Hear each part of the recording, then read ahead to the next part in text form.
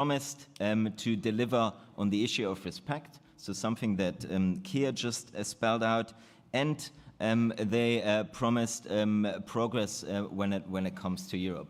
And with these kind of three pillars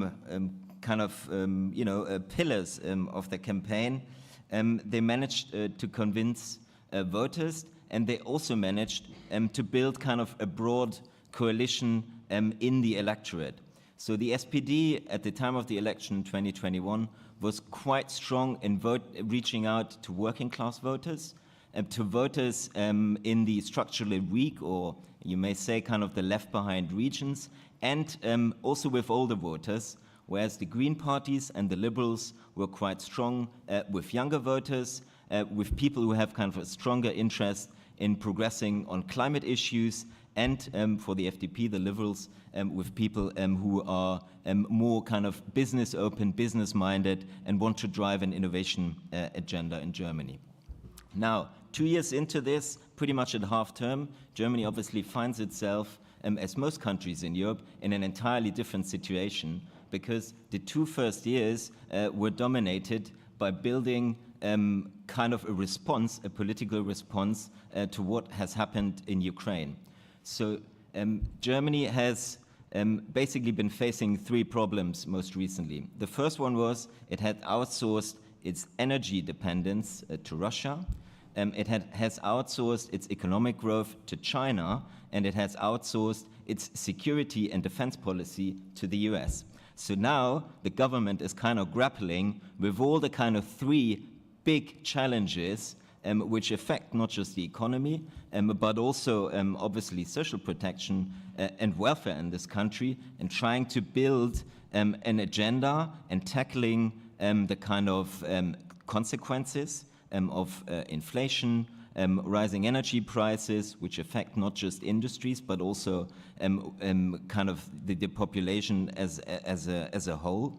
And now they're also struggling with public finances, because a lot of money has been spent, 100 billion on security and defense, in order to build a stronger military and to send signals to its partners that it's willing not just to defend the moral values, but also in terms of military strength. And now we need to come together, and the coalition needs to come together to deliver on some of its other aspects. So maybe as one of the lessons, and I will close to this, I think if you look at the campaign trail, and if you look at Germany's kind of first 2 years, or the Progressives coalition's first 2 years in government, one good lesson for Labour is probably to kind of learn from the past, which Labour is doing already. But one important point might be from the German context is, I mean, we see, looking at the results of the local elections, that there's a wind of change blowing in the UK. But it's not just blowing in the direction of Labour, but it's also blowing in the direction of the Lib Dems and of the Greens. So Labour might be well advised, not publicly obviously, but to kind of strategically reach out to the other parties in case there is not an absolute majority by the time of the election, and to build kind of a broad coalition of progress that will deliver for the country. Thank you.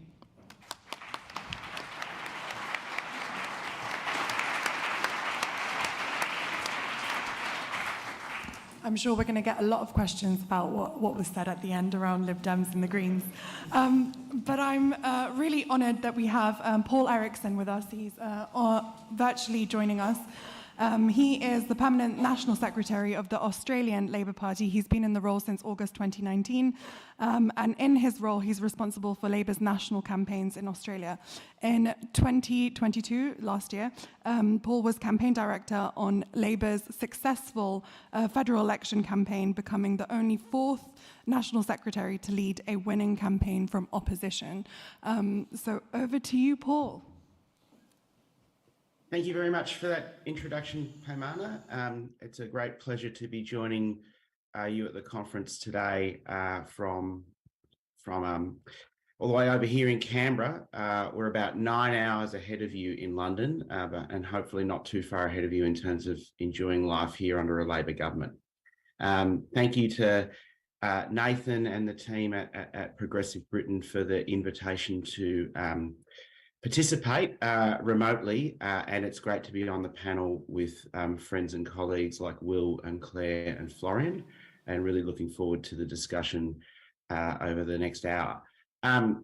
I'll start by talking a little bit about the 2022 federal election. As Paymana said, Labor won that election just short of 1 year ago, on May the 21st of last year. The Australian people elected Labor, led by Anthony Albanese, and that was only the fourth time since the Second World War that our party had won government from opposition. And although it is nearly a year ago, I think in the first half of my opening observations, it would be worth just talking about why we believe Labor won. And the sort of core point that I'd like to emphasise there is that we won the election because we talked about the future and we offered Australians a choice that was built around our alternative to more of the same. And much like, as Florian said, the SPD or the SDP in Germany, the theme that we emphasised was the offer of a better future. So we campaigned on a very hopeful and optimistic narrative, talking about the opportunities that the country has that could be taken up if we had some new ideas and new energy and fresh leadership, and the problems that had built up under the coalition that required a new approach in order for the country to work together to solve them. And we built the choice between that better future or more of the same around a couple of themes that I want to talk about, and then one particular approach to campaigning that I think applies to all progressive and centre-left parties. So the first theme that we built that choice around was leadership.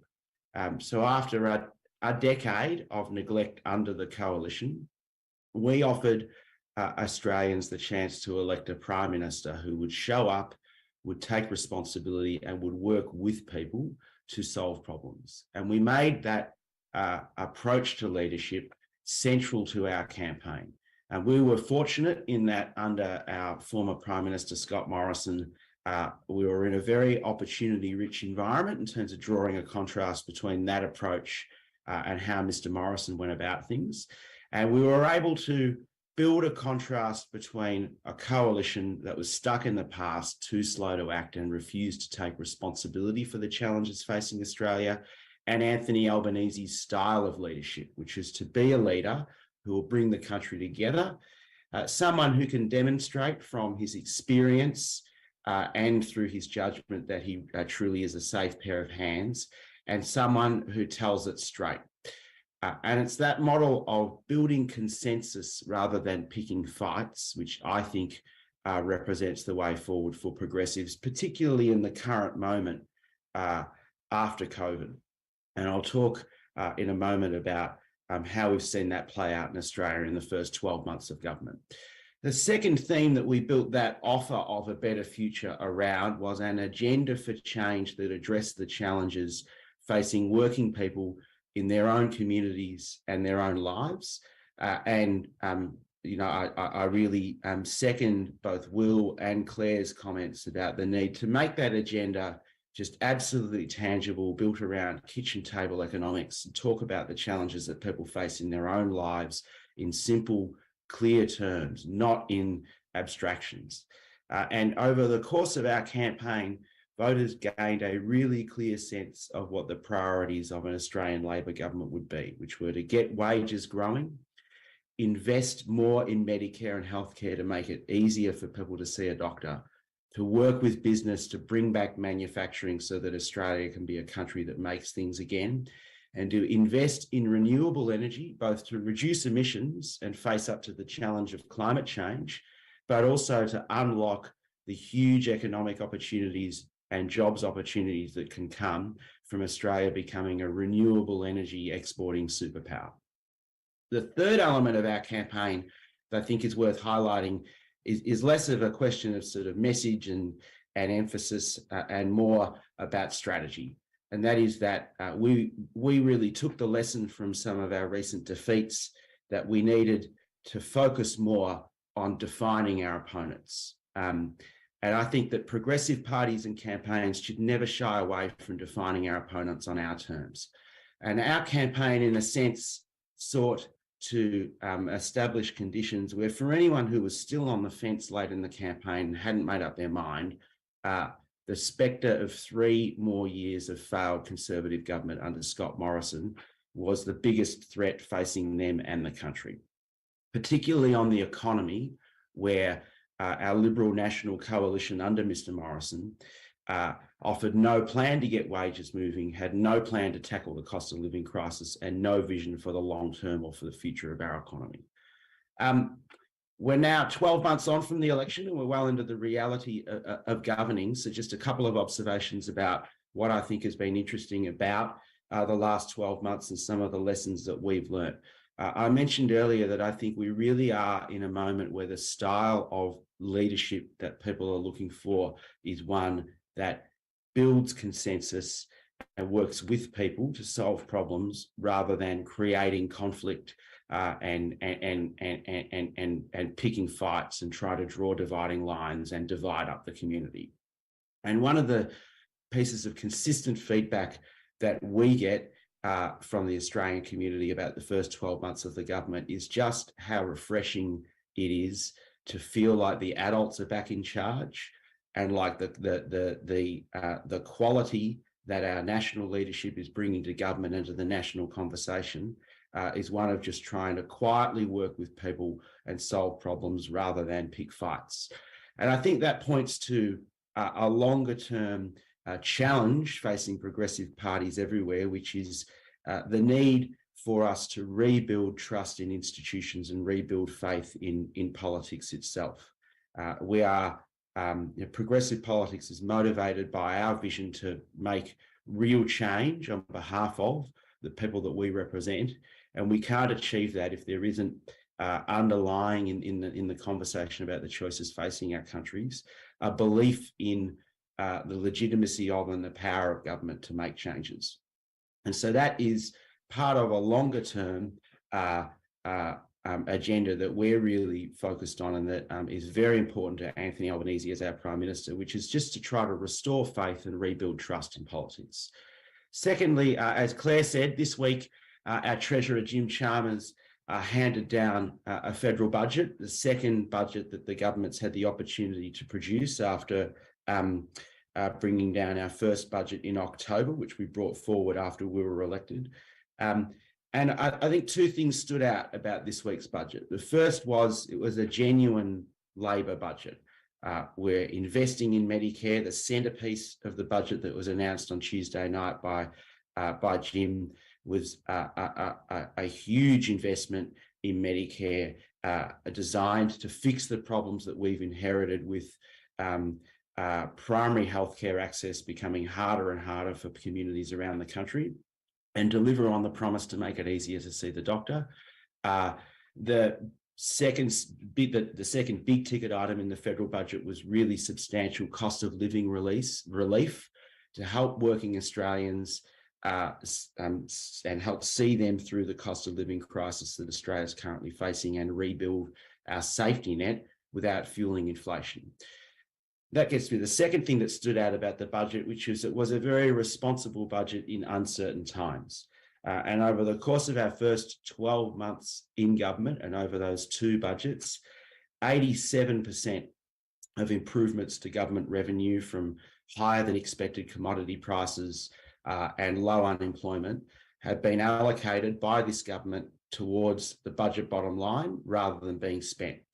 And by being responsible in those terms over the course of the first 12 months, we are actually able to deliver a surplus this week in the second budget. But we're also being upfront with Australians about the structural challenges facing the federal government's budget, which are going to reassert themselves over the next few years, which in conclusion, I think just takes me back to that earlier point about leadership and the importance for us on the centre left to remember that it is authenticity and honesty and that sort of brand of leadership that Anthony is bringing to Australia, and that I think that Keir has is demonstrating, and if he was successful and was in number 10, would really be able to bring to government that is at the core of the Progressive project.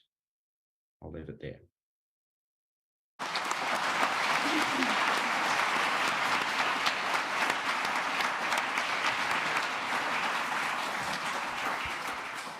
Thank you very much, Paul, for that blueprint on how we win the next election, I guess, for the Labour Party. We've heard a lot about building coalitions and this point about building hope. And I just want to come back on this rebuilding trust with the electorate, getting the votes to actually win power. We've heard from the US, Germany, Australia, but here in the UK, we're trying to win back power. And I want to come to you, Claire, first. How do we rebuild that trust when people feel, as Keir said, that so much is going wrong? And should they really believe that change is possible? Yeah, I think it's probably the most important question for us, and I suspect a lot of us experience this out on doorsteps. The mood has shifted. It has shifted from where it was. I definitely felt there being genuinely more warmth towards Labour. I think Florian's right, and we should talk about it. There was a big move against the Tories, and then how do you capitalise on that? I think part of what we've heard so far this morning does give us some of the indications of how we do it. I mean, I think we have to recognise how deep the crisis in trust is. It's happening everywhere. It's partly why the populists are winning. My central answer on that is our side have to have better answers that are credible and deliverable on how we are going to improve the lives of working people in this country. And that is about clear pledges fundamentally on economic change. Like, I think the economic and the cultural and the social really, really matter.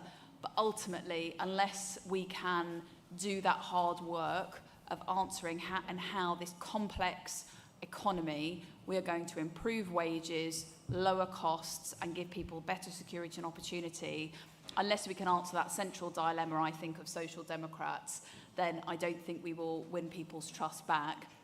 In terms of in the campaign, I think we've heard some of the things that we can do in opposition. So having a really crystal clear, streamlined pledge into government. And when we were in Australia, I asked lots of people, did that prevent you from being as bold or reformist as you wanted to be in power? And they said no. They claimed a mandate quickly, and the reforms the Albanese government are now seeing through are absolutely as ambitious as they wanted to be. So being credible in terms of our promises. And then I think there's something that Paul touched on around the style of leadership. So the style of leadership that we are seeing being modelled by Keir Starmer, I think really majors on this. We are not punching down here. We are bringing people together under these missions. And I think we will have to have an agenda in government about rebalancing and restoring those institutions. It's not the thing that's going to go on the pledge card, but I think it is absolutely important, and it's been used to our detriment in the culture wars, be it the BBC or some of our great institutions. So I think we have to have an actual trust agenda whilst in a government, not just around politics, but around the wider cultural frame, which has been so desecrated really by the Conservatives. Thank you very much. Will, obviously, Joe Biden won his election campaign on being an alternative to Donald Trump. But it was also about building trust again in politics, especially after January 6th, and so on and so forth. How do you think, from learning from the US context, that the UK Labour Party can do the same? Well, Joe Biden he ran as somebody who was going to save the country, frankly, from Donald Trump, and probably won on that basis. But he helped his own cause by talking about being the president for all America, not just, he wasn't just talking to Democrats. He was telling Donald Trump supporters and Republican voters and independents, who I said are the largest body of voters now, that, you know, he was not going to be a narrow partisan leader. What did Keir Starmer just tell us, you know, country over party, and that he was going to govern for the whole country and not just for his party. And that was a resonant theme. People wanted, as Paul said, you know, it's not only that you have to rebuild trust in your party, but you have to rebuild trust in politics. And particularly in our country, which is so terribly polarized, among two parties that essentially don't see the other party as legitimate.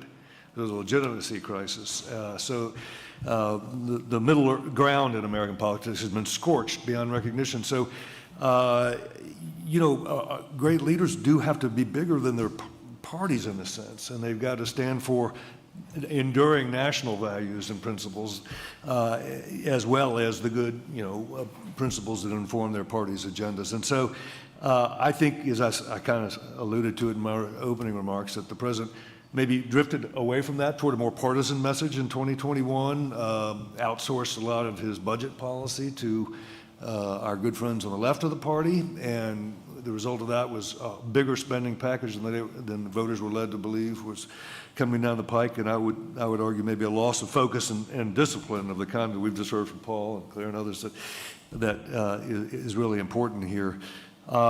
Lastly, a great, you know, leaders have to inspire confidence in people, and unfortunately ours are now, you know, sort of tearing down the other part. Negative partisanship is the ruling principle of American political competition, where you almost cease to make the positive case for your own party and make the negative case for the other party. Fortunately, the Democrats haven't fallen into that. That's the Trump formula and recipe, and we've got to stick to our recipe and you know, inspire hope that it doesn't have to be like this. And I think that Joe Biden will go back to that kind of message in his re-election campaign. Thank you very much, Will. So we've heard a lot about coalitions, and I think that's what Will was also discussing, this partisan messaging and building a broader coalition. And if we look at Germany, that is what Germany's currently experiencing. How do we learn from those coalition buildings to try and rebuild trust within our institutions and our politics so that the UK Labour Party can win power again?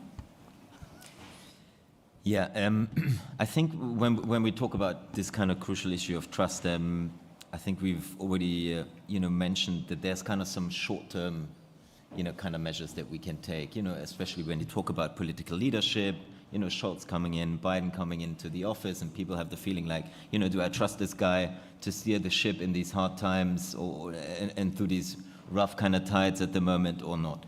But then on the other hand, there's these kind of long-term kind of, you know, issues that we've basically been observing since, you know, the global financial crisis, that the erosion of trust in politics is not so much, you know, happening in the big metropolitan centers, but it's kind of like, you know, out in the communities that are kind of distant from, you know, from London, DC, Berlin, and so on and so forth.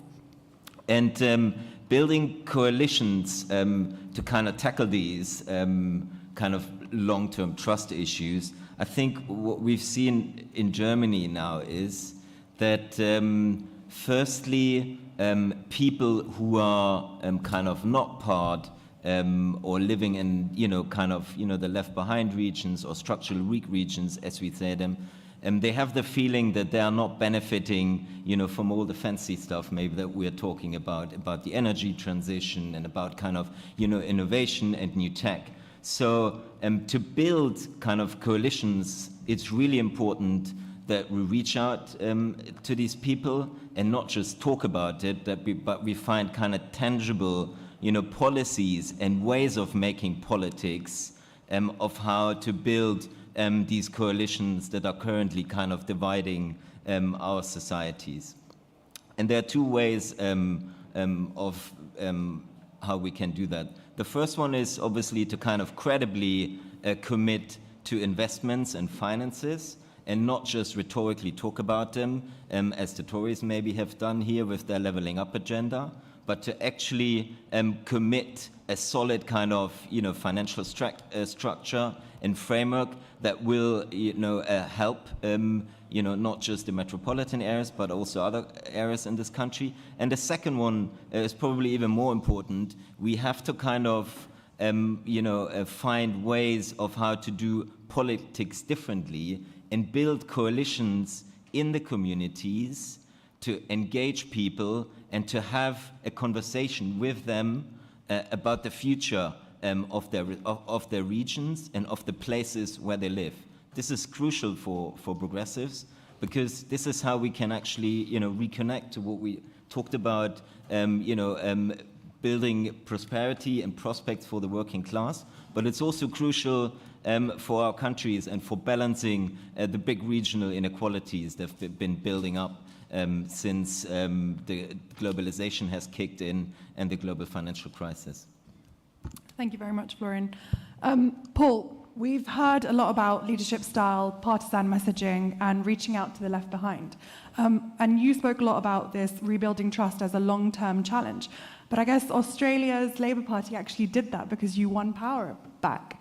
What's the one lesson you think that the Labour Party, I mean, you did give us a blueprint, but what's the one lesson that you think UK Labour can learn from the Australian Labour Party on winning back that trust? Thanks, Paimana. Obviously, every country's institutional setup is different, and we are a federation in Australia. So even when we've been out of power federally, as we were for 9 years leading up to last year's election, we had the benefit or the advantage of being in government at a number of in a number of our states and territories, our premiers and chief ministers who had led their jurisdictions through the pandemic were particularly credited with leading the public health response and keeping people safe and healthy throughout COVID, which made the debate about the future of the country after the pandemic quite interesting, because over the course of those 2 years in 2020 and 2021, people's horizons had really shifted in and had really, come in, and local had come much more to the forefront. So one of the challenges we found when we were putting together a national election campaign was that people's sense of our two major parties, what they stood for and what they were about, varied quite greatly across the country, depending upon who'd been in power at a subnational level throughout the pandemic. And we found a way, by talking about that leadership style of bringing people together, to turn that to our advantage by saying that Anthony Albanese, as a Labor Prime Minister, would work with premiers and chief ministers from both political persuasions and would just try to solve problems and get things done. We were also able to build on the sort of credible, deliverable pledges. When we were thinking about our policy offering, we were able to build on people's lived experience of what had happened in their own jurisdictions under state and territory Labor governments, and essentially try to build on people's positive experiences with Labor and make that a building block of a larger picture. So when I think about the United Kingdom, obviously you're not a federation the way we are in Australia, but with devolution to the nations and also with local and regional government, I think there's an opportunity for Labor to build connections at the local level that you connect up to the national story that Keir is telling about what a national renewal could look like under a Labor government nationally. Still working? Yes. We now have some time for some questions, and I'm going to take them in threes. Please be short, don't make speeches, questions, and say your name and organisation or where you're from. We have the lady here in the middle, and the man with the glasses over there, and you in the front here. Have a microphone.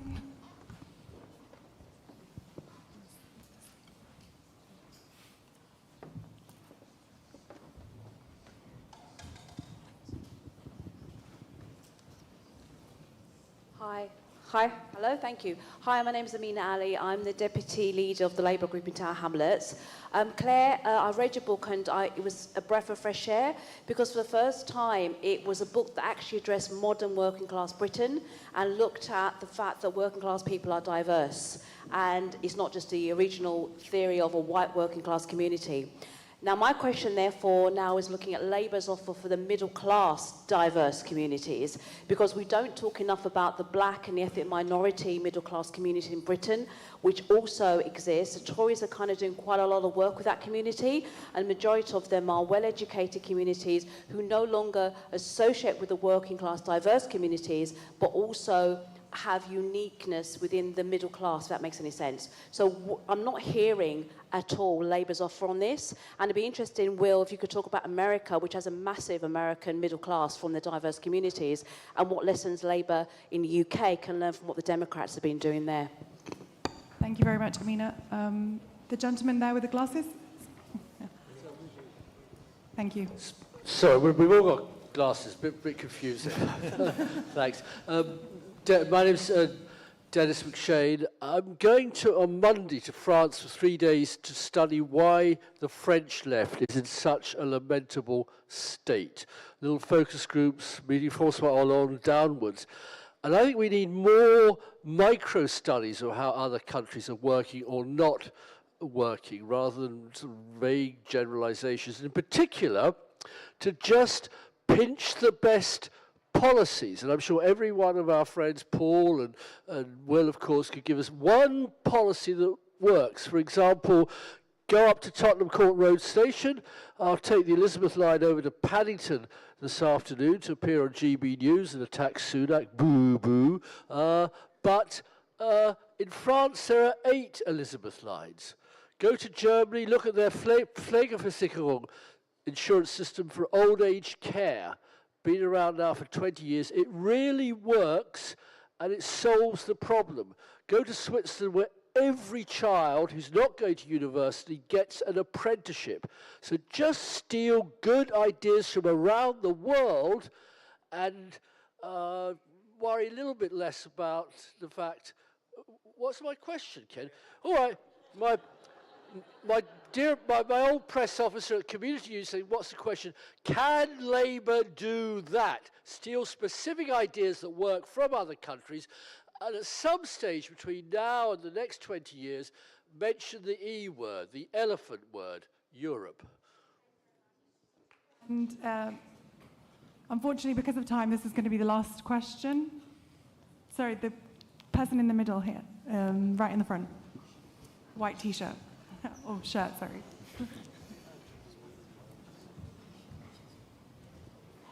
Thank you. I'm William, and I wanted to just ask is how much, because there's so many different social groups that have to be moulded in order to make a successful electoral coalition, and you've got so many different groups where young people want quite a lot, want one thing, and yet people from older backgrounds want something different. What is the most successful way that you've seen as an experience from other countries that Labour could use to build a successful coalition that breaches the age barrier, which is one of the biggest issues, particularly in the UK with the ageing population? Thank you very much. So I'm going to start from this end. Florian, if you want to take any other questions, I'm guessing the one on the coalitions, but alternatively, stealing policies from around the world, or how do we appeal to the middle class? Okay, let's start with the stealing policies from the world. I mean, you mentioned, if I understand correctly, you mentioned, for instance, the insurance system that's kind of working in Germany, and so on and so forth. I think the issue here is, obviously, these would be kind of huge institutional reforms that the UK has to undertake. So there will be, I think, it's probably useful to think about it in terms of kind of opportunities. So at which point, do kind of opportunities arise to build kind of a credible kind of platform around it? You also mentioned the E word, so Europe.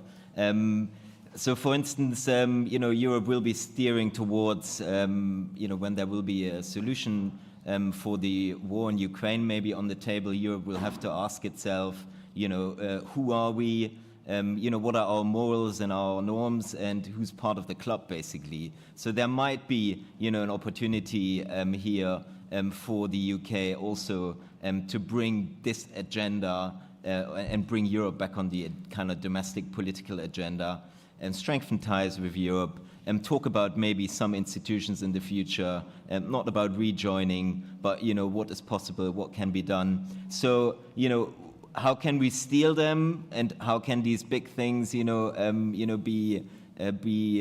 these big reforms be undertaken in the UK will always, depend on kind of, timing and moment and opportunity. So you'll probably have to wait and be patient, and then be there, with the white papers and with the work you've done, and bring them into the public and political discourse. Thank you very much. Claire, do you want to take this question on reaching out to the middle class? Yeah, so I'll keep it to that because I know we're tight on time. So basically in our, so thank you for your comments, in our system we have to go like big coalition, so therefore like Keir doesn't talk specifically about like working class people. You've got to go broader than that because of who we need to appeal to. So I think our overall, like we have to be really targeted. Like the Tories did this for years. They worked out exactly what groups they got alongside them, and Sunak actually led that as a backbencher. We absolutely have to do that piece that is understanding deeply each of the communities that we are becoming of and for, but our overall stance has to be, as Keir is doing, like pro-aspiration, pro-opportunity, and being quite mainstream on social and cultural issues. There's the general, but there's also the specific work we do, so I totally agree with you. Thank you. Will?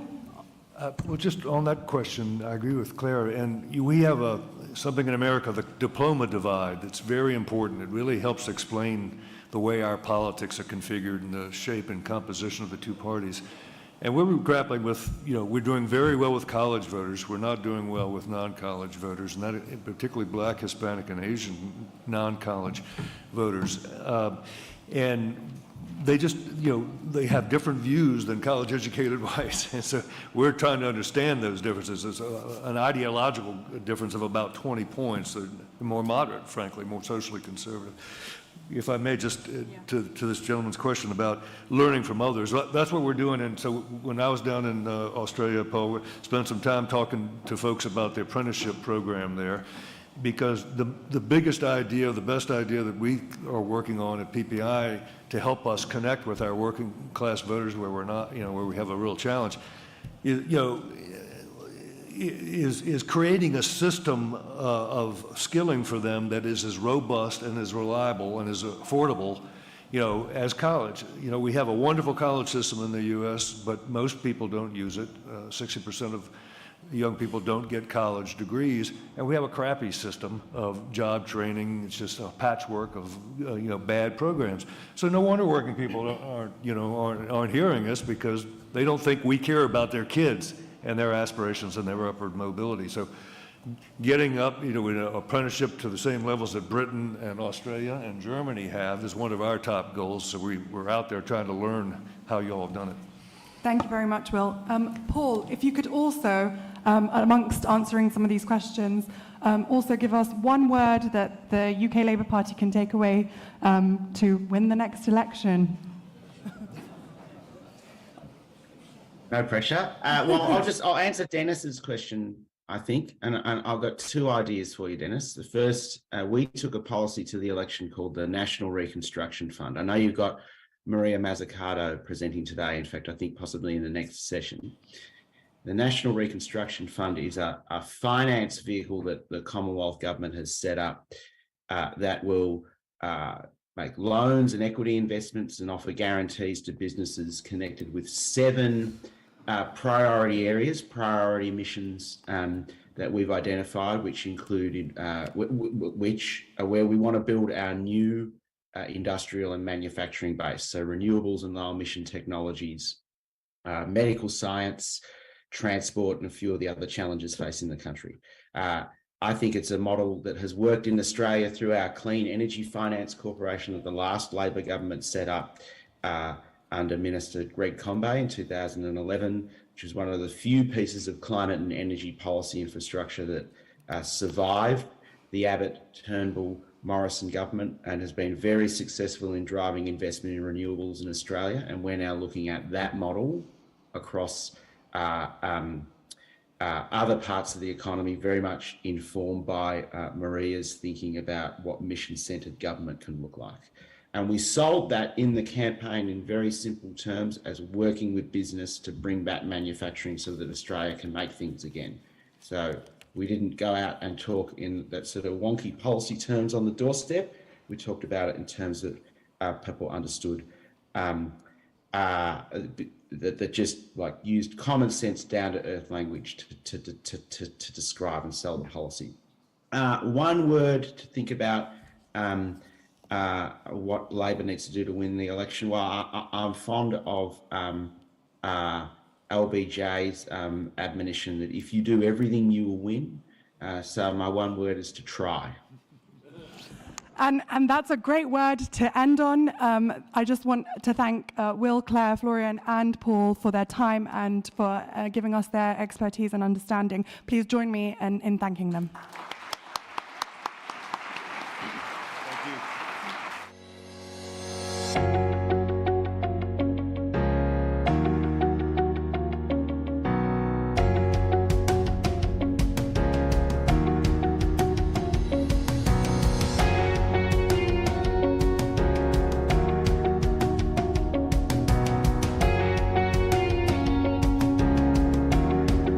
Times. And in the room, we've also got Dr. Zubair Ahmed, who's one of our PPCs in Glasgow, and we're being joined on screen by Joe Bibby from the Health Foundation and health expert Charlotte Aug. So as soon as they're ready and they're sat down, Patrick, it's over to you. Can we get some clean glasses? Do you want a clean one, Wes? Thank you. Hi, how are you? Nice to meet you. Am I okay here, yeah? Yeah, perfect, yeah.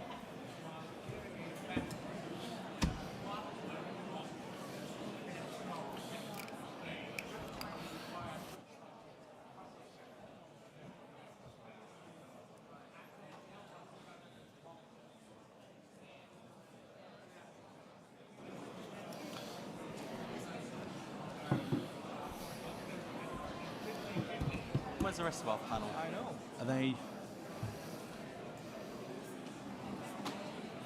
Which ones?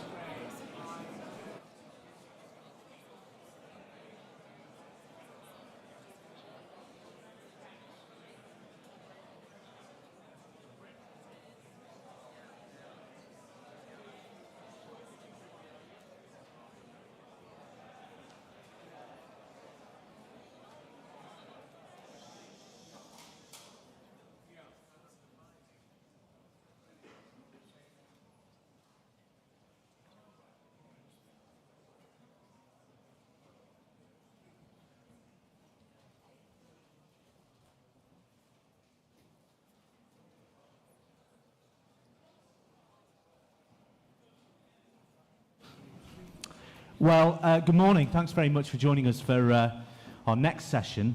A health service to be proud of, Labour's vision for the NHS and care. I know the last session ran over, so we'll get cracking. My name's Patrick Maguire. I'm a political reporter and columnist at The Times. Also wrote a book about Jeremy Corbyn, which some of you may have read and had nightmares about. Obviously joined this morning by a man to my left. Not often you hear that about Wes. It's outrageous. who requires no introduction. The Shadow Secretary for Health and Social Care, of course, and MP for Ilford North. Dr. Zubair Ahmed joins me as well. He's the prospective parliamentary candidate for Glasgow South West, and is a transplant surgeon serving Glasgow, Pollock and the west of Scotland. And down the line, we're joined by Charlotte Aug. She's a health expert, chief executive of National Voices, formerly leader of the Richmond Group for 5 years, developing strategy and held senior positions in health and research policy. And Joe Bibby, the director of health at the Health Foundation. She's responsible for leading the Foundation's Healthy Life strategy to create the opportunities for everyone to lead a healthy life. So without further ado, I'm going to get each of the panellists to give you their spiel for 3 to 4 minutes on that big question. What should Labour's vision for the NHS and care be? Under the Tories, Britain's health and health service have been allowed to decline, long waiting times, stalling and even falling life expectancy, and regular strikes. What, if anything, is the solution a Labour government coming to power in difficult circumstances can do with that one? So I think I'll start with Jo Bibby first. Jo. Hello, good morning. So I'm the Director of Health at the Health Foundation, and we're an independent charity engaging across the political spectrum. So we're really pleased to see Labour engaging in the prevention agenda. Everyone can see the NHS is under strain, whether it's the workforce challenges, the long waiting times, or the gaps in services. But if we really want to fix the nation's health, we need policies that look beyond the NHS and social care. For us, a prevention agenda means doing more to keep people healthy in the first place. It means putting in place the building blocks of good health, by which we mean an adequate income, good quality work and housing, strong families and communities. But over the years, the prevention agenda is too often seen as important but not urgent. So action and investment continues to be directed towards fixing illness rather than investing in keeping people healthy in the first place. So we've been arguing for a step change in how we think about health. We want health to be viewed as an asset worthy of investment, not just for people as individuals, but for society as a whole. And there's 3 reasons why this makes sense. First, good health supports the economy. It boosts productivity, it helps people stay in work, which means people are paying taxes and creating much needed revenue for the Exchequer. Health Foundation analysis has found that the underlying ill health is now the main reason for the rise in older workers being out of the labour market. And around 1 in 6 of the working age population now report themselves to be long-term sick. Second, good health is a social justice issue. Health Foundation analysis shows that a 60-year-old woman in England's poorest areas typically has the same level of illness as a 76-year-old woman in the richest areas. That's a 16-year health gap. And finally, good health is a political issue. When asked, people cite good health as the thing they most value. And research that we conducted in partnership with Public First finds that worsening health inequalities loses votes, while preventative health policies are vote winners. So what could a Labour government do? Critically, we think it needs to see people's health as a cross-government responsibility, not just a responsibility for the NHS. There needs to be legislation that secures long-term action. As IPPR has suggested, we can learn from the approach taken to tackling climate change, for instance, by creating a Health and Prosperity Act, modelled on the 2008 Climate Act. But Labour will need to answer 3 challenging questions. First, given Labour's fiscal rules, how will you address this without new money? Second, how will you avoid being cast as anti-business, given that this will inevitably mean more regulation? And third, given the action needed on risk factors, how will you deal with the accusation of the nanny state? So we think one way will be for Labour to start building alliances now. You need to get progressive businesses on your side, as well as making the case that for most businesses, this is in their interest. The time is right for this, when so many businesses are seeing that the costs of ill health are a very real challenge to their own bottom lines. In the past, Labour challenged big tobacco, and the smoking ban in public places saved many lives. But if you want a healthy, growing economy, you need to apply the same thing to big food, to big gambling, to big booze, and to exploitative employers. The truth is that a few bad businesses are adding to costs for the majority who want to do the right thing and are vital for economic prosperity. So we think, ultimately, fixing the country's health isn't just part of the health mission. It isn't just the responsibility of the NHS. It's a whole government challenge and should be core to Labour's economic mission as well. So thank you.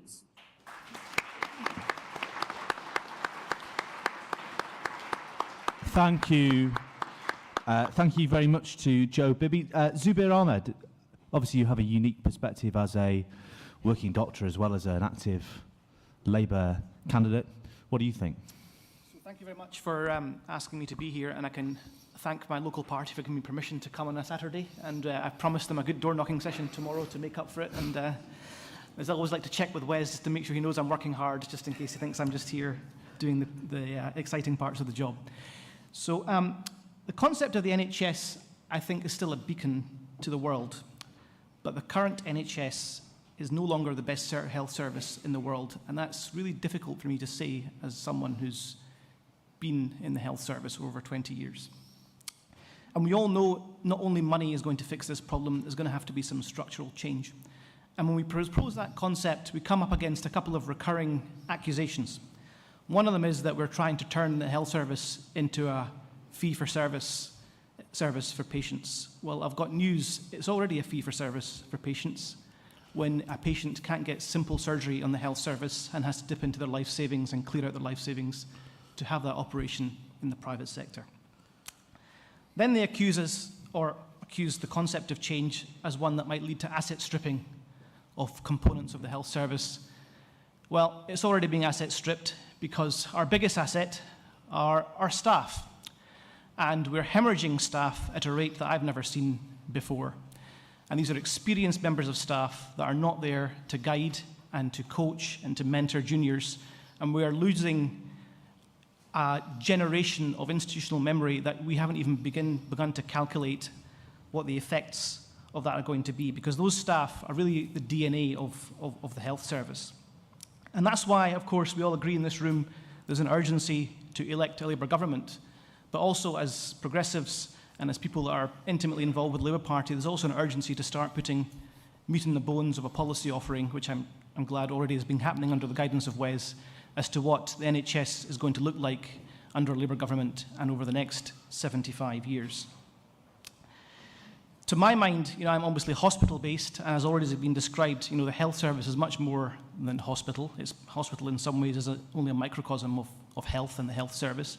But optically, it is what the public view, it's the lens through which the public views the success of a health service. When there's ambulances parked up outside and they can't get in, we are judged on that as health workers, but also as a government. So for me, therefore, there's kind of three strategic strands, hospital-focused, because I don't have any, qualifications out with that. First one is, how do we stem the hemorrhage of staff? And we've got to see this in a global context, because there is a shortage of healthcare workers all over the world, and they can go anywhere, and unfortunately a lot of times they do go anywhere. And we have to work out how we can make the NHS a great place to work again. And it's no coincidence in my junior days, when there was a Labour government, I used to sometimes feel quite guilty about even taking a pay packet home because I was having so much fun at my work. Maybe that's just how sad I am, but no. But there's something in that. And we have some of the most highly qualified clinicians in the world in terms of their breadth of training, multiple degrees, PhDs, MDs, papers. We train them with modern medicine, we train them with higher order thinking, and then when they start working and they become consultants, we kind of funnel them into these narrow silos of micromanagement and of being drowned under bureaucracy and administration, unable to unleash their potential and achieve that work satisfaction that they're all craving for. So I think we need to understand how to value their time better, not only financially, but in terms of a growth development for them personally. And for me, that's about fostering clinical leadership, giving people autonomy, but also then setting the boundaries by which we're going to judge them in terms of their activity. So probably not possibly valuing time and paying for their time, but starting to pay for their activity. And that's, I think, something we can develop together over the next few years. The second thing I think we need to do is reimagine the paradigm of patient safety. No one will ever disagree that patient safety inside an operating theatre or inside a ward is of paramount importance. But what also we need to understand is we can't just concentrate on the safety of patients inside the hospital. We have to concentrate on the patient safety of the patients that can't get inside the hospital because they're waiting 2 years for an operation, or they're waiting in an ambulance outside the hospital, or they're waiting inside their own homes and can't get through to a GP. The concept of patient safety needs to be at a population level. And I think sometimes, instead of it going hand in glove with efficiency and quality improvement, patient safety is often at loggerheads with that. And you come up against that time and time again, we can't do that because it's a patient safety issue. So I think we do need to reimagine the concept of patient safety and reset that narrative. And thirdly, I think it's about a digital health revolution and unblocking, not only reducing the demand, but unblocking the demand for the front door. And that's where I think backlog management and our future strategic development of the health service really needs to go hand in hand. Because how we deal with the backlog should be a portend for how we see the future of the NHS as a sustainable organisation. And digital health has a big role to play. And I think this is where the Tories and the SNP in Scotland have abdicated their greatest responsibility. We're midway through the 21st century and we haven't even scratched the surface of the potential of digital healthcare to improve outcomes and treatment and diagnosis for patients. We need to rethink about how that happens. Digital monitoring at home, hospital at home, remote monitoring, real-time monitoring. These are all ways to bring down pressures on the front door of the health service. And we need to embrace that. And in the ways that I've seen it work as a transplant surgeon, we have transplant patients, having access to their own blood results. It really makes them invest in their own healthcare. And some of the stuff we've spoken about already about health prevention, I think is intimately related as to how patients interact with their own health data. So I think there needs to be a lot more work around that. Because at the moment we have 21st century doctors and nurses, highly qualified, working in a 20th century system. And I think Labour is the natural party that's going to bring health technology to the fore as a way of solving this crisis. So I'll leave you with a little story, I think, which really tells you the best about the health service. So I had a patient referred to me with a liver cancer by an oncologist, and he was referred to me on a Thursday afternoon, and he was going away for a week, and he wasn't going to be back in time for things to get moving. So I saw him on a Friday evening, about 6 o'clock after my operating list, just brought him up to a clinic room, saw him, and I had a potential operating slot for him this coming Tuesday. But he still needed an MRI scan, other bits and pieces, assessments, and my secretary was still in, because she's always working late, and she got my email as I sent it. She phoned the patient. One of my junior doctors offered to help organise the scan, and within about 2.5 hours on a Friday evening, last Friday, we had an MRI scan booked for this coming Monday. We had an operating slot sorted for this coming Tuesday. We had pre-assessment, everything done. Now, all of that happened, unfortunately, not because of the health service, but in spite of it, because of people going the extra mile. But we all know that's possible for every patient, and we can create a service that makes it possible for every patient. And I think that's why you'll find key workers more and more coming to frontline politics, because they know what's possible, they know how it's deliverable, and they not only want to help shape policy, but they will also want to help deliver it. And that's why I'm here, and I hope I'm here as part of a Labour government next year, and as Wes Streeting as Health Secretary, hoping to deliver that change we all desperately need. Thank you very much.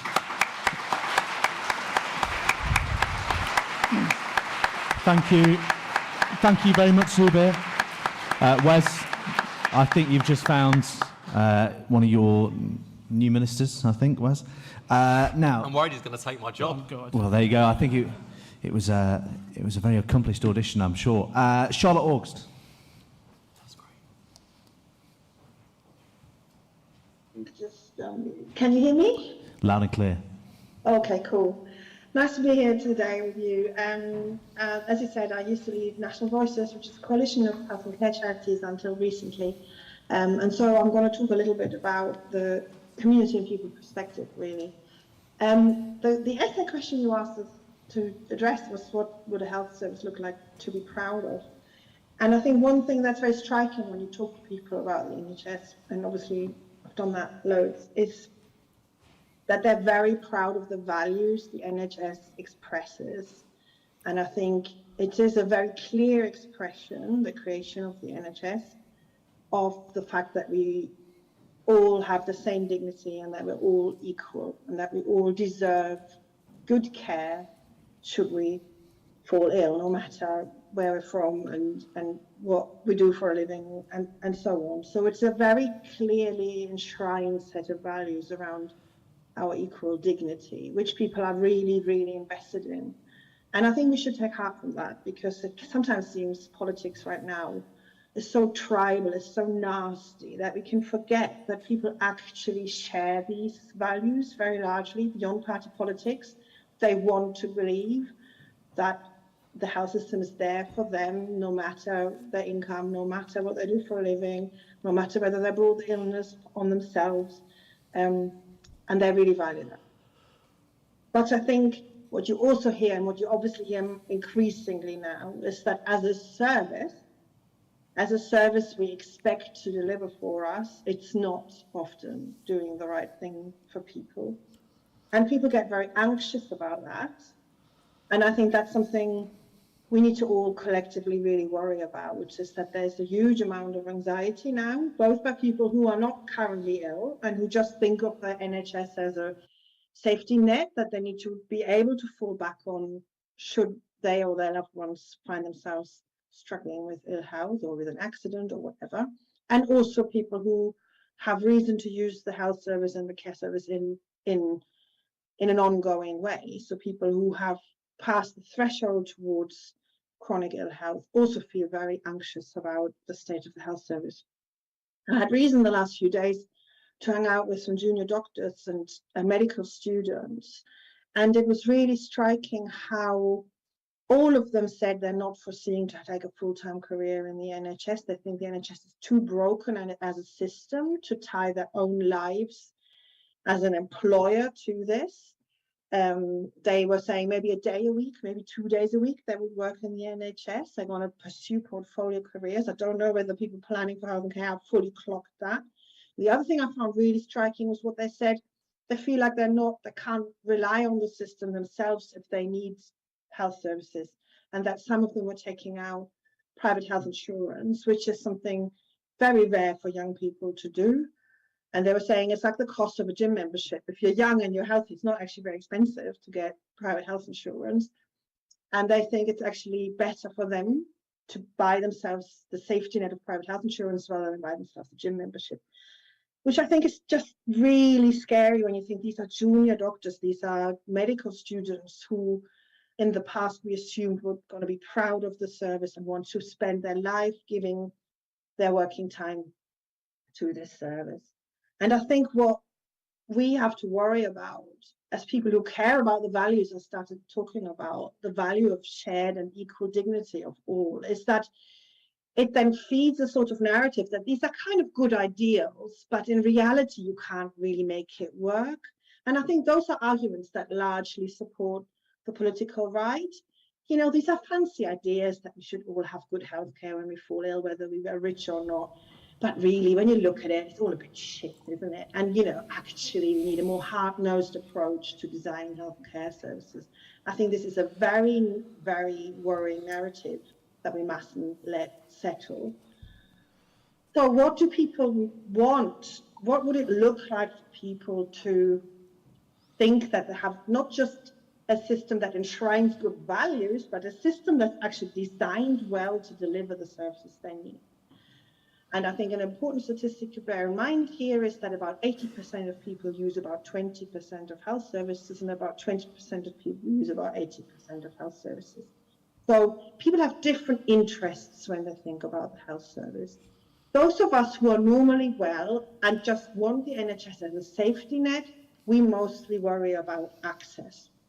We want immediate access. And I think it's easy to dismiss that as a sort of luxury request, and it's not. We need that, like Joe said, for us to get on with our lives, for us to go and work, for us to raise families. We need to know that when we get ill, we can access health services. And I agree with what you've just said, that some of that will need to be digital, some of that will need to be remote, in and out, done. Those of us who've passed the threshold towards chronic ill health, and let's face it, that's a huge number of people, 50 million people in England, and as we get older, most of us will live on the other side of that boundary, will live with ongoing ill health, will live in the country of patients. We want something else. We want the system to coordinate itself around our needs. We want to be able to navigate this And we come across this sometimes at younger ages when our older relatives tip into needing health and care services more, and we're bewildered. How is this supposed to work? And what we experience is very fragmented, very wasteful, very ineffective healthcare. And we can't continue like that. We can't afford to continue like that. Now, health policy papers for the last 30 years have said we need to move care out of hospital, we need to get upstream, we need to do more prevention, we need to coordinate care better, we need to focus on access, we need to focus on navigation. And we're not doing these things. We're pulling more and more care into hospital settings. Primary care and community care are more and more depleted. We're refusing to bite the bullet and invest properly in public health in the way Joe has very clearly outlined. And I think we need to ask ourselves why that is. And I think it raises question not about just the kind of things we say in a health policy paper, but about the delivery mechanisms for what we need to achieve by way of progressive ambitions.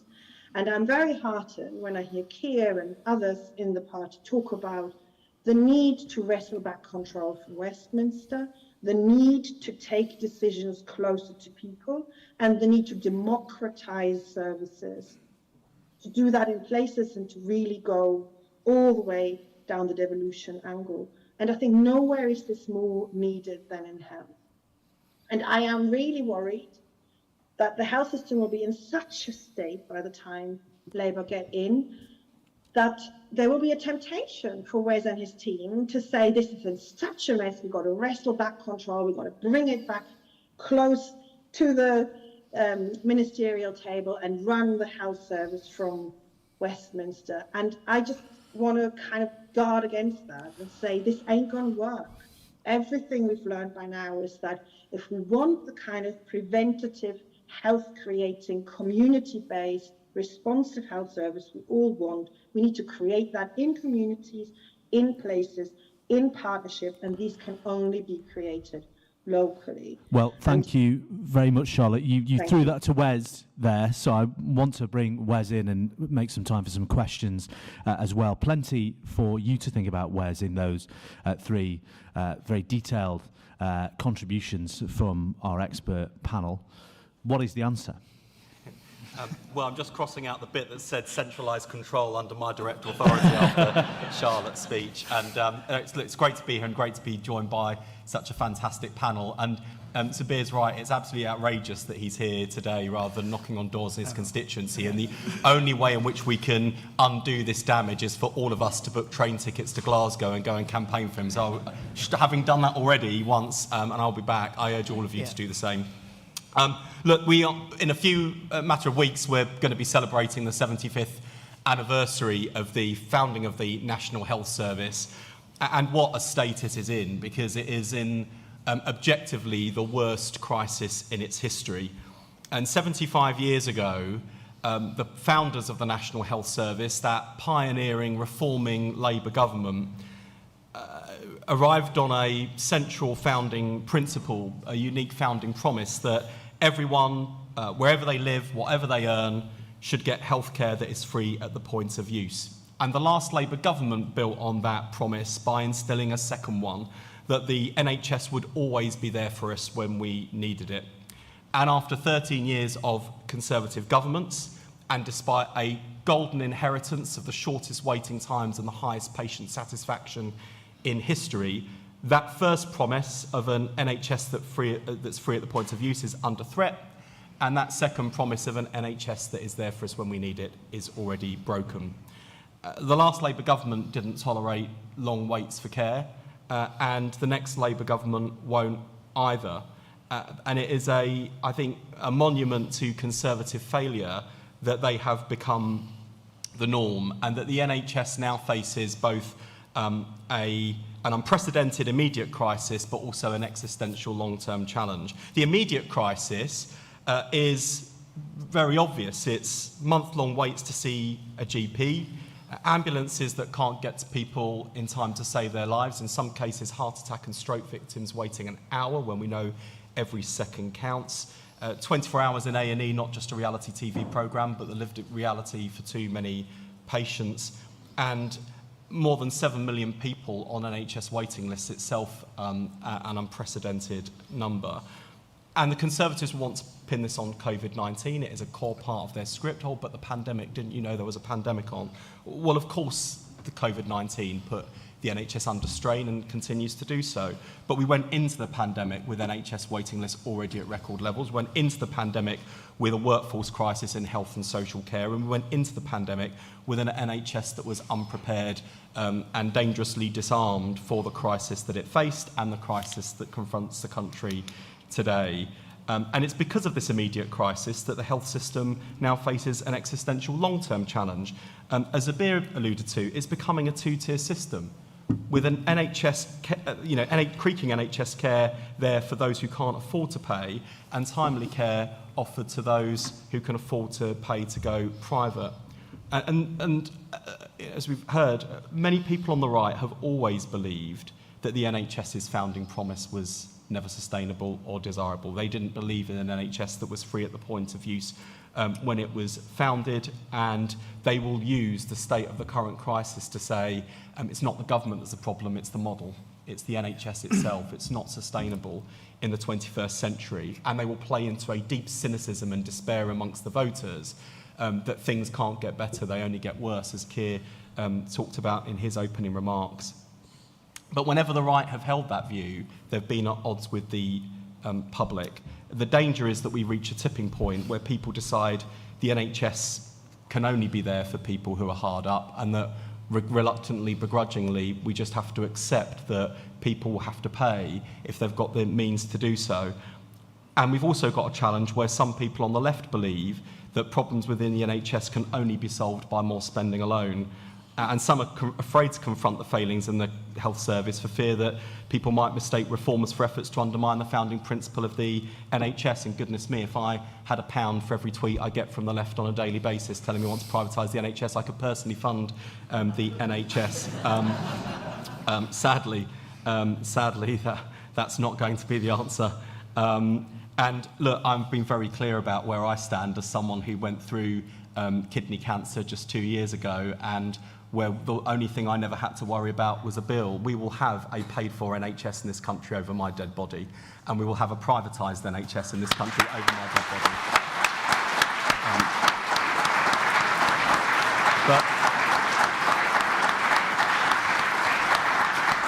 But the reform argument I would make is this. Even if the NHS weren't in the worst crisis in its history, which it is, it would need to change. And even if the public finances were in an absolute state caused by the Tories, which they are, money wouldn't be the only answer. We've got to change the NHS so that it's able to meet the challenges of the future. That means change so that care is taken from hospitals into the community, fixing the front door to the NHS, modern community health centres providing a range of services, mental health community hubs which would deliver faster access to mental health support for patients but also alleviate pressure on our poor general practitioners who are completely burned out and overwhelmed, pop-up health centres for women's health so that women aren't waiting 7.5 years for a diagnosis for a common condition like endometriosis, bringing back the family doctor with incentives for continuity of care so that people with ongoing conditions get to see the same doctor and don't have to explain their history over and over and over again,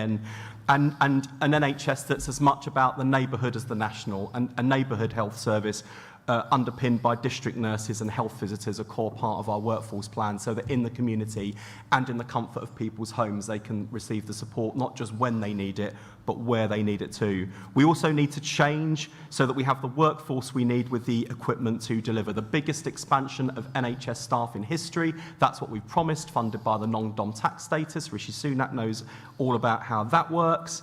And I'm sure the government is going to nick that before the summer in their workforce plan. An imitation is the highest form of flattery, and I'd quite like a head start on recruiting the doctors and nurses we would need. But we also need to harness the enormous potential of life sciences and technology.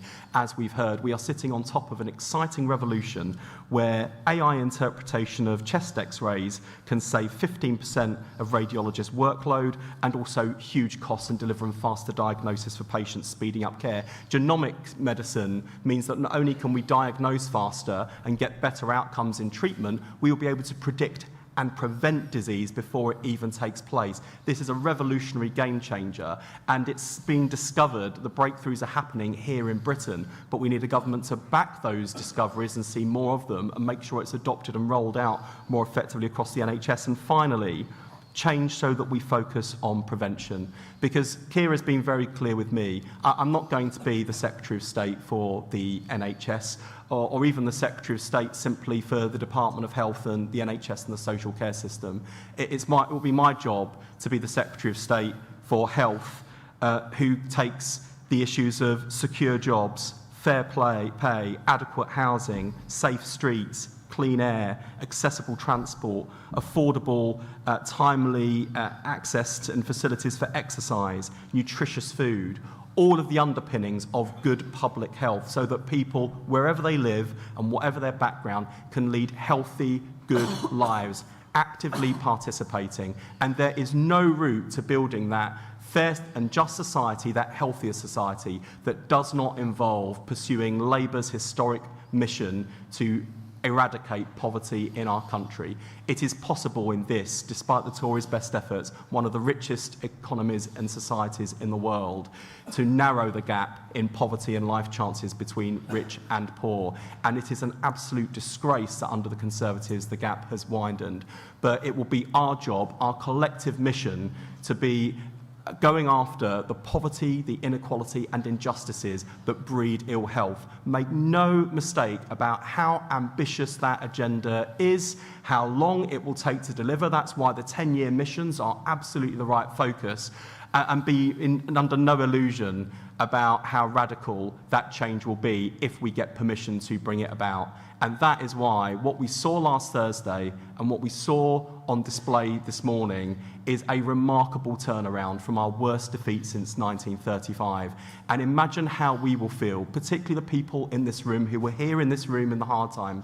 Imagine how we will feel when we can collectively say we were part of a generation that did what people thought was impossible, to take Labour back from its worst defeat from 1935 in a single term, having changed the Labour Party so that we can change Britain, rescue the NHS from the worst crisis in its history, build a social care system, a national care service worthy of the name, and give to future generations what the 1945 team gave to ours. How amazing would that be? That's the possibility and hope in front of us. We now need to persuade the country.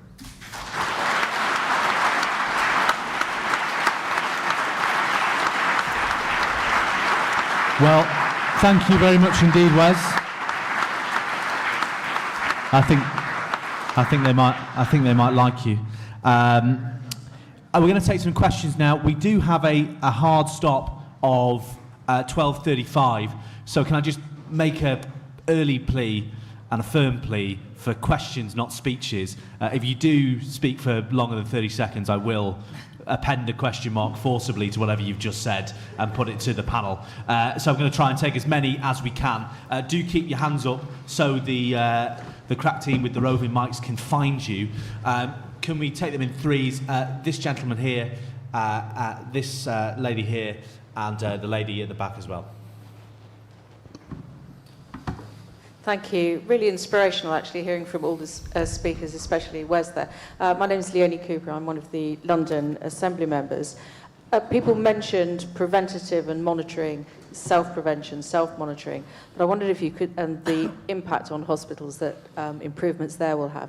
Could you say a bit more, Wes, about the blockages created in hospitals by the appalling state of the care sector and the inability for people to leave hospital, and people living in sometimes really quite squalid circumstances because domiciliary care and home care is in such a state. Thank you. Thank you. This lady at the front here. Hi, I'm Christabel Cooper. I completely agree with the points about prevention. But given that preventative healthcare is going to take years to yield results, how do we bring people along with that agenda when hospitals are falling apart as we speak? Thank you, Wes. Peter Patashka, I live here in Camden. I run my own business, but I'm also here with my husband that works tirelessly in the NHS, as so many people do. You talk rightly about workforce reform. I think that's a key part of this, but also technology, AI. How, given the public purse is where it is, how do we make the best possible use of technology to reform our NHS? Thank you very much. I'm aware most of those questions were directed to you, Wes, but Zubir, if we start with you on the question about blockages and social care, what do you think? What is the solution there, if indeed one exists? Well, yeah, I mean, it's the single biggest kind of inhibitor to discharge, and we do need to integrate it. There are many different models we can use. Public funding will need to be an element of that, but this is another place where digital monitoring can really come into its own. You can have hospital at home. That concept can develop. You can get people out that need a bit of extra monitoring, as long as there is a backup and support there, and for them to be treated if there's any deterioration while they're not in the hospital. There are many situations where we can even discharge post-operative patients a lot faster if we have that digital infrastructure for monitoring. A lot of the times where patients and their doctors just need that comfort to know that someone's just keeping an eye on their various physiological parameters. And I think investing in that actually will yield the biggest results in unblocking.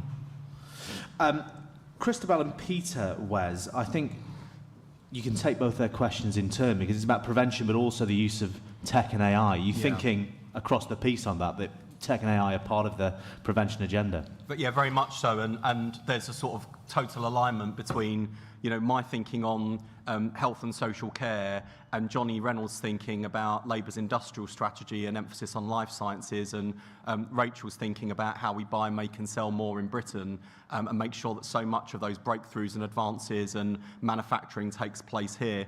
And so, we are sort of joined up as a team, which is going to be really important when I talk about the capital transformation needs of the NHS, and go and see Pat McFadden, who, those of you who know Pat will know, if you say spending 3 times, he apparates with a scythe. Because there are tough choices, but I think that on technology and AI in particular, whether it's new treatments or technology, there are big wins here for patients, for staff and for taxpayers. Some of it is really exciting in terms of the new medicines that are coming on track and the way that we can reverse conditions that we previously thought were irreversible in terms of healthcare. I mean, that's game-changing stuff. But, this is less exciting. But in terms of the productivity of the NHS workforce and making people's lives at work happier, just dealing with some of the really awful dead hand of bureaucracy in the back office would also make a big difference. And, no one's going to go into the election and say, what do we want? Greater back office efficiency. When do we want it? As soon as humanly possible. But it could actually deliver really big changes. And the final thing I'd just say on social care, a bit like the NHS, the one thing we have to do over and above everything else is fix the workforce challenge, because we are failing to recruit and retain the staff that we need, and without the people we don't have a service, and it's a disaster, and that's why we are spending so much money for people being in hospital longer than they need to be, when that money would be better spent giving them the great social care that they deserve. I want to take another round of questions in, but Joe and Charlotte, if you wanted to just chip in briefly on that question, Joe? Yeah, I think having heard all the speakers now, I mean, I'd kind of challenge back a bit. I think we shouldn't see the NHS as a kind of end in itself. The NHS was there, it was set up as a sort of backstop for us for when we're ill. It was never meant to go it alone. And I think if we think about prevention as just being about helping the NHS, that's the wrong way round. Prevention is to keep people healthy in the first place so they can be productive, create a strong economy and have good lives. And if we have that, we actually start to generate the public finances we need to invest in services. So we really have to look at this the other way around. And if I might just very briefly add to that sort of argument about prevention, we think of social care as a preventative service, and rightly so, but social care itself, it doesn't just prop up the NHS, but is propped up by informal carers, for example. And informal carers are propped up by friends and relatives and neighbours who are leaning in and supporting these efforts to keep people well and to keep them in the community. And I think I'm always a little bit worried when we think about prevention as some shiny tech app. it might have a role to play, but prevention really often is stronger community connection and people having hope and purpose in communities and supporting each other, and therefore, without thinking about the healthcare system, holding a lot of healthcare need that otherwise just flushes into the system in an unplanned way.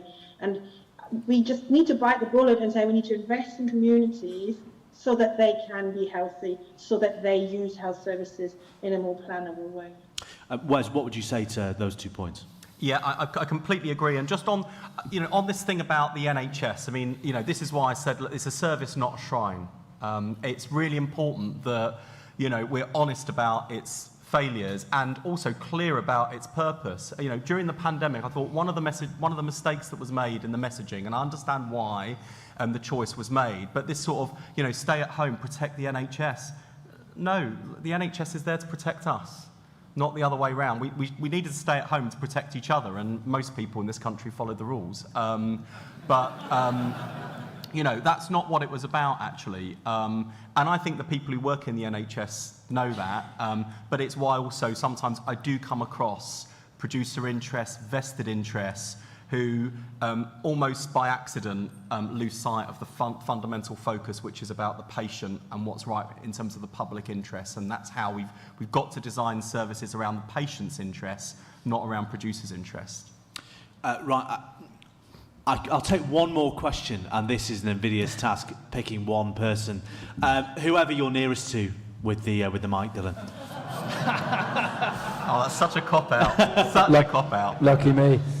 Tom at Labour List. I just wondered for Labour supporters, what would you say if you had to do it in one line? What's the kind of key message on the NHS that supporters can take to the doorstep? Well, let's take that in turn. Joe, if you were advising Labour, what would that one line be? It has to be invest in prevention and keep people healthy in the first place. Charlotte? Health is more than biology, and we need to have healthy communities with everything that means, and the NHS has a role to play in that, but it's not the only player. Zubir? I would say patient-centred, clinician-delivered, and I'll just want to end on a positive note, because I think the NHS has such a depth of professionalism and intellect. It's going through a hard time right now, but if we turn this around, it can be a beacon again, and it can be something we can actually monetize and show the world how to do it right, and they'll be coming to us to ask us, like they used to 20 years ago, how to get their health service systems back up and running. Wes, what's your one killer line? Cut waiting lists and waiting times. We did it before, we will do it again, and it will be the record of investment and reform that will deliver the NHS there for you when you need it. And I'll just add one caveat, by the way, which is on prevention, in case anyone gets deeply disappointed. I'd spend lots of time talking to undecided voters, as the Labour Party does. I'm afraid it's waiting lists and waiting times that will win their hearts and their votes at the election. Prevention and health inequalities, it kind of just, people don't see that as a priority or always the role of government. The reassurance I can give you is we're going to do that anyway, because we know how important that really is.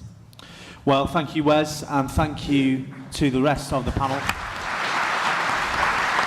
And thank you to you two for your questions. And now over to Nathan for the most important announcement of the day, which is lunch. Yes, Sean. Thank you, Patrick.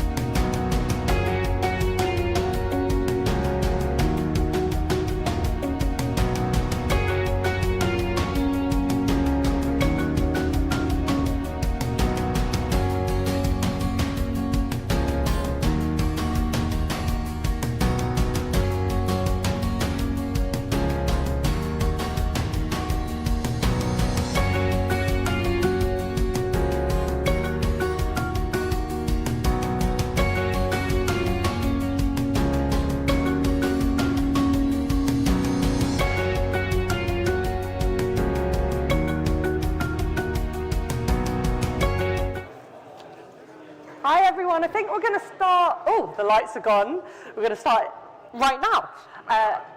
For anyone who doesn't know me, I'm Georgia Gould. I'm the leader of Camden Council, and you are all, if you didn't realise this, in the beautiful borough of Camden. So very, very happy to welcome you to the afternoon session. And I think it's been a really brilliant day already with so much rich discussion. And I'm really delighted to be joined by Mariana Mazzucato, who is a Camden resident, but most importantly is the professor in the economics of innovation and public value at UCL in Camden, and the founding director of the UCL Institute for Innovation and Public Purpose.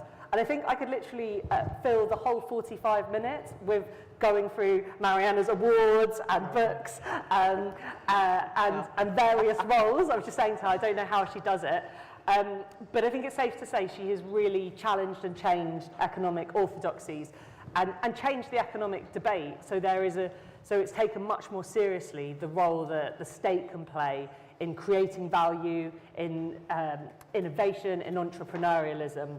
And her work on using missions to solve complex challenges has inspired governments around the world. It's inspired us in Camden. Mariana and I have worked together on taking a missions-based approach to solve challenges, inspired the Mayor of London, and now it's inspired the National Labour Party to take a missions-based approach.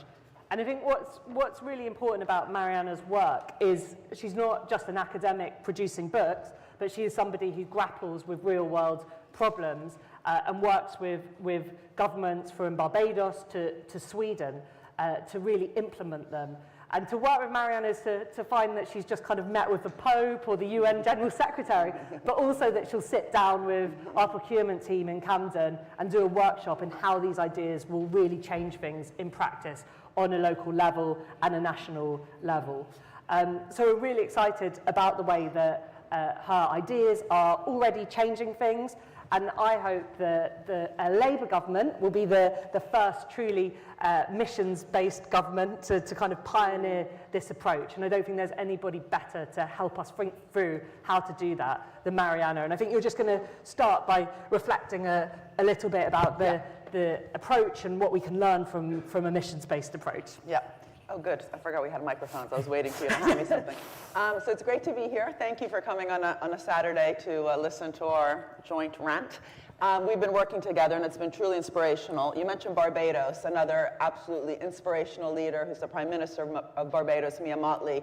I find that whether it's prime ministers of countries, whether it's mayors, whether it's governors, it's so interesting to learn on the ground the exceptional things that are going on, and by exceptional I mean an exception to the rule, because the rule currently is problematic. So the way that we are going after economic growth, which has not just a rate but a direction, has produced an absolutely wrong direction of growth. So in this country, for example, we have growth that has led to an unsustainable form of growth in terms of pollution, in terms of climate issues. It's a form of growth that has increased inequality. It's a form of growth that has increased private debt. Everyone obsesses about public debt, but the ratio in the UK of private debt to disposable income is back to the level it was just before the financial crisis. And that's what caused the financial crisis. You would think this would be on the front pages of all the papers.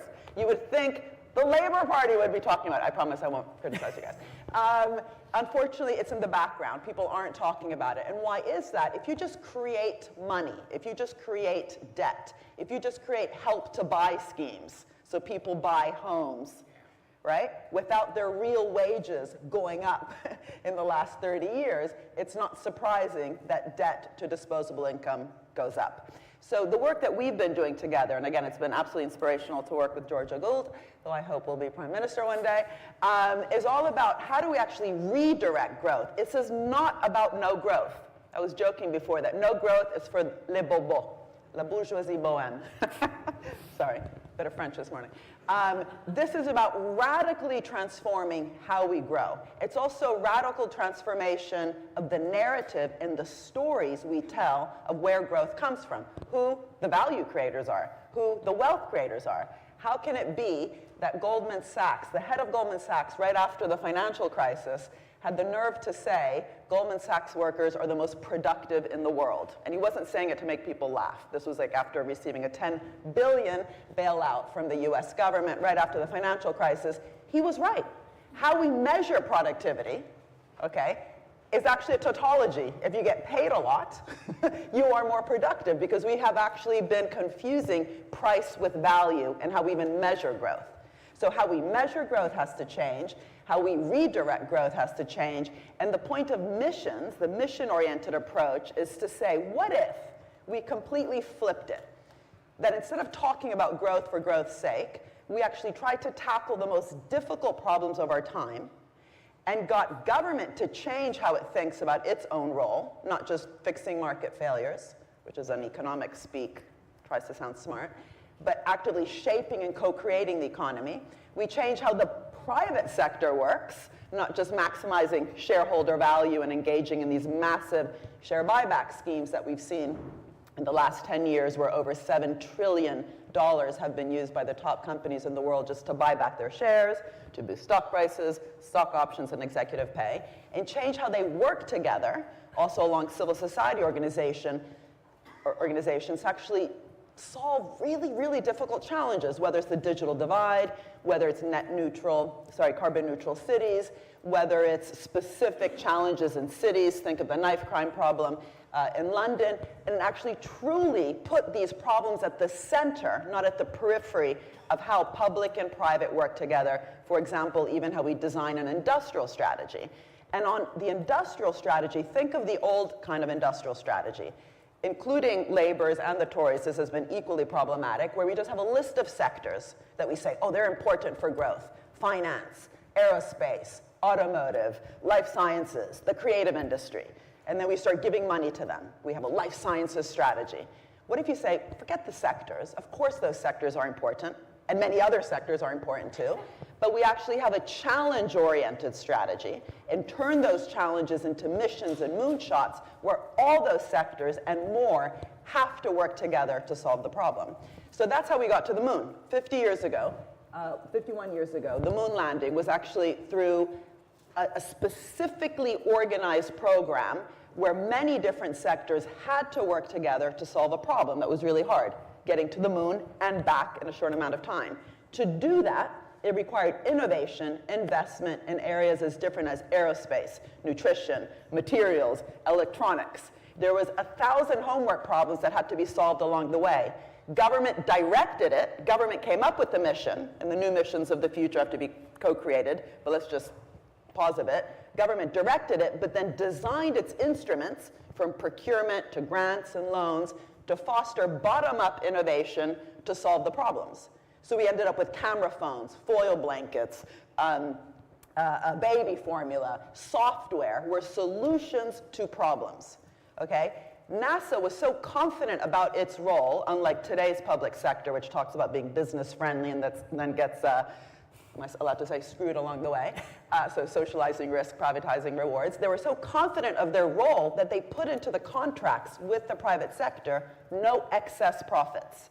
Not no profits, because you don't get to the moon with philanthropy, but no excess profits. In other words, this is going to be truly collaborative. We're going to design our tools like procurement, which you mentioned that we're working on together, to be outcomes oriented. So really bold on what the problem is and use procurement to funnel bottom-up solutions towards it. And business played the game. Now, in our social problems, right? So in our military-industrial problems, we somehow get it right. Why? Because we want to win wars. Just look at what happens now with the Ukraine war, where money comes out of literally the woodwork. So Germany, after saying they had no money, create $190 billion for the Ukraine war. In wars, we always, and I don't like war, but it's interesting to see what we do in wars, we end up using outcomes-oriented tools.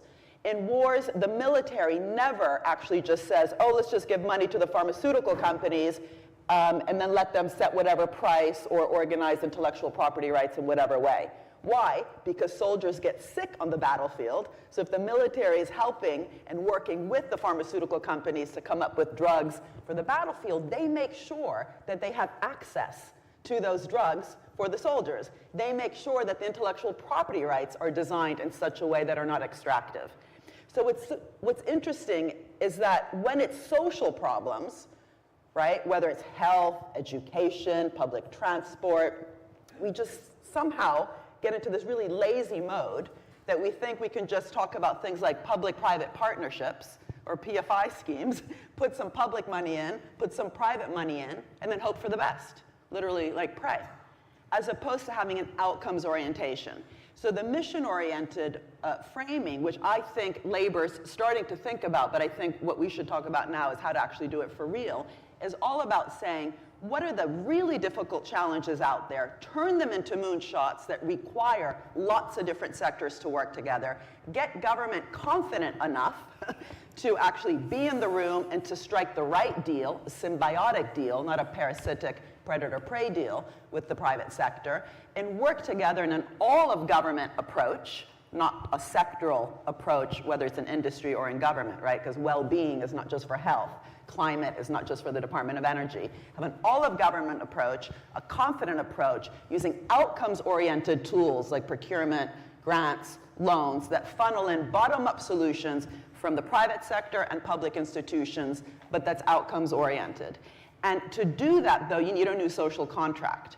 I've been working with the Secretary of Commerce in the US, Gina Raimondo, around the CHIPS Act, which is, could just become another useless tool that just gives a lot of money out to the private sector. So it's $400 billion that's being given to the semiconductor companies to produce sovereignty of chips in the US, because they found that they were completely reliant on Asian chip makers.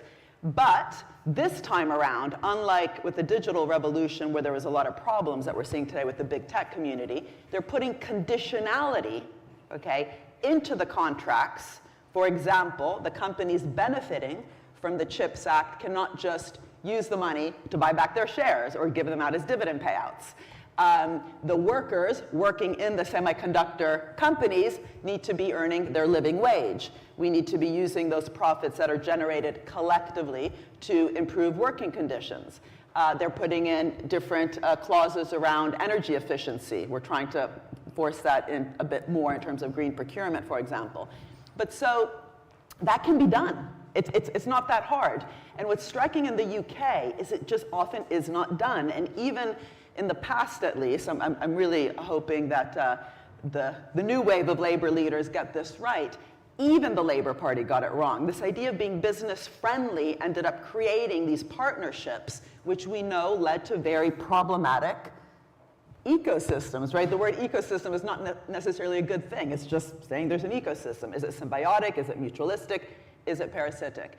And so, for example, in COVID in this country, we helped companies which needed help because there was, lockdowns and planes weren't flying and so on, but we just gave out money for free. So EasyJet got 600 million in a bailout, no conditions attached. In France, Air France and Renault got similar help, but the condition was you have to commit to reducing your carbon emissions.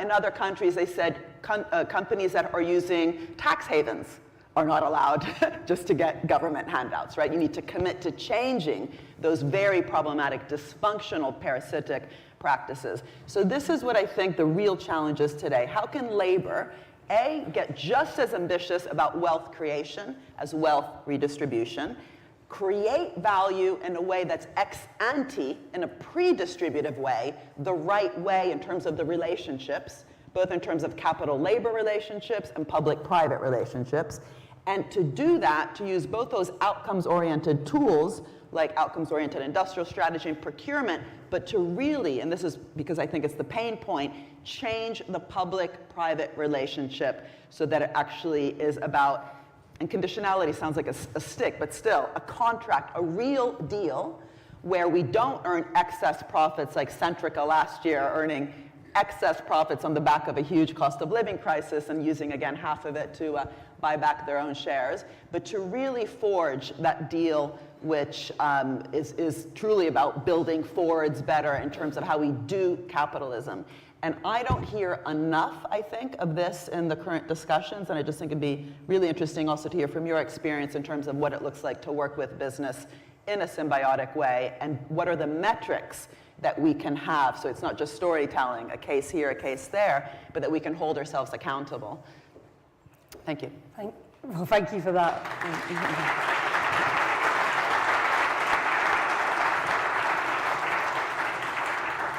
Incredibly wide-ranging introduction, and I think for people increasingly talking about a missions-based way of working, but it is new in our political system, because I think we're used to political parties setting kind of pledges that they can deliver, and kind of very focused on what government can deliver. But a mission is an ambitious goal that needs a completely different partnership approach, and I think Keir has started to talk about long-term complex challenges and how we bring together the kind of energy of citizens and private sector communities to solve those challenges. And you work globally on this. I said I wanted a Labour government to lead the world in this, but what do you think that we in the Labour Party can learn from what the actions other countries are taking around missions and the work they're doing with you? So first of all, countries that talk about growth and obsess about growth, interestingly, hardly ever achieve growth.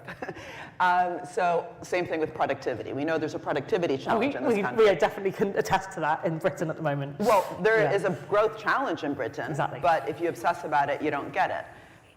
What you need to think about is what are the, again, problems, and how do you galvanize that cross-sectoral investment, reinvestment, not value extraction, but value creation, getting profits to be reinvested in the real economy instead of financialized. 80% of finance in this country, in the UK, goes back to finance, insurance, and real estate. Fire.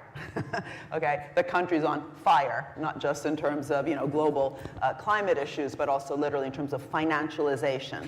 So first of all, this is a very UK and Anglo-Saxon-based problem. It's not true that every country is equally kind of messed up. There's really interesting lessons to learn, as we know, even from Scandinavia, for example, their notion of stakeholder value, where trade unions are on the boards of companies, which means that you truly have that kind of co-creation from the start. It's not just about making sure workers get a benefit at the end. Workers are at the table in the beginning. As someone just told me the other day, if you're not at the table, you're on the menu. So I think what's interesting around the world is, a country like Sweden not only has stakeholder capitalism in terms of corporate governance, but they really took on this challenge-oriented approach. We actually worked with the previous administration on it through Vinnova, the innovation agency. So they began with a really interesting challenge at the top of the government's agenda, which was a fossil-free welfare state. Interesting, because you take the welfare state, which sometimes is just seen as about redistribution, so public health, public education, public transport, and you turn it into an innovation lever. You transform everything the government does through its welfare state to become fossil-free. So what did that mean? It then came down into the really concrete things like school meals. School meals in Sweden have to be healthy, tasty, and sustainable, not just IKEA meatballs. And so what does that mean? That the way you procure in the food across the whole supply chain of food production into schools, right, for school lunch, which is the biggest restaurant chain in the world, if you just look at how much money the world spends on school lunches in state schools, into an innovation lever. So, Marcus Rashford for me is a hero, even though I'm an Arsenal supporter, so don't tell my kids I'm talking about Marcus Rashford. Anyway, because of what he's done for really raising the awareness of free school meals, and it's great that you guys have that pledge towards that. But how do we transform something that we know is important into being a lever for change, for transformation that can also increase productivity? Why? Because as soon as you have a clear outcome, not just school lunch, remember when Reagan used to say ketchup is a vegetable, because he wanted to reduce the money on school lunches, and people had T-shirts with Reagan and ketchup, and it said, which is the vegetable. Anyway, you guys are too young, or no, actually, no one knows what I'm talking about. But anyway, so how can you use that kind of outcomes orientation, not just to the moon and back in a short amount of time, requiring all that different innovation that I talked about, camera phones, foil blankets, baby formula, software along the way to the moon, but just normalize that. Everything that government does should be ambitious, innovative, good for people and planet, and then use the design of everything, in this case procurement, to transform the industrial landscape so that it requires innovation and not just kind of value extraction. And by the way, the cool thing there is also with school meals is you can get kids involved. All of a sudden, they can also help design something that is good for them and that is transforming the supply chain. But they themselves can participate. It can go through their curriculum because lunch, food can go across biology, mathematics, literature. Another example would be in Germany recently. I was just there with literally 2 days ago. What they've done is they have their Energiewende mission, which was about getting, none of these policies are perfect, by the way. It can be looked at, pros and cons. But anyway, they were very ambitious around the energy policy in Germany to transform the country from being reliant on nuclear. And what it meant then was that the institutional design, because that's the other thing, what does this mean for the institutions on the ground, had to change of things like their public bank. So Labour and the Tories actually every now and then talk about public banks and we need new public funds, but they can also be part of the problem. I'm from Italy. I know I sound American. I promise I'm Italian. Italy has a public bank, the Cassa Depositi e Prestiti. See, I sound Italian. But it's just been giving out money historically to companies that are like, help, help, we need money. It's like, yeah, why do you need help? What have you done recently, right?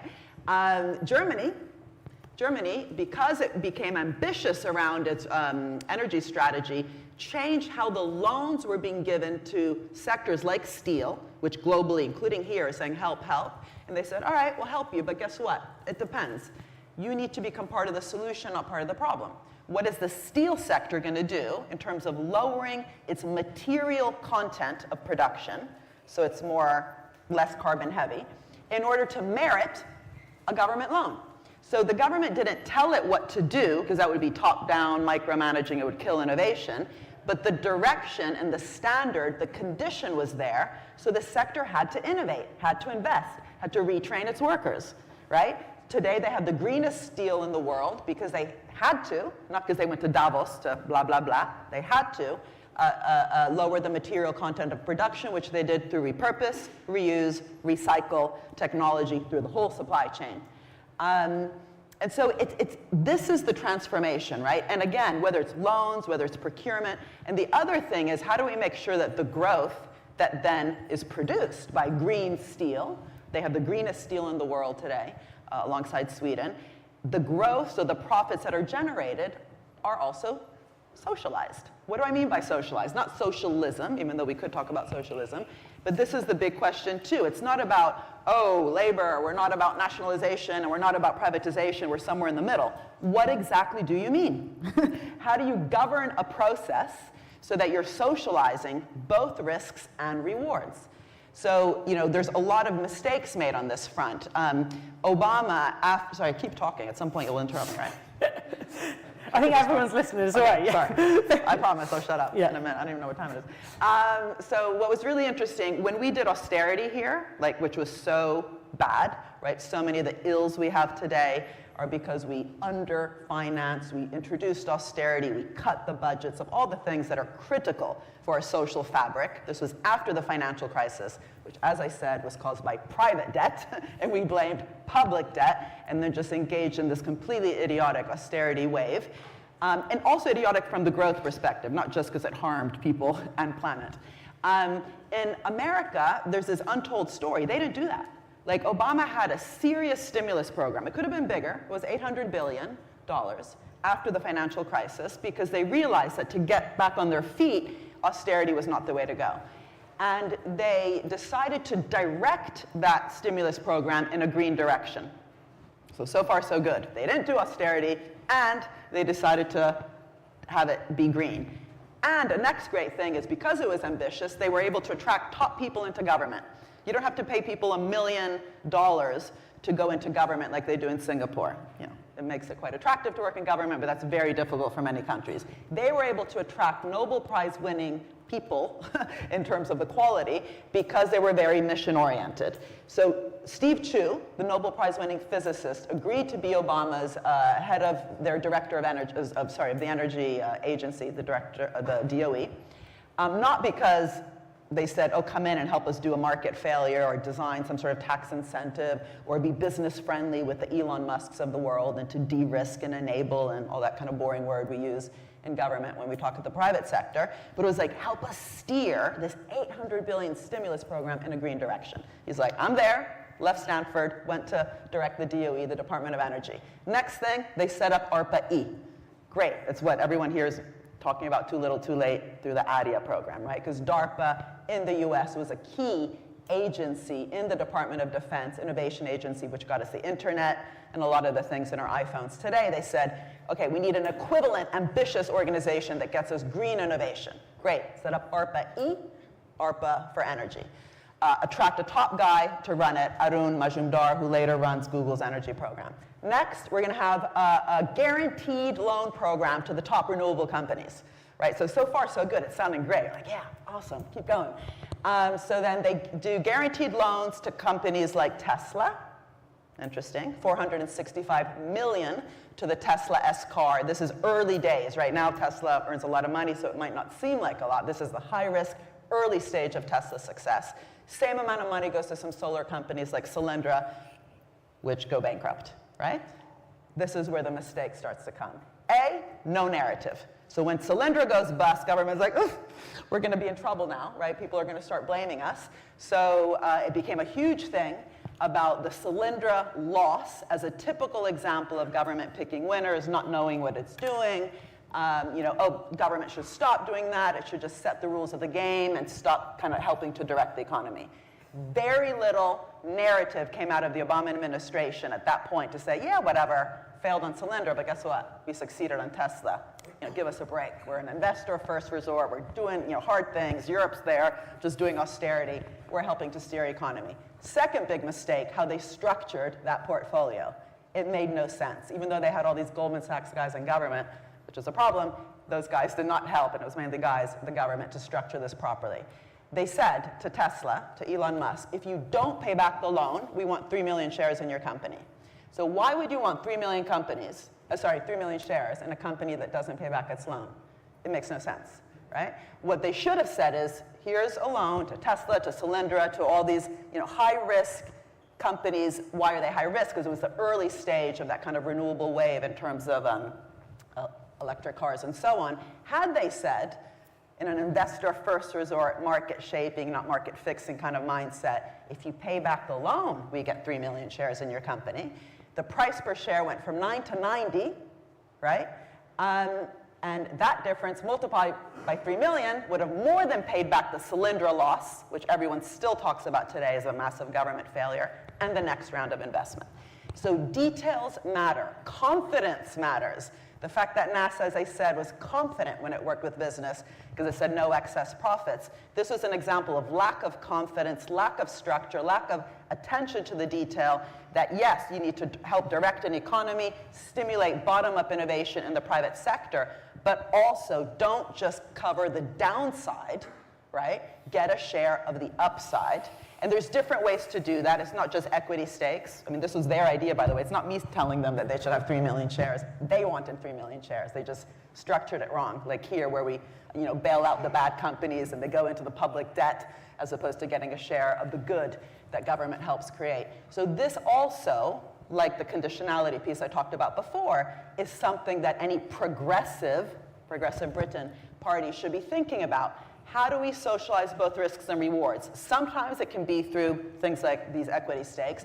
Other times it can just be really making sure that the end outcome, right, is good for people and planet. So again, public and private working together around health. What is the actual goal that we're trying to do? Health for all. Think of the vaccine rollout globally. It didn't happen. We ended up with 8 vaccines, but we didn't vaccinate the world. That was the goal. Work backwards and structure things like intellectual property rights to deliver on the goal. Structure that public-private relationship to deliver on the goal. AstraZeneca, by the way, and the Oxford researchers should get a Nobel Prize because they actually worked well together. They agreed to share the knowledge. They agreed to keep costs and prices low during a health pandemic, whereas Pfizer didn't. Pfizer is one of the most financialized companies in the world. So the details of public and private, how they work together, should be the centerpiece of a progressive Britain. as opposed to still using this old-fashioned words of, business friendly or public and private or ecosystems. How are you going to ensure that the end result is not just ambitious and outcomes oriented, but the contracts, the deal, the kind of conditionality in the contracts is as ambitious as what we're actually trying to do?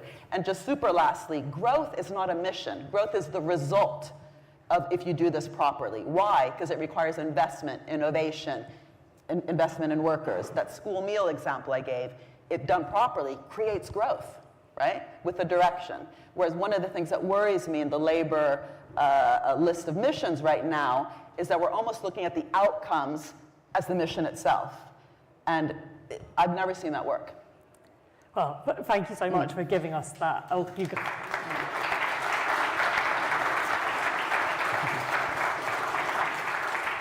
That international perspective, that some of the pitfalls, and that I think really exciting vision of a very confident, progressive government able to capture and create value and shape markets. Now, I wanted to bring in some questions from the audience. I think, Mariana, you said that for the best question, you've got a book. Oh, yeah. You've got a book here. Oh. Now, as the chair, I'm going to take the best question as the one that puts what you want to say in the fewest number of words. So that is your mission for the Q&A. So I'll take 3 at a time. This gentleman. I think shout loudly. A mic might be coming. Oh no, mic is coming. Thank you. Mariana, Georgia, thank you so much for a really insightful talk and a lot to think about. I have a how question and a who question. I promise you they're related. In terms of metrics, how do you measure a moonshot? I mean, presumably, if we take carbon emissions, you want to sort of reduce carbon emissions by a certain amount in a certain time, for instance. But then who makes that decision? So when you mentioned no excess profits, a line has to be drawn somewhere. So what is a profit and what is an excess profit, and who makes that decision? Brilliant. This one lady here. Hi, I'm Sabina Khan. It's really interesting to hear your perspective. What I want to know is, for me, I can see it will work in a micro level, mission-based objectives, but I think there's going to be a lot of problem with working internationally, because everything is attached to, like whether it's energy, whether it's housing, whether it's any other sectors. There's so many other stakeholders involved and their assets involved. How would we make sure that goal is associated with that in a macro level? Brilliant. And just on the front here.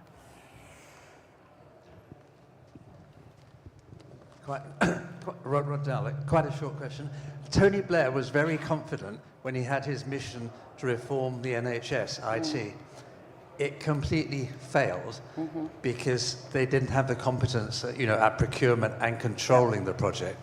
I think this has only got worse because of the cuts to central government, Treasury, etc. How do we put that right? Because I think your analysis is entirely right, but I don't think we've got the competence to implement it. Yeah. Why don't I start with that one, because I'm sort of obsessed with that problem, and it's why I should have brought the other book, The Big Con. I just wrote a book called The Big Con, How the Consulting Industry Has Infantilized Our Governments, Weakened Our Businesses, and Warped Our Economies. So if you actually look at the over-consultification of government and all the outsourcing of capacity and capabilities, it began with the Thatcher years. Actually, the consulting budget went from 6 million to 246 million by the end of Thatcher's reign, but actually increased even more under New Labour. And that's not that hard to understand why. As soon as you say, no, we are for government, we don't want government just to get out of the way, we're not Thatcher, we're not Reagan, we believe in government, but you don't have a theory and a framing of public purpose and public value and why government is different from the private sector, so you also need different measures of efficiency. You can't just bring in net present value and cost-benefit analysis into government. We would have never, by the way, done the moon landing had there been a cost-benefit analysis, a structured, calculation made on it, because the risk was too high. What are the new metrics we need, right? What is the new capacity we also need within the civil service? So we've been talking a lot about this. It's why I actually set up the Institute for Innovation and Public Purpose at University College London, the unit that works quite a bit with Georgia. which is all about bringing capacity and the dynamic capabilities of the public sector back into the state, which means investing in that. It means also investing in metrics, and this comes to one of the other questions. So it's really interesting that the BBC has a metric of public value that it holds itself accountable to. Forget whether it's perfect or not and the recent BBC issues, but at least it has that. You would be surprised how few public entities have that. So with the BBC, for example, they never accepted that they're there just to fix market failures. That's what a lot of public broadcasters do. These details, again, devils in the detail, matter. So a public broadcaster that sees itself as just fixing a market failure will end up just doing documentaries and high-quality news, because business maybe does a bit less of that. The BBC was like, no, we'll do everything. We'll also do soap operas and talk shows, but with different types of metrics around public value. So at the time when it was still radical, soap operas about the working class and not just the rich and famous like Dallas and Dynasty. Again, no one knows what I'm talking about. But like what would it look like to have, yeah, someone's close enough. Those kind of metrics, always also holding the state accountable. And this comes to the, so the quick answer is we've stopped investing within. Right? So it becomes a vicious cycle. If we say there's no capacity, then we outsource it, and then there's no learning by doing, there's no trial and error, and we end up infantilizing government. And this word that we used in the subtitle came from a Tory, Lord Agnew, who you'll remember on the back of seeing how much the government was spending on consultants, both for Brexit and COVID, was like, what the, why are we consultifying government? And he said something really nice, actually. He said civil servants should be allowed to work on the crunchiest, most difficult challenges of our time. And we're just outsourcing it all. So they're getting infantilized because literally they're not learning by doing, because the doing is happening somewhere else, often also unaccountable. In terms of the how and the who, so this is where it also, in terms of who sets the missions, the moon landing was much, much easier than any of the challenges we have today. And don't forget, the challenges we have been signed up to by every single country, including the UK, also coming to your global question. The so-called Sustainable Development Goals, which children in Camden, by the way, at least my children all went to Toriano, they can all sing the SDGs. Adults in this country don't, but the kids, at least in state schools in Camden, have learned about the 17 Sustainable Development Goals. These are 17 challenges like no hunger, no poverty, gender parity, and so on, that the world has signed up to since 2015, and we are simply not getting there. That's why I was in Nairobi a couple days ago with the UN Secretary General. He asked me to speak to all the heads of the UN agencies to say, why is that? And my answer is because we don't care. We have not treated these goals as urgently as we tend to treat either wars, where we want to win the war and hence design the tools appropriately, or during COVID, when it's too little too late because millions of people are dying, all of a sudden we remember we can use outcomes-oriented procurement and so on. So again, industrial strategies, innovation policies that are mission-oriented, that bring lots of different sectors together to tackle the missions underlying those SDGs is just something we're not doing. But who sets the mission, right? Whereas the moon landing was, old boys network in a room decides what needs to be done, that is surely not the way that we should be doing the SDGs, and right? So what does it mean for a city, a council, a borough, a region, or a country to bring down that decision-making in a way that actually truly is co-created? So the work that we've done together in Camden around the 5 different missions, to me, has been incredibly inspiring, because what Georgia's done and her team is they brought the missions to the local. So for example, the Clean Growth Mission in Camden is also nested within the housing estates landscape.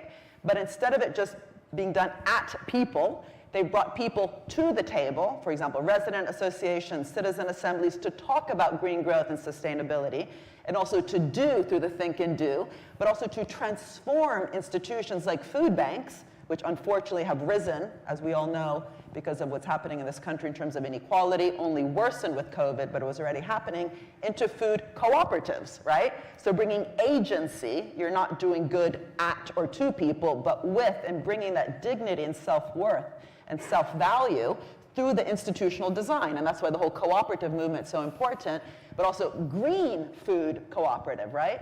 So I think that's the future. Like, how do we, design missions together, but also transform those institutions so there's agency, and also coming back to the metrics of how do we make sure that this is good, and it's not just some, I don't know, minister who he or her, designs some sort of great mission, and then it's like, whatever. How do we make sure that along the way we have metrics that tell us if we're going off course? And not only should those metrics be much more ambitious than cost-benefit analysis and net present value and market fixing, so the issue of dynamic spillovers that I talked about that got us to the moon. Do we have metrics in the Green Book about dynamic spillovers? No. They're very static metrics. But also citizens themselves, in terms of that participation, can both help set the missions, but also monitor along the way of whether the missions are actually being, going the right way. And that's where you have the tension that on the one hand, these should be about the long run. It can't just be short run and thinking that things are going to happen right away. But along the way, every 6 months, every year, we should definitely have evaluation of how it's going. And that's, again, it comes back to capacity. In Barcelona, I'm working with the mayor, Ada Colau, on giving citizens much more power around even understanding how data is being used. And one really cool thing they've done is to bring computer hackers into city government to help make sure that when data is created, right, every time we click on something, we're creating data, the data is also being analyzed by the city-level computer hackers to make sure that there's not all this intermediation, right? So they have a data commons, but also that the benefits of that new knowledge that's being created from the data is actually being used to improve social housing, improve public transport, and so on. And they've done it, I mean, it's too long to sort of tell the story here, but one of the first things they realized is they didn't have the capacity within the government. And just super lastly, we did a study of globally which countries did the best with COVID. And also focusing on developing countries. It was countries like Kerala, the part of India, Vietnam, Rwanda, and Togo, that on the back of previous crises they had experienced, like the Nipah virus, had made the conscious decision to invest within the civil service. And they ended up having much more dynamic tools, for example, around the infodemic, right? We gave Deloitte in this country $1 million a day to do test and trace, which failed miserably, right? We ended up having a very successful vaccine rollout. Why? Nested within a decentralized network of GP practices. Have we learned from that mistake and that success story? Are we today funding even more and rendering more dynamic a decentralized network of GP practices? Look who's on strike on the streets. The answer is no. Have we stopped giving out all these contracts to the Deloitte-type consulting companies that have failed miserably? Not surprisingly, Deloitte had no expertise on test and trace. Have we learned that lesson? No. So learning these lessons of why it is that we have so little confidence within the civil service, that we have outsourced so much of it, but also created incredibly problematic extractive contracts along the way, not only with these PPE things that happen, pub owners being given millions to for friends and family of government people, that whole kind of scandal side. It's not the scandals we should worry about. It's the it's the normalization of this outsourcing trend that for the last 40 years has decreased the capacity of the state, learning the lessons of when that doesn't happen and how to scale up those lessons. So we have a capable, dynamic, creative government working with capable, dynamic, creative business on the complex problems of our time, but with concrete metrics, is, again, something that progressive Britain should be paying attention to. Yeah, and I think it's actually fascinating that at the end of all of those billions I still have nightmares about wasted on the test and trace system, government came to local government and asked for help, and we had the relationships with our citizens and our communities to be able to deliver a much more effective system when all the money had run out. And I think and they didn't pay you. And they didn't pay us. And I think my experience of working on missions is Britain is one of the most centralised countries in Europe and in the world, and and missions have given us far more power as local government, because that ownership of our citizens in those missions mean we are able to bring in partners to really deliver alongside us as local government, bring in that extra capacity, start to shape the local market, and we've really seen transformation as a result of taking that approach. So we have to finish up, but I think that I think this conversation could go on all day, and I think what's really exciting from what Mariana said is just the potential of this approach, and we've probably got at least a year to an election, and actually we've got missions that have been set out, and how we create that public conversation, how those of us who are in power locally start to deliver on those, and how we put these ideas into practice, I think is really exciting. And I hope, Mariana, you'll stay as part of that journey and absolutely continue this really amazing conversation.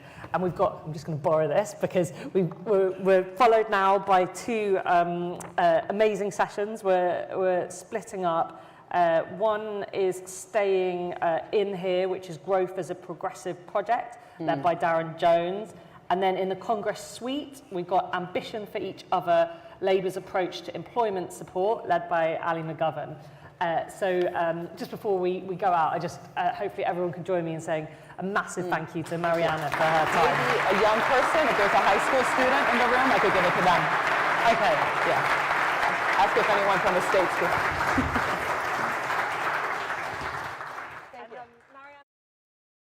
Students.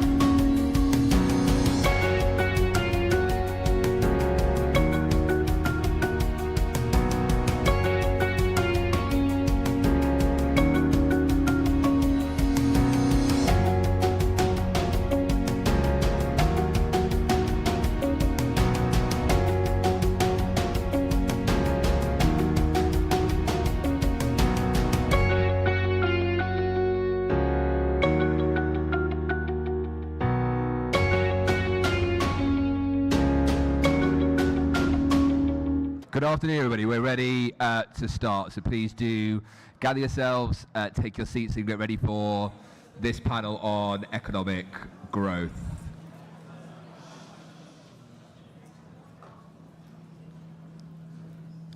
Okay, well, wonderful. Well, thank you so much for being here, for coming. It's great to be back here at Progressive Britain Conference once again in a position where we are, of course, getting ready and transitioning to thinking about what we could do as a possible incoming Labour government. And today we're talking about, of course, an incredibly important topic, which is growth. Growth, which is really about the ability to do more with less, and which has also been the driving force behind the progress of us as a species, of us as humankind. You know, for most of human history, life expectancy for humanity was about 30 years old. 40% of children died before they were 5 years old, and most of us lived in extreme poverty. And the reason we were able to escape from that, from the shackles of death and penury, was because we had sustained economic growth in the wake of the Industrial Revolution. It was economic growth that led to the proportion globally living in poverty falling by 70% since 1945. In my lifetime, down by 1 billion. And here in the United Kingdom, the reason we're able to create the NHS and to send every single child to school was because of economic growth. It was economic growth in the wake of the worst, most destructive war in our history that made it we could build a society in which people and places shared in growing prosperity after the Second World War. That's what growth can do.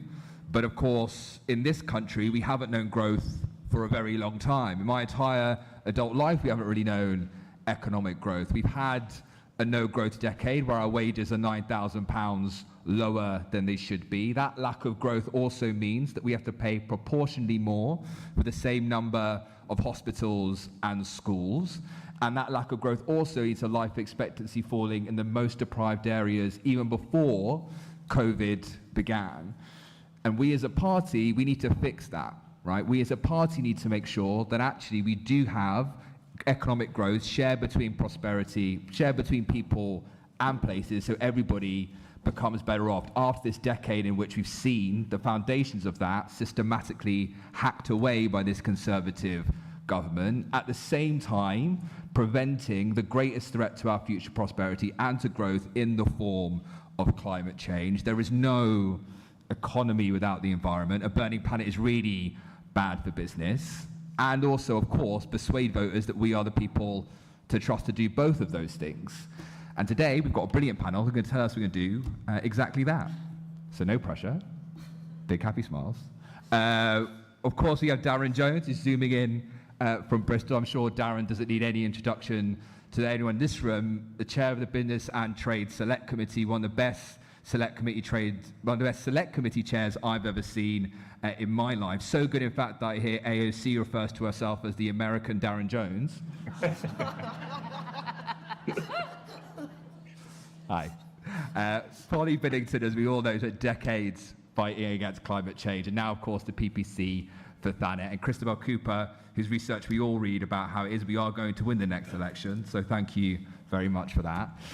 Darren, let's start with you. How we're going to get growth, stop climate change, and win an election. And you have 3 minutes. Well, Jeevan, thank you for the introduction, both from me and my best friend, AOC. And I should just give a kind of health warning that I'm sorry not to be with you in person today. I'm on parenting duty. So if my kids kind of come through the door singing Let It Go because Frozen's on the TV, I apologize for that. Although I know Polly likes to have a bit of a musical sing, so maybe we can do it together in those circumstances. Look, I'm just going to speak for a very short few minutes to try to provide as much opportunity for discussion with the audience, because I think that's far more interesting than you listening to me. But look, economic growth, we've been looking at this on my select committee now for 3.5 years. It's a super inquiry that we've been doing over that whole time, looking at all of the different levers the state has to be able to try and pull and move the dial on economic growth. And look, it's not easy. There are no easy solutions. But from a Labour Party perspective, you will all know that Keir Starmer has put this front and centre. It's the #1 mission, but it's also the mission that underpins all of the other missions. Because as Keir has said time and time again, we can't do the transformation of the country or our public services unless we have a strong and growing economy. And as Jeevan was just saying, we are, if we do win the next election, inheriting 13 years of economic failure, from austerity to the handling of Brexit through to COVID and the energy crisis. Debts, national debt going up and up and up and up since 2010, productivity flatlining, economic growth barely moving, and a very long-term lack of investment, both in public and private infrastructure. And so that makes it very difficult, but it is the core to everything that we want to be able to do. What does it mean in practice? I know you've just had Mariana talking to you, and I've spoken to her at length about this. I know she has some very strong views on it, but it means really that we are improving people's pay so that they have more money to spend. And when you improve pay, obviously we get to tax a bit more of that and bring it into the treasury. It means our businesses are improving their exports.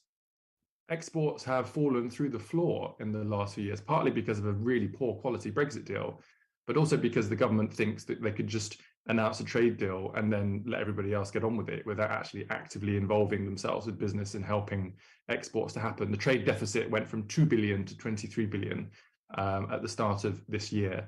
So we need to increase exports, and we need to improve the productivity of our businesses so that they can increase their profits, again, so that they have more money to spend on investment in their people and their businesses, but also so that we can tax some of that and bring that money into the treasury.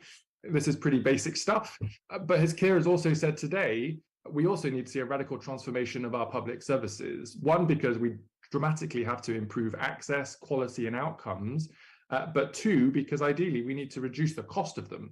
And in doing so, free up some of the fiscal headroom that we have in the treasury to increase investment in public skills investment and public infrastructure. These are really big missions, which is why Keir refers to it in that language. Now, why is this progressive? It's progressive in my mind for two reasons. One, because of ideology. The Tories are absolutely stuck in the headlights. I can't even remember off the top of my head how many secretaries of state and business secretaries I've had before the select committee, but the world has changed and they don't know how to deal with it. They think that you just produce a strategy or a target or an ambition, and the free market will just do the job for you. They look at what's happening in America and in Europe, and they say, oh, they shouldn't be doing that. We should be doing free trade. We shouldn't be doing industrial subsidies or support for the net zero transition. That is against the rules that we like to follow. And they just say to the Americans and the Europeans, please stop it, as opposed to recognizing that the world has changed and Britain needs to change too. And so in the context of the role of the state and the competitive market that we find ourselves in, especially post-Brexit, it is a progressive-led agenda for growth, because we need a progressive government partnering with business and with people across the country for us to prosper. It's also progressive because we know that a more equal society, a more just society, has more opportunity for growth. We have to tackle poverty and inequality and geographical inequality, because we have to make the best of every single person that we have in our country, help them to seize the opportunities available to them, to help people start businesses, to be able to export their goods and services, to prosper in every part of the country, so that together we can secure the economic growth that we need to see. We can't continue in the way that we have done over the last 13 years, relying on certain sectors or certain parts of the economy or certain class of people to drive economic growth. This has to be a national mission that is open and available to each and every person and each and every region. That is a progressive agenda. And we know from business engagement with the Labour Party at conference, Keir, Rachel, Johnny, I and others, we've been meeting businesses pretty much every single week now for a couple of years, but also in my role as the chair of the select committee, businesses are crying out for this new progressive partnership on economic growth and business.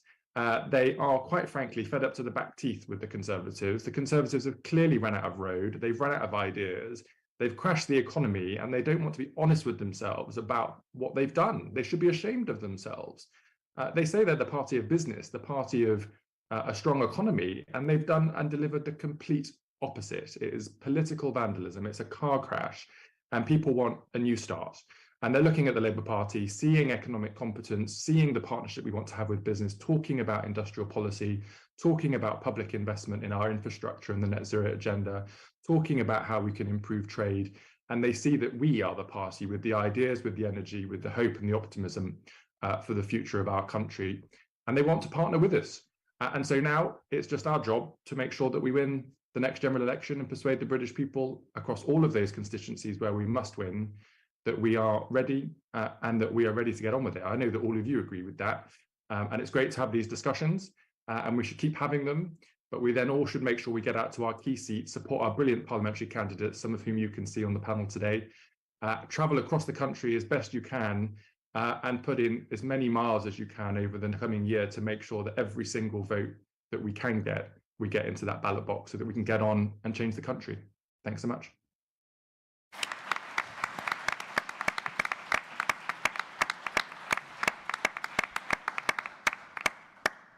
Brilliant, Darren. Thanks very much. Polly, over to you. Can I pinch this microphone? Thanks very much, Jeevan. It's great to follow on from my good friend Darren. I'm not an economist, I'm a communication specialist, so I'm going to start with that as a campaigning priority and work from there.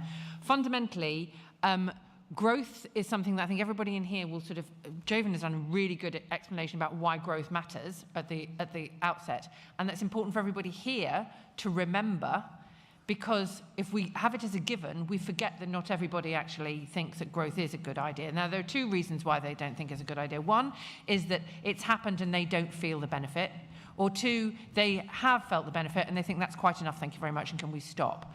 And interestingly, both of those two groups of people are pretty critical parts of our electoral coalition. So I don't think we should assume that the goodness is evident to everybody. And also, let's be honest, it isn't. Because how you use the proceeds of growth is ultimately a political choice, and we need to be very clear about that. The other thing is, I'm just going to make sure that you all cheer here. Last week, we won Thanet District Council for the first time.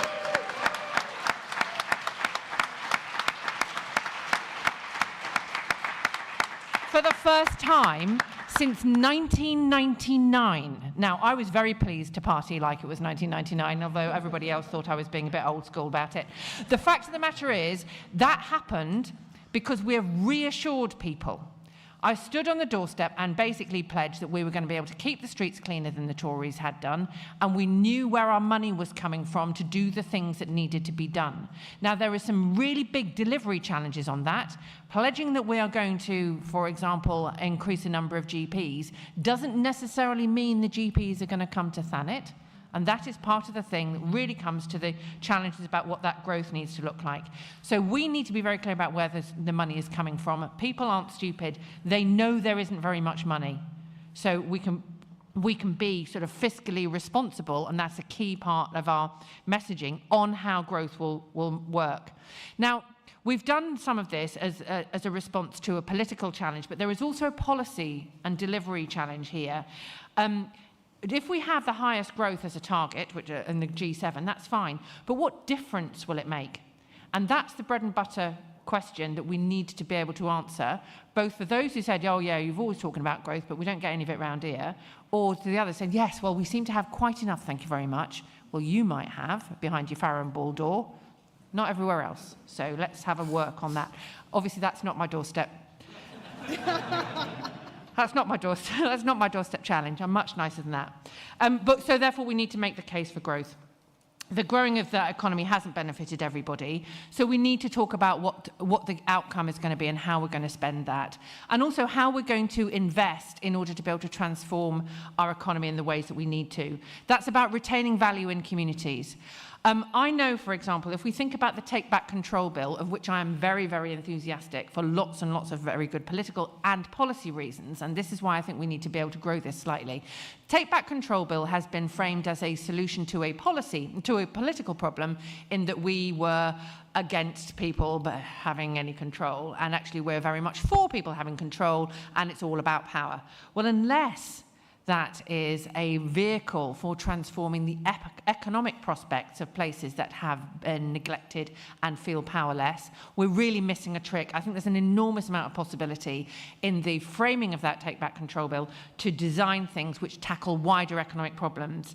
I can't believe I'm in the same airspace as Mariana Mazzucato, let alone talking about the economy at the same time as her. It's like weird.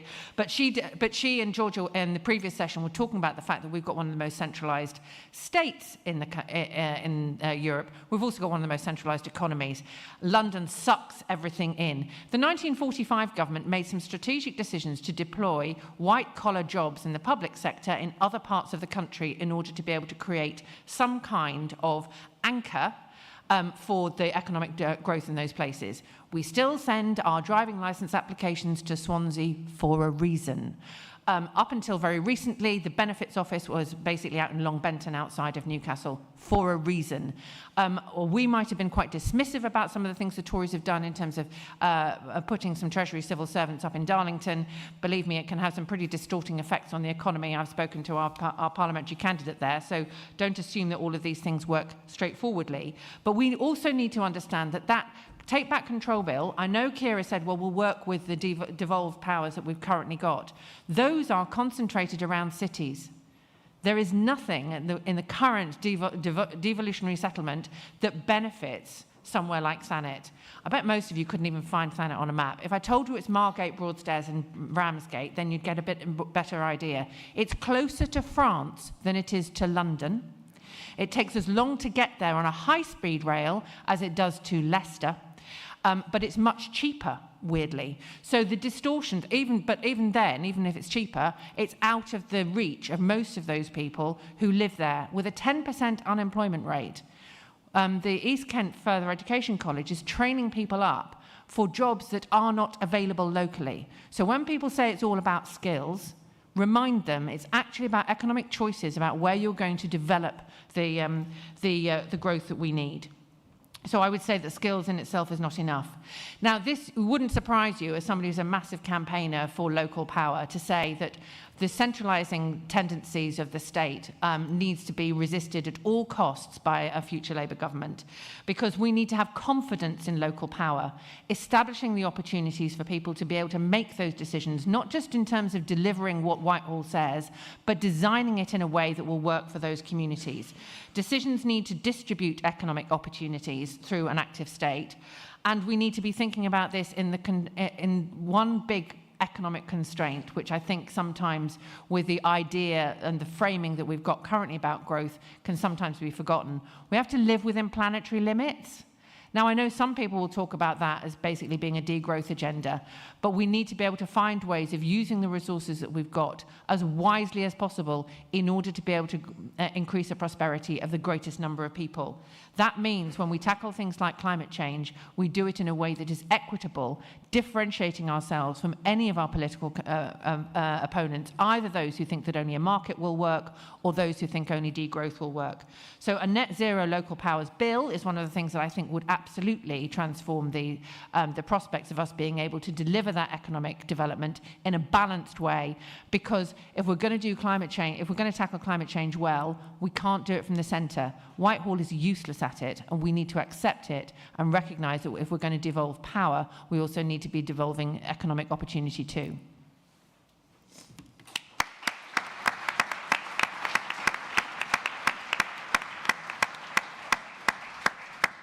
Thank you very much. And Christabel. Hello. Excellent. Just wanted to say I do know where Thanet is. My mother's family is from East Kent, and I think I'm right in saying that we can now get from the train all the way through Labour councils to Dover. Can we? I think we almost can, as long as you duck round Dartford. Okay, that's fine. Always duck round Dartford.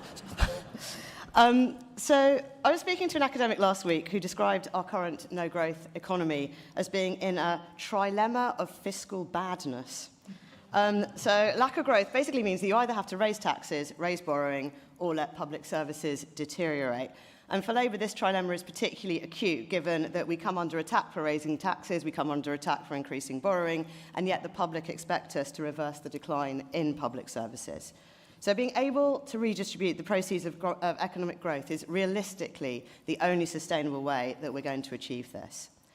There does seem to be a broad consensus amongst economists about many of the things that are needed to reverse Britain's growth problems. So investment in physical infrastructure, investment in human capital, so skills, childcare, building more houses, etc. But if growth was easy to achieve, then even the Tories might have managed to do it. And the reason they haven't is all these things require either large amounts of financial or political capital or both that the Conservatives have simply been unwilling to spend. So, when you see investment in large infrastructure projects like HS2, I mean, they are expensive, they can be controversial, they can be unpopular in some areas, and they will take decades to deliver value. That doesn't mean that they're the wrong thing to do, but it means that it's politically difficult.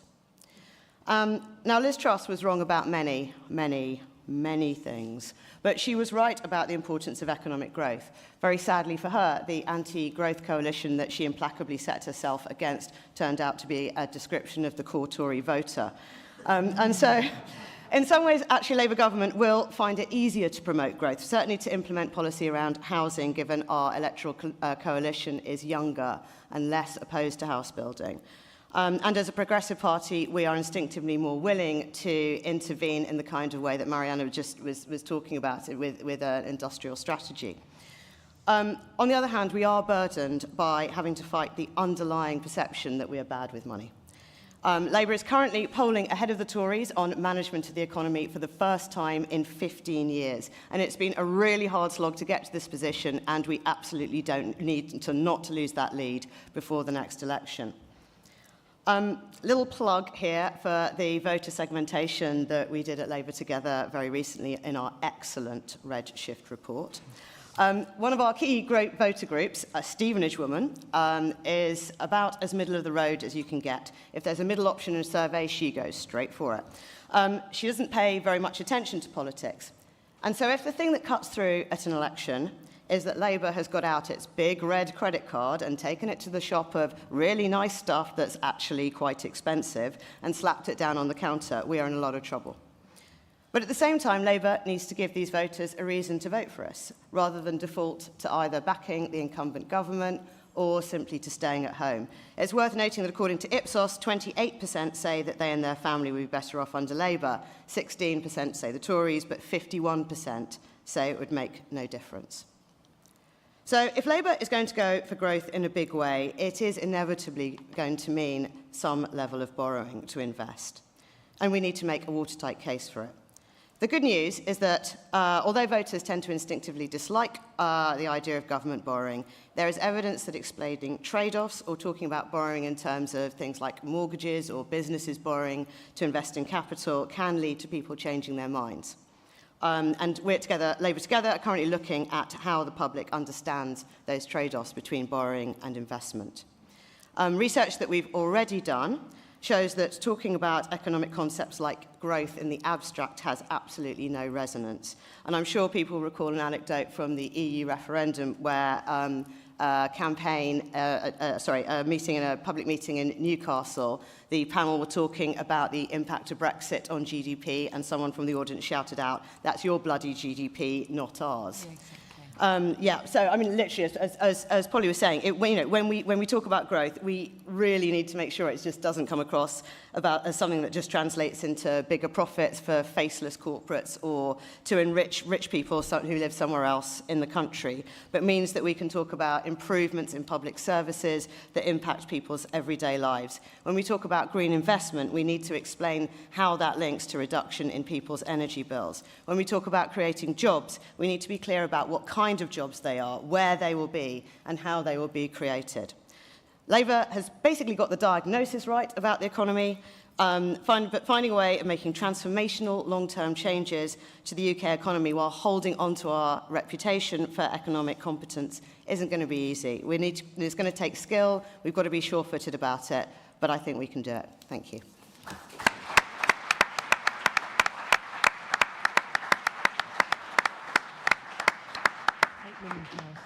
Three excellent contributions, I'm sure we'd all agree. Let's take questions from the audience. I'd like to stick up your hands if you would like to ask a question. I can't see, are there any women who would like to ask a question? Just because I can't seem to see anyone. No? Oh yeah, here we go. So this woman over here, this man in the front row, and then the blue shirt just over there. Thank you. There's a roving mic somewhere that I'm hoping is coming. Hello, it's Mary from Nottingham. First of all, I wanted to say thank you to Darren Jones, my partner. We're both 62. He works for the Post Office.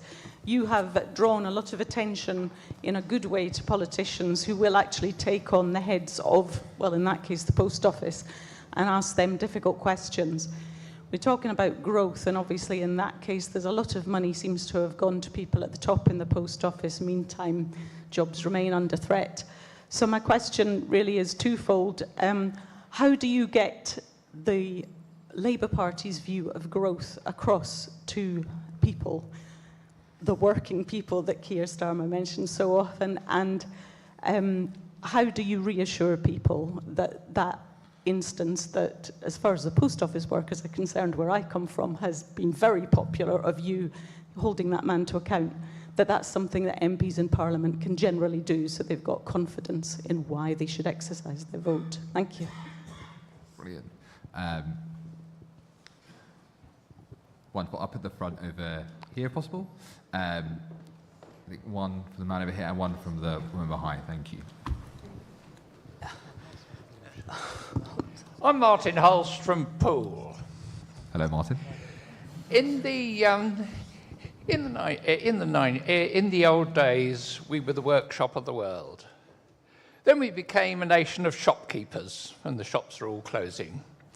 Now I think we could be described as a nation of consumers, and consuming rubbish sometimes from all over the world that's been produced by something near to slave labour. Now, in the 19th century, we had huge growth, but it only benefited a small minority of people, and we've got to see that that isn't so. After the war, which I do remember, lots of things were export only because we had to pay our way in the world, and we don't seem to be at the moment. So I'd like to say, and I know that was touched on, how we deal with exports, because it seems we've got the most dreadful balance of payments problem. So there's a few ideas that I'd invite you to respond to. Thank you. Hi, I'm Sabina Khan. So if I'm a business, just imagine Labour Party is a business and you want to go out and get a loan, you have to do a business plan. So what we need to do, what Polly said, is what does that mean for Thanet? You need to go and do a business plan as a Labour Party and say, this is where I'm going to put the green technological innovation. This is where the green technical university will be set up. So you need to turn that into a tangible plan for Labour. That's how you can sell growth to people. Thank you. Brilliant. I think there was a question of the man in the blue shirt over there. Is that correct? Yeah, just straight there. Hi there, my name's Patrick Lilly. I'm one of the new Westminster Labour councillors, and there's our leader. There you go. So my question's a bit of an echo of the very first person. In Progressive Britain podcast, there was an interview with Jim Tomlinson from the University of Glasgow, who said that obviously growth is the get out of jail free card. It means we can avoid borrowing, we can avoid put up taxes. But no one today on the doorstep said they wanted more growth. I was up in North London, no one mentions it. So what are we going to do to communicate this problem? And I think Christabel sort of referred to it, but it's the big problem. People don't know what growth is. So it's the wrong word for all of us to be talking about. So we need some help. To the other man in the blue shirt, we'll come to the next round of questions. Darren, let's take you first. So I had three questions. How to get growth across to people, what this means for export, and how we communicate the idea of growth to people when it's an abstract now, where actually fundamentally what matters is how much money's in your pocket and what can you get for your kids going forwards. Sure. Well, thanks for all the questions.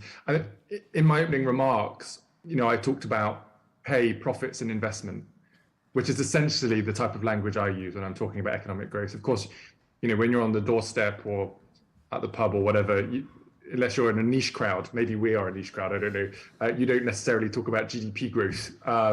But what you are trying to say to people is that we want to improve people's pay.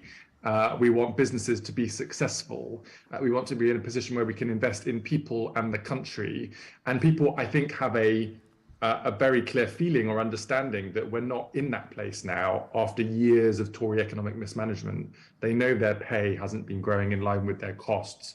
They hear on the news, they see the economic news about businesses in trouble and the economy in trouble, and they know there isn't investment in their skills or their opportunities in their community because they're not seeing it, even though, of course, the Tories promised levelling up and various other things over many, many years. So I'm all for talking in plain English, and I think pay, profit, and investment is the way to go. On the trade deficit, look, because we've left the European Union, there's going to be a structural realignment of the economy. There's no getting away from that, and so that will have resulted in some trade deficit figures coming through. The real question is, what do you do to reposition and restructure the British economy to be acting from a position of strength and growth as opposed to decline as a consequence of us being pulled out of the single market and the customs union? And there are things that we can do on that. I mean, the existing trade deals that we have are not great. I don't think it's about a race for more and more trade deals. I think it's about looking at the GDP opportunity, to go back to talking about GDP, from those trade deals. And of course, we've got a statutory review of the EU trade deal in 2025, which an incoming Labour government would have to make the most of in terms of getting rid of non-tariff barriers, trying to do more of a deal on the service industry, helping the automotive sector deal with some of the problems that are coming down the track for them. So there are things that we can do to improve the trade deficit, and I know that we would want to do so. And then just very lastly, Mary, to say thank you for your kind comments. I was just doing my job. There are lots of other MPs and committees that do excellent work week in, week out. This was a particularly egregious example, I think, which is why it got a lot of kind of airtime on social media and in the media. What it really shows, I think, is that Parliament has an important job to do, and holding governments to account, whether they are Labour or otherwise, is an important part of our democracy. But it also shows that, company law is ripe for update in a number of ways, not least because I have seen a number of examples now, P&O Ferries and Royal Mail being two examples, where company bosses feel like they can break the law or act in completely unacceptable ways and just get away with it. And they often leave the business with bonuses or huge settlement figures. I mean, there has to be a better enforcement regime, both for bad corporate behavior, but also for breaching labor law. We did a recent inquiry of this on my select committee. We have a third of the number of labor law enforcement officers for the size of the economy that we have. It's just not enforced, and the employment tribunal backlog means that many people, even if they do get that far to wanting to pursue a claim, can't even get through the system. So a lot of the stuff in the new deal for working people and some of the comments and policies you've seen from the justice team, I think will help to underpin that. Thank you very much. Polly. Thank you. I think I agree with both the first speaker and the last one about the issue about growth. I think we've kind of agreed that the language isn't necessarily what we want to be doing and using, and I think Darren has got a useful frame. I'd also say it's about jobs. When you've got, like in Thanet, you've got a 10% unemployment rate, you've got really skilled kids coming out of the local FE college, and they can't get jobs that match the skills that they've got. We're training them up to be able to be really quite high-end hospitality, for example, and various other things, and they would need to go to London in order to be able to use those jobs, to use those skills, but they wouldn't be paid well enough in order to be able to afford the bloody train fare. Right? And they can't afford the houses because people are coming down from London and pushing up house prices because we've got a reluctance to build homes, particularly council homes, who knew they might actually be an engine of growth to rebalance our economy? Perhaps we should start thinking about some of those things that really made a difference when we've been in charge before, and understand when we have been in charge before and we haven't done some of those things that make a really big difference. So I think that's important. When it comes to exports, I think we really need to understand that we need to be playing to our strengths. We've got a creative industry, for example, that exports amazingly, right? We've got an enormous multi-billion-pound creative industry, variety of creative industries. But because they don't make widgets, people don't think that they're making anything, but actually they massively contribute to the British economy, and we need to understand where that fits into our overall vision of what our future country should be like. And this is where I think it goes back to one of the things that Darren mentioned about what both Europe and the United States under Biden are doing with the, I can't even remember what the IRA stands for. Yeah, ERA, apparently you're supposed to call it, rather than IRA. Can't think why. Sorry, that's right. Inflation Reduction Act. The mission we need for the future, not only politically, but economically, is to be able to start painting a vision of what that's going to be like. So what kind of jobs are you going to have? We've committed to 25 billion, I think, a year on green investment. That's fantastic. That is borrowing to invest. But what does that mean when I'm standing on a doorstep? I can't say you're going to spend 25 billion that we haven't got on jobs that people don't know or understand, on energy that they can't see, right? So I believe in this passionately. It is absolutely the way we will be able to transform our economy, not only to have a competitive edge globally, but also to be able to mitigate some of the greatest risks that we have economically, environmentally, and for our own health. So I believe in it, but I don't think a big number on its own is where it needs to be. And the 5 missions and that financial commitment needs to now starting to be described in terms of what will happen in my community that will be different and better. So what is going to happen in terms of infrastructure? Am I going to be able to get to and from work in a way that I can afford? Is there going to be better infrastructure? What does that infrastructure going to look like? Where are the jobs going to be? Who is going to be able to do them? For example, this is an anecdote which will entertain you. I've spent a long time talking about the offshore wind farm off Liverpool, which Steve Rotherham finds very annoying that Liverpool itself can't own, and probably most of the jobs that were generated weren't actually engineering jobs, because there were Danish engineers coming to Liverpool to build the offshore wind industry, and basically the only jobs that Scousers got was putting them up in hotels. Well, interestingly, when we had a wind farm built off Thanet, everyone said, oh, they're all bloody Scousers. I'm thinking, did those Danes pick up a Scouse accent and come down? I don't know, right? But what's interesting is that people will see skilled jobs and they won't see they're there for jobs around here, for people around here. So that's one of the things that really is important for that kind of rebalancing. This will need to be portrayed in bread and butter things about what will happen differently in your community. And that will also mean creating stories which enable people to feel confident about things that currently they're frightened of, and that includes house building, because houses tends to be houses for who, i.e. not for me, not for my family. Yes, of course we're not against houses, just not round here. Well, what is it that people are frightened of about their communities growing?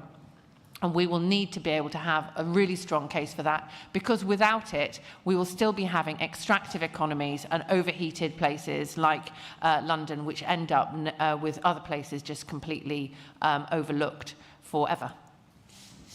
Very much. And Christabel, the final. This is the danger of going last, in that I have very little to add to what Polly said, other than to really very strongly agree with her, that we absolutely should not be talking about growth in just the terms of growth. It needs to be related to people's lives. And the only thing I'd add is, not just jobs, but public services. I think, when we did some message testing and you sort of say we need growth in order to fund the NHS, people get that as well, because they can obviously relate to the NHS. But it has to be something that relates to people's lives and to their locality, as Polly very much highlighted. So absolutely. Great. Let's go to our next round of questions. This man in the blue shirt, who I apologise, I pointed to the wrong man in the blue shirt at the previous round. The young woman over here, and then I think there's a man right at the back over there. So, yeah, sorry, I'm unclear. So, the roving mic, man in the blue shirt over there, maybe we start with him. And then I'll be a bit more helpful by pointing out next time. Hello, everyone. Thanks so much for a brilliant discussion so far. I think Polly just started to touch on it, but I think the way a lot of people perceive growth is through housing. For most people, it's the only asset they have, and those have grown exponentially in values. So if you're in that, it's good. But there's lots of people, not just young people, but also maybe people who aren't in couples who have divorces, can't get back into housing in their 20s, in 30s, 40s, 50s even. But there's huge perception of any housing anywhere, whether it's one or two houses in the street or kind of big council estate, whatever. There's massive resistance to it. And talk about how it connects with everyday's individual lives. It's clearly a problem we've all identified, but politically, across all parties, and kind of disappointingly, even in our own party in the past few weeks, we've had kind of people playing to the local political concerns and not using the bigger picture. So how does that fit in with the localism we're talking about when we've got to build 300,000 to 500,000 houses a year for the next decade? Right. Hi, I'm Dan McTiernan. I'm a former employee of Darren's. So yeah, great to see you virtually. Hope all is well in Bristol. The panel just touched on unemployment, and I think as a student studying at the moment, a very big thing is AI. And, you know, I find many of my peers get quite excited about the idea that they can do large bulks of their degree, you know, through platforms like ChatGPT, but obviously there's something quite terrifying about, you know, the prospect of maybe being replaced by it. So how would a Labour government work with ChatGPT in a way that, you know, nurtures efficiency rather than, you know, having adverse effects on employment? Thank you. Brilliant. And then one more question straight up over here. Hi, hello, Amina again. Sorry, guys. I just wanted to ask quickly about what you said, Polly, is really important about localism and about the local story and linking up the local economy. What is Labour doing in terms of working with local leaders and local councils? That's a joined-up piece of work that Labour needs to be doing. Councils and council leaders know their communities. They know the language to be able to speak on the doorstep. We've won some amazing councils up and down the country. What is National Labour learning from those councils, or could it learn from those councils in the language that they're using around growth? Great. Let's go. Christopher, do you want to go first on any of those? I'll go. I was going to take JP's question actually on housing. As a former, I'm down on the schedule as a councillor. I'm actually a former councillor, but just what is interesting reflecting on my experience as a councillor is that for anything you want to do new, you get a barrage of emails saying, I don't want this. But it's from the people who are already there. So if you build houses, there actually might be a wider benefit, even a wider electoral benefit in building those houses, because then the people in those houses will vote for you, but they just don't exist yet within that electoral space. If you build, you know, a cycle lane, it's the people who will cycle who will appreciate that cycle lane, but it's the people that own the cars that will object. So I think in a lot of cases, actually, we do need to have the confidence just to say, and also, you know, as I mentioned in my comments, Labour is more fortunate in its electoral coalition than the Tories, in that it is a bit younger, it is inherently less opposed to house building. But I think we should have the courage to actually just do it, because in the end, there are more people that need houses than there are people that object. I really do think that, and I think we should have the courage to say that.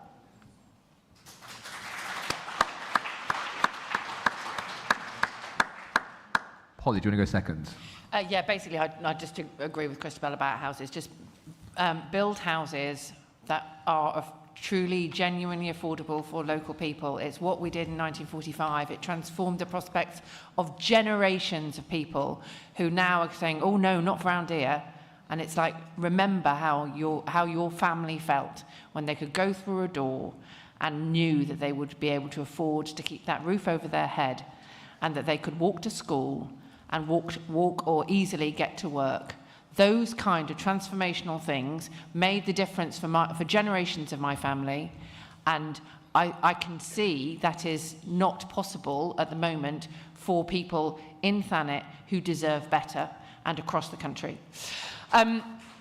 Amina, but it actually goes to Amina's question, right? Why aren't we learning these lessons about how people do things locally and translating that into a national strategy? I put the challenge straight back. I'm a councillor in Hackney, right? So I know how difficult it is. London boroughs are different, very, very different from elsewhere. So I'm not suggesting that I know how challenging it would be to be in a district council or a county council or indeed in a combined authority in another part of the country. But the reality is, enable the leaders in our communities outside of Westminster and Whitehall the confidence to be able to strategise, and you will get a strategy, right?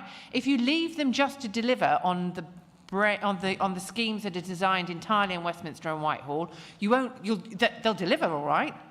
But if you make sure that you are actually saying, well, what are we learning here from what it is? I mean, I can see lots of PPCs around the room. We'll all say, oh, our place is very different, very special.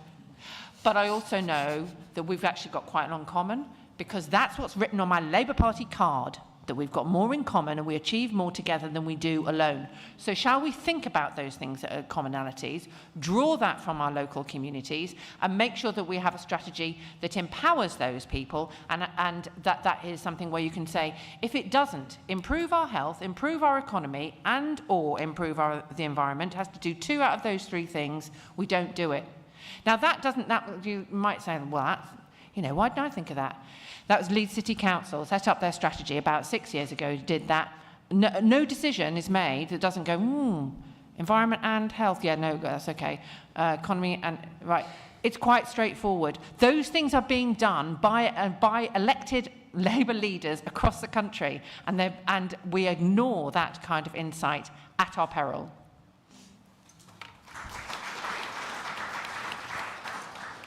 Great. And Darren, so we had a question on housing, the threat or indeed the opportunity that AI presents, and the role of council leaders in promoting growth. Sure. To no surprise to anyone that knows me, I'll start with the tech one. Dan, it's great to hear from you again. I loved how you phrased your question. You said, how is a Labour government going to work with ChatGPT like it's some sentient being or a kind of voter or kind of state? I thought that was quite telling in the way you phrased the question. It's not that yet. So, we don't need to panic. But look, when it comes to tech and AI as a general purpose technology that underpins lots of other things, there are 3 things that we will want to do. We'll want to be the best at it. We want to use it to transform the country and our public services, but we will have to guarantee that we do so in a safe and ethical way. We want to be the best at it because that underpins our brilliant universities and research and development capacity in our country. We want it to transform the country and our public services because we won't do either without it. And we can guarantee that it is safe and ethical, both because we have the political and legal mechanisms to do that really well in the UK, but also because it provides a great opportunity for global leadership for Britain. Britain has a great opportunity, a great niche in this space because of our excellence on the 2 points that I've already mentioned, to lead the global debate, which I think will have a return on investment for Britain and the British economy and our role in the world in the future. And so we should both be excited by it, but recognize that there is a role for the state in the middle of it. And I think we could, transform the country by getting that right.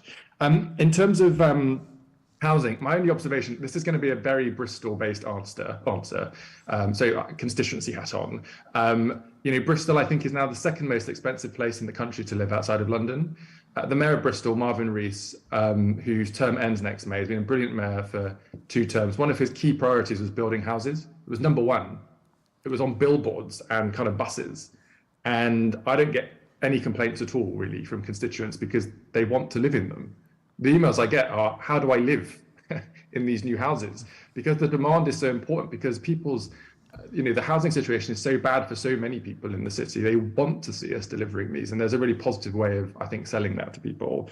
And then just lastly to mention, on terms of local leadership, I mean, it was great. I'm the political lead for the Southwest on the National Campaign Committee. We were thrilled we won really big in Swindon and Plymouth the other week. And I saw the brilliant photos of our leaders in Plymouth and Swindon and others with our leadership up in Westminster. And I'm sure that will continue. Brilliant. Thank you very much, Darren.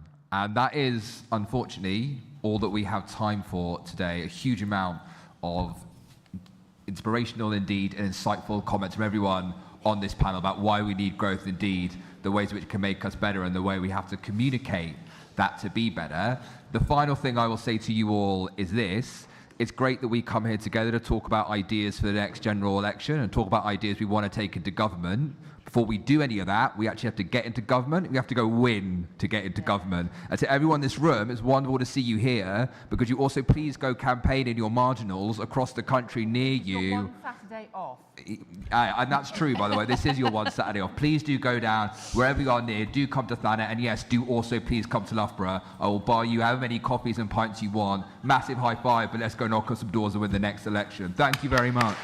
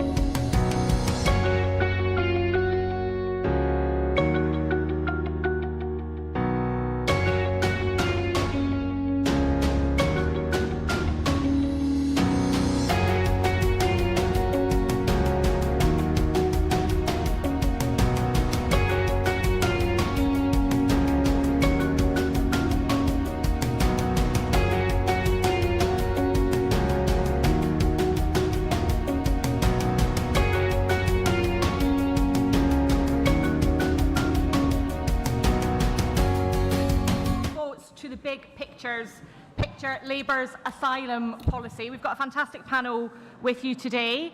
I'm Kirsty McNeill. I'm the Scottish Labour and Scottish Cooperative Party PPC for Midlothian. I will obviously take the opportunity to say it's a fantastic place to visit. Please start planning your summer holidays now. Feel free to do dialogue. You'll get a fantastically warm welcome, I assure you, from folks in Midlothian. On today's panel, we are trying to answer the question, is it possible to have an asylum policy that is simultaneously distinctively progressive and led by our values, capable of being implemented and seen to be implemented, and capable of securing sustained public consent? So 3 quite high bars that our panellists are going to try and meet today, but I have every confidence that they will. You'll be hearing in the first instance from Stephen Kinnock, who's the Shadow Immigration Minister and MP for Aberavon. You'll hear from Sundar Katwala, who's the Director of British Future and author of How to Be a Patriot, but his most important job today is as Sonny's dad. So Sonny is with us. He is 13 years old. He's come to learn about politics. Sonny, give us a wave. Right, so if you've got any advice to Sonny about progressive politics, feel free to approach him after the panel. We'll hear from Sarah Mulley, who's a migration policy specialist and author of a forthcoming Fabian pamphlet on migration. Mike Tapp, who's the PPC for Labour Dover. Let's just remind ourselves of that. For Labour Dover, who served in the Army, the National Crime Agency, and the MOD. And we were due to hear from Aderanki Apata, who's a barrister and founder of the African Rainbow Family, who's joining us online. She was unable to travel due to the tube strike. So a really fantastic panel for you today. Without further ado, I'll hand over to Stephen to kick us off. Well, thank you very much indeed, Kirsty. And you've given me 4 minutes to answer some very complex questions, actually, but I'll give it my best shot and really try and stay within time. The first thing I wanted to say is I think it's really great that we're having this panel, because I think if we're honest, as a party, we haven't always been that comfortable in terms of talking about immigration, but the reality is that it is a really important issue out there. I think a recent poll last couple of days from YouGov showed that it's about number 3 in terms of issues of salience across the electorate, with economy and health being first and second. So it's a really, really important issue, and I'd like to pay tribute to Progressive Britain for putting it on the agenda today. My brief is immigration, which covers both asylum and work-based migration. We're going to focus today on the asylum question, which I think is the right thing to do, because the reality is that it is the issue that is front and centre on the front pages of many of our newspapers and in Parliament on a very regular basis. So I think it's right that we focus on that. But a very brief word on the work-based migration side. We are committed to keeping the points-based system, but we want a points-based system that will work far more effectively than it currently does. As things stand, there's no real connection between the points-based system and the real economy. No connection to productivity planning, no connection to workforce planning, no connection to skills and training to maximise opportunities for homegrown talent. So we need to have a new relationship with business and trade unions and government working together to ensure that we have sector-by-sector workforce plans that demonstrate what is the immigration that we need, so that businesses have the immigration that they need to keep their businesses going, but that has to be balanced against their commitment to ensure that their opportunities for homegrown talent are maximised. We've actually launched a review into this, going in, talking to key stakeholders across different industries and the Migration Advisory Committee and trade unions as well. So watch this space on the work-based side. But diving in now to the asylum side of the job, I think the key thing to recognise here is that the Conservatives are trying to frame us as a party that believes in open borders. And they want to try and peddle the myth that we are quite happy for the small boat crossings to continue. That is clearly and patently not the case. Which member of the Labour Party would be in favour of allowing criminal gangs to trade in human misery and have people risk their lives by crossing the channel in these dangerous boats? Nobody in this room and nobody in the Labour movement. And so it's completely in line with our values to say we are opposed to the small boat crossings. And in that we agree with the government. Where we profoundly disagree with the government is in the methods that they are trying to put forward to make that happen, because it's only going to make things worse. We're already dealing with a backlog in the system of 166,000 people who've been waiting for more than 6 months for their asylum claims to be processed. Those people are being left in limbo. We need a system that works so that people can be assessed quickly, If they're not genuine asylum seekers, they should be removed to the safe country from which they came, because that is right for the integrity and workability of our system, and for everybody to buy into our system, it has to work. And for those who are genuine asylum seekers, they need to be processed quickly, given leave to remain, so that they can get on with their lives, get a job, work, get out of the hotels, which are currently costing the taxpayer £6 million a day. So the system as it currently stands isn't working for anyone. And of course, the government's bill, which we're calling the bigger backlog bill, will actually only make things worse. And that's why it's been condemned by the likes of the Archbishop of Canterbury, the former head of the armed forces, even Sir Geoffrey Cox, the former Attorney General, all fully paid up members of the tofu-eating wokerati, as you will know. This bill is saying that people won't be able to apply for asylum if they come on a small boat. They will be detained and removed. But there's nowhere to detain them, and there's nowhere to remove them to. The government talks about its Rwanda policy and sending people to Rwanda, but the reality is that Rishi Sunak has sent more Home Secretaries to Rwanda than he has asylum seekers. So it's a complete and utter shambles.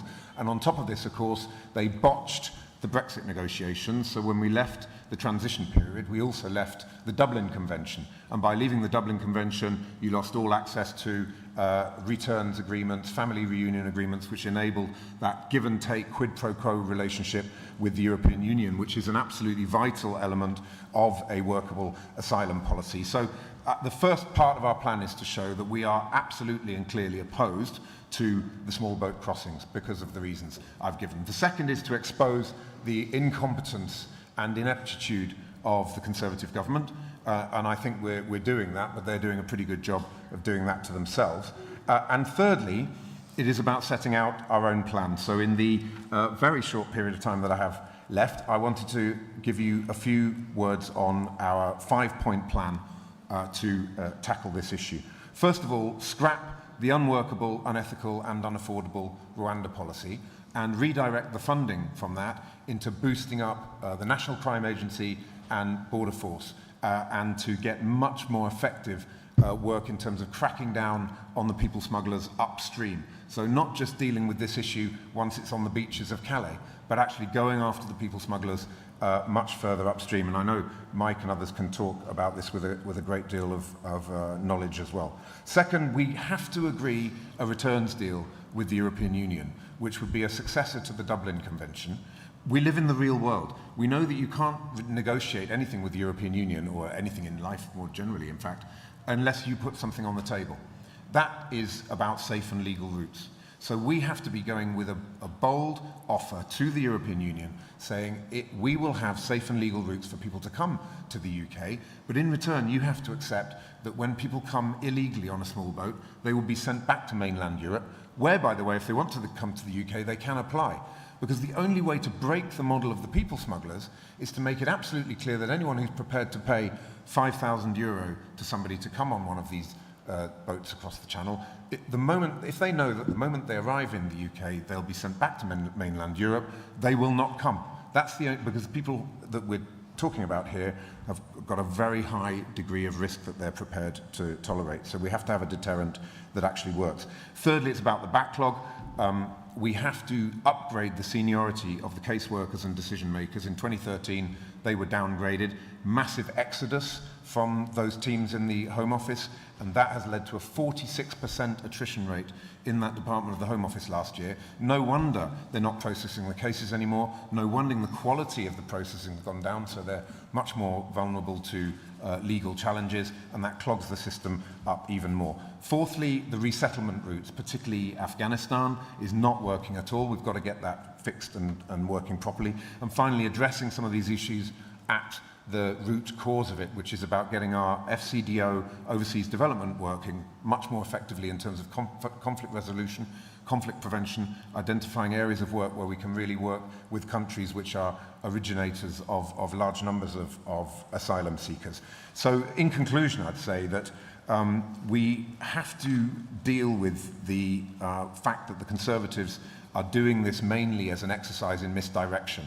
It's about saying, there's cost of living crisis over here, hollowed out public services over here, international reputation being trashed over here. But don't look at that. Look over here, where there is some scapegoating that we can do around asylum seekers. We know that. We don't play that game. We constantly expose their incompetence and ineptitude, because we know that a lot of people who voted for the Conservatives in 2019 did so based on the promise that there would be secure borders and controlled migration, and they're not getting any of those things. We know the Tories can't stand on their record. They're blaming everybody else, blaming the judges, blaming the European Union, blaming the courts, blaming the civil service, even blaming Gary Lineker for all of their troubles. So we're not going to play that game either. We've got to ensure that people know where the buck stops. We've got to hold them accountable for that, and we've got to set our own plan, workable, pragmatic, based on common sense and hard graft and quiet diplomacy, to actually tackle this issue and to fix the asylum system that the Tories have broken. Thank you very much.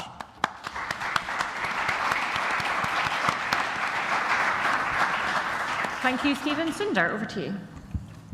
Thanks very much, Kirsty, and thanks to everyone involved in the Progressive Britain Conference for the chance to participate. British Future's an independent, non-partisan think tank that's interested in how we have public confidence on issues of identity, where we build more common ground, especially on issues that are polarising, like asylum and immigration. I think, I agree with a lot of the analysis that Stephen has set out. It's worth, I think, understanding that this is an issue of anxiety and potential avoidance for people in the Labour Party and people on the left. I think that reflects some of the scars of the last decade. I think in the broader immigration debate, it's moved from being about asylum to being about free movement, to being about immigration. But the loss of public confidence in how governments handled the scale, pace and experience of immigration was a big part of the politics of 2014, 2015, the Brexit referendum of 2016. I think one of the interesting things that happened then, which surprises people, is that a lot of the heat went out of immigration except for asylum over the 5-6 years after that. And it's worth reflecting on why that was. People felt more of a sense of voice. People used to say, I'm not allowed to talk about this at all. It was very hard to say that after we'd had a Brexit referendum, left the European Union, changed the point system, and so on. It also became much less one-size-fits-all. This wasn't just immigration, yes or no. It was, what do you think about NHS visas? What do you think about people coming to pick fruit? What do you think about different parts of the economy? What do you think about the situation in Ukraine? What do you think about the situation in Rwanda? So, and in those different, we're going to see very high levels of immigration, actually, but there is broad public consent for a number of the forms of immigration that have gone up. More people for the NHS, more students, more people staying to study and so on. So when you break it down, there's a lot of consent. So there's more control, there's more selection, there's more sense of those contributions, and none of that applies to the asylum debate, where there is a visible sense of a lack of control and a lack of compassion all at once. So I think you need to bring those points in, a sense of voice, a sense of control, and a sense of compassion into the asylum debate. It's clearly a difficult thing to do, but I think an asylum system that's orderly, that's workable and that's humane has to be what you're aiming to put together. So it is very important to reiterate something that Stephen has said, which is be very clear that dangerous journeys across the Channel where people risk their lives and are being exploited is nobody's idea of the asylum system we want to see. People might have extremely different views about how to change that. Very tough policies, much more compassionate policies, but nobody wants what we've currently got. And so how you marry control and compassion in a way that's manageable. It is extremely chaotic, but we have to give a proposal that it is and should be manageable. If this becomes absolutely unmanageable, people will just turn off and blame somebody else for it. So we need to be much more pragmatic about it. I think anyone who follows this area for a long time knows that in a way, the more headline-grabbing, promises of very dramatic things to put on the headlines, the less you're doing the really hard work of really the boring solutions that you negotiate on, that you fix systems on, and so on. I think you have to be clear about why you're doing that, but we need to try and take the heat out of it, not put the heat into it. What Labour will inherit once this new piece of legislation is passed, and the government is more or less passing the same piece of legislation, I think, a third time now. Say we'll pass a law that will stop the boats. Well, if that would work, last year's law would have stopped the boats. So it isn't going to work, and we could be spending 140 million pounds already gone to Rwanda. We could have cleared the backlog that then costs us millions of pounds a week in hotels, and had the people who need protection in our country getting on with their lives. And much more chance if you're from a safe country where we might be able to return you, like India or Bangladesh or Nigeria, you could have done that. So a really pragmatic sense that what people should get if they're an asylum seeker is a fair hearing for their individual case, and then the right decisions that go with that. What the government is proposing is not at all well understood, actually. Control versus compassion, if you get into that debate, a third of people do the toughest thing ever and a third of people hate all of that. But most people don't want to make that choice. Most people want the two things to come together. It's not well understood, and it's important to explain it to people that the government's plan doesn't try to pick out what people call genuine refugees, people with a valid claim. It just says, I don't care if you're from Afghanistan or Sudan or from Albania or from India. I don't care if it's a really strong case or a really weak case. I'm deporting you all. You're none of my business. And that really surprises people who are supporters, in principle, of a tough approach. Maybe we'd send people there when their case has failed. Maybe we'd send people there and bring back the people who had a valid claim. There isn't a real understanding of what the government is proposing is the abolition of asylum in our country. And so the question becomes, how does an island nation play its fair role, take its fair share of the decisions that should be taken about people seeking asylum, in Europe and the world? We shouldn't do everything, but we shouldn't do nothing just because you've gone through France if you've come here. So Labour will have a backlog of people who claimed asylum. It will have a new situation, which is that there'll be people who've arrived since March, 5,000 now, 30,000, 40,000, people who can't be sent anywhere else because they're from countries where the asylum acceptance rate is 90% or 98%, like Afghanistan, Iran and Syria, where they won't be sent anywhere else and they'll be permanently banned from seeking asylum in Britain, and the government will be putting them up forever. So it's an inherently unstable situation. Labour needs a very pragmatic account, I think, of how to repair and reform the system, the law and the approach, so that we can make fair and reasonable decisions about the lives that people have got, who needs protection in our country, whose claim didn't work, and what happens to them. One final thought is, there's now more of a consensus on who gets a visa to come and work and study in Britain. We should welcome that. That's quite good. There's this very polarised debate about asylum where we need to take the heat out of it and start to be more pragmatic and realistic. There's a missing piece in Labour's thinking about agenda, because it puts one part of immigration in the economy and another part of immigration in asylum and international obligations. It's also about community, contact, citizenship, integration, inclusion. We've seen an enormous growth of people who want to be involved in welcoming. People have hosted Ukrainians because that was the only group they were offered the chance to host. They got involved in being engaged with Hong Kong, as people would like to help Afghans integrate into our society given the chance to do so. I think Labour needs an agenda about work and the economy, about a humane and orderly asylum system, but it needs a focus on inclusion, contact, community integration as well, and I think that's currently missing. Thanks.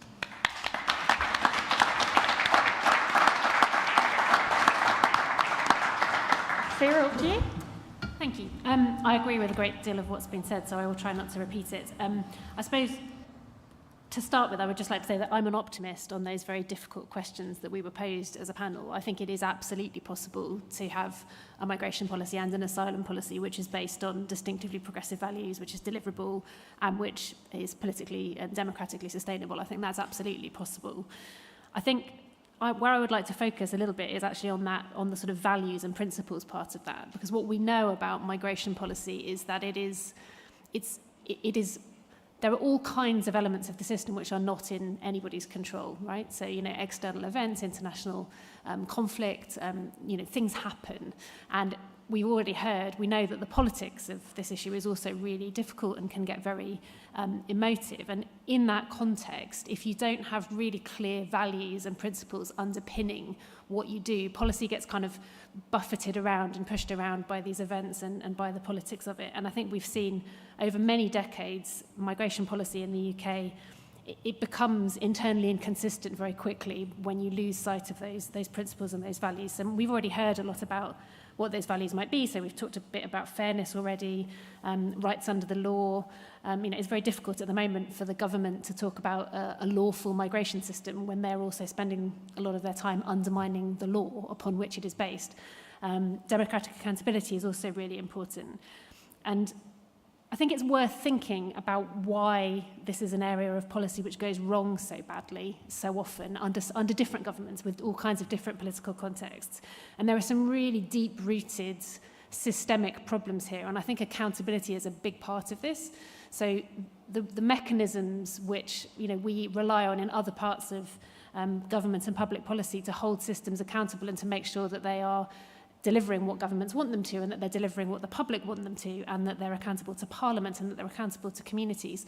So much of that is lacking when it comes to migration policy. So we have very weak mechanisms of accountability to Parliament, for example, just because of the way migration policy works. We have really weak accountability to local communities. So I've worked in local and regional government for most of the last few years, and it's really difficult for local government and local communities to engage with government on migration. There are just very few mechanisms for that. And also, we've seen with the Windrush scandal that there are, what happens when the people who are most directly affected by this system do not have a voice in it. And the government is now rejecting some of the recommendations coming out of that Windrush experience, which would have strengthened that voice and given people some way of engaging with the system. And I think unless we tackle some of those underlying structural problems, this is going to continue to be an area where different governments with different politics and facing different issues will always struggle, because we know that regardless of politics, unaccountable systems fail. We need to all of us engage on this question. This is a whole of society issue. And finally, I really strongly agree with Cinder's point at the end there about communities and citizenship. And I think it's really important to think about how we are engaging people in the process of them becoming part of us. Immigration tends to be a conversation about insiders and outsiders, them and us. And I think as progressives, we need to be thinking about how we ease the journey where people can actually become part of us and become part of the nation and part of the communities. So there are hundreds of thousands of young people, for example, who are entitled to British citizenship, but who do not have it because of high fees, complicated processes, lack of documentation. They are locked out of higher education, they are locked out of employment. There are simple things that could be done to just ease people's journey and make it better for them and better for the rest of us as well. Thank you.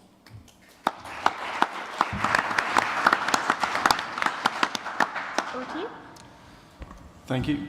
So I'm going to try and add some value from my perspective. Obviously, what we've heard so far has been fantastic and really interesting. So I started off in the military, so I've actually been to these places that people are fleeing, and quite rightly, and I completely understand why. And that's why all of our immigration chat and essentially what we put into policy must come from that place of compassion and that understanding as to why people flee these places. Then at the National Crime Agency, I've seen how we've tried to battle this and some of the failures around that. I now work for a Labour Member of Parliament where I'm dealing with a lot of the casework because of the backlogs in the Home Office. So I've also seen that end, and I'm of course battling for election in Dover, where this is one of the top issues on the doors. So I'm going to start off by talking about what I'm seeing in Dover, and it's actually really interesting. There's one particular ward, one particular estate out to the west of Dover, which is really at the forefront of this concern. And that's where you've probably seen in the news that someone came off one of the boats and went into a house and potentially threatened them, and it made the national news. And this really did get tensions quite high in that estate. So I've been knocking on these doors. Now, my first round on this estate, the door was shut very quickly on me, open border Labour. And that, unfortunately, is a hangover from not addressing this issue. So it's really important that we do. And I know Stephen's doing a great job of that, as is Yvette and Keir. My second round, some of those doors were staying open. And I listened to them. And it was often the top concern, and quite rightly in their minds. And there's nothing wrong with that. And we have to accept that as a party, that this is a very important issue to lots of people, so we have to deal with it. And then I explained to them, either that time or on the third round of that estate, our 5-point plan. And normally it's the first 2 points in there, which is a national crime agency dedicated cell smashing the smugglers and speeding up the processing, so those that need help get it and those that shouldn't be here are returned. And that made them happy. And we've just won that ward in the elections in May. And 3 years ago, that would have been impossible. So it is really important that we do address these problems with the voters. Now, there's always an argument around this, I think, as to whether we can win it or do we just try and neutralise it. From my perspective, I genuinely believe we can win this argument because the Conservatives, they want to speak about this constantly. It's one of their top 5 pledges, and all they're doing is highlighting to the voters their failures after 13 years, you know, with 160,000 now in the Home Office backlogs and small boat crossings increasing. So actually, they're doing themselves damage, and with our effective 5-point plan, I really do believe we can win this argument, and I'll continue fighting for that in Dover. So on to my experience at the National Crime Agency. So the way it works is officers, intelligence officers, investigators will work across a number of different disciplines. So, you know, it might be drugs one day, it might be CSE the next, and human trafficking another. So you never really get the chance to specialise in an area. Some do, but most officers don't. If you have a dedicated cell that focuses on this, you can have a really deep understanding of this. And I've seen this at the Ministry of Defence working in counter-terrorism, where you know it inside out. You know the way that you know, the terrorists' minds work, and we can get there with smugglers. But we do need a dedicated cell. And the way that can work, a couple of hundred officers, intelligence collectors, investigators, analysts, and an enforcement team. And some of that would work upstream, so with our international and European partners, where we're actually getting into the smuggling gangs. So we'll infiltrate, we can also influence their operations, and it doesn't all have to be on enforcement. We can disrupt as well, and there's many tactics we can use to ensure that they don't even get to Calais with the boats and start putting those people's lives at risk. So that deep knowledge, I think, will be vital. And at tactical level as well, you know, a lot of these smuggling gangs are operating in the UK, so we mustn't forget that. There's domestic smuggling going on here. So it's not all upstream, and we can work closely with Border Force and the policing to ensure that we're getting on top of those, but it does need that dedicated cell. And then thirdly, I'll talk about the casework that I'm currently dealing with because of these ridiculous backlogs that are just getting worse under the Conservative government. You know, I speak to some really desperate individuals who have been waiting in the system for 2-3 years, and they're not complex cases. It's just the fact that there's not enough staff dealing with them at the Home Office, and as Stephen said, you know, that's actually getting worse. But it's not just caseworkers we need decision makers, so those who are actually going to make that decision so it can be delivered. And then the returns agreements are there, so we deport those that shouldn't be here and help those that should. And why not get people into work quicker, like many other in other European nations? We can ring-fence that tax and put it back into the immigration system rather than spending the levels that we are at the moment. So in summary, I really strongly believe we can win this argument. Conservative failure has shown that, and we've got a really strong plan that we need to get through to the doors. But we don't have the opportunity to walk wards like I am and hit the doors 3 times to win that argument, so we do need to hit it in the media, in my opinion. The National Crime Agency, so if you have specialists dealing with things, they will get on top of it as long as they're working closely with international partners. And we're going to need true diplomats to do that instead of the likes of Natalie Elphicke in Dover, who's constantly insulting the French, unfortunately. And then, of course, we have to clear those Home Office backlogs so that we can help those that need it and deport those that shouldn't be here. Thank you.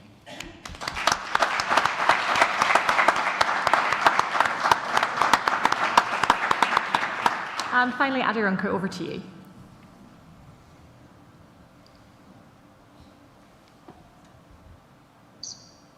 Good afternoon, everyone, and thank you for inviting me to this conference.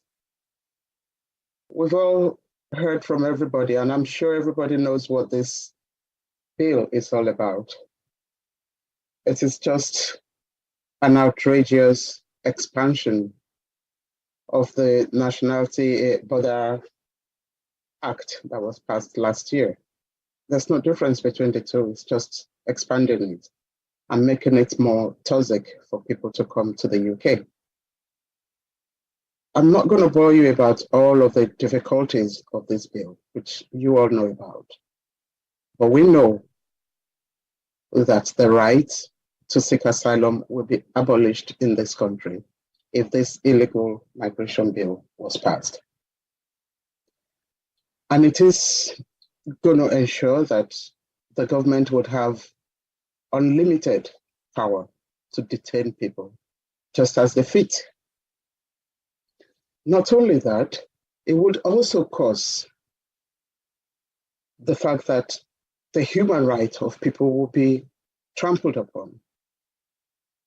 And this makes me to think that if it is tested with people who are seeking asylum, this can then be tested with people who are not seeking asylum, who are British nationals.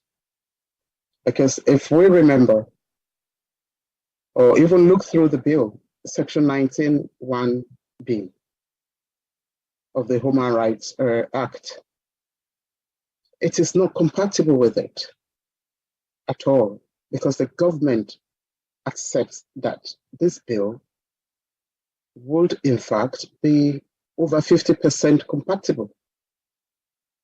If that is the case, why should it go ahead? Because once this bill is passed into law, you can be sure that it will be tested with other people's rights. And where are we going to be at that point? But my contribution to this conference is to, in addition to what has been laid down as Labour's plan, is to give you some suggestions that I think would help Labour government to have an immigration and asylum policy that will be fit for purpose, that will be compassionate, and also would respect the human rights of everyone, not just the people that are seeking asylum. We would like the Rwanda policy to be abolished by Labour government. Some have told us today how much it costs for that scheme to go ahead, and how much it's going to cost thereafter. Because in that scheme, there is no oversight, there's no accountability. Access to justice will be denied.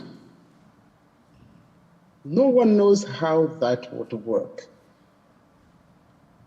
And the Britain that I think I know, prior to coming to this country, some 18 years back, is the beacon of human rights.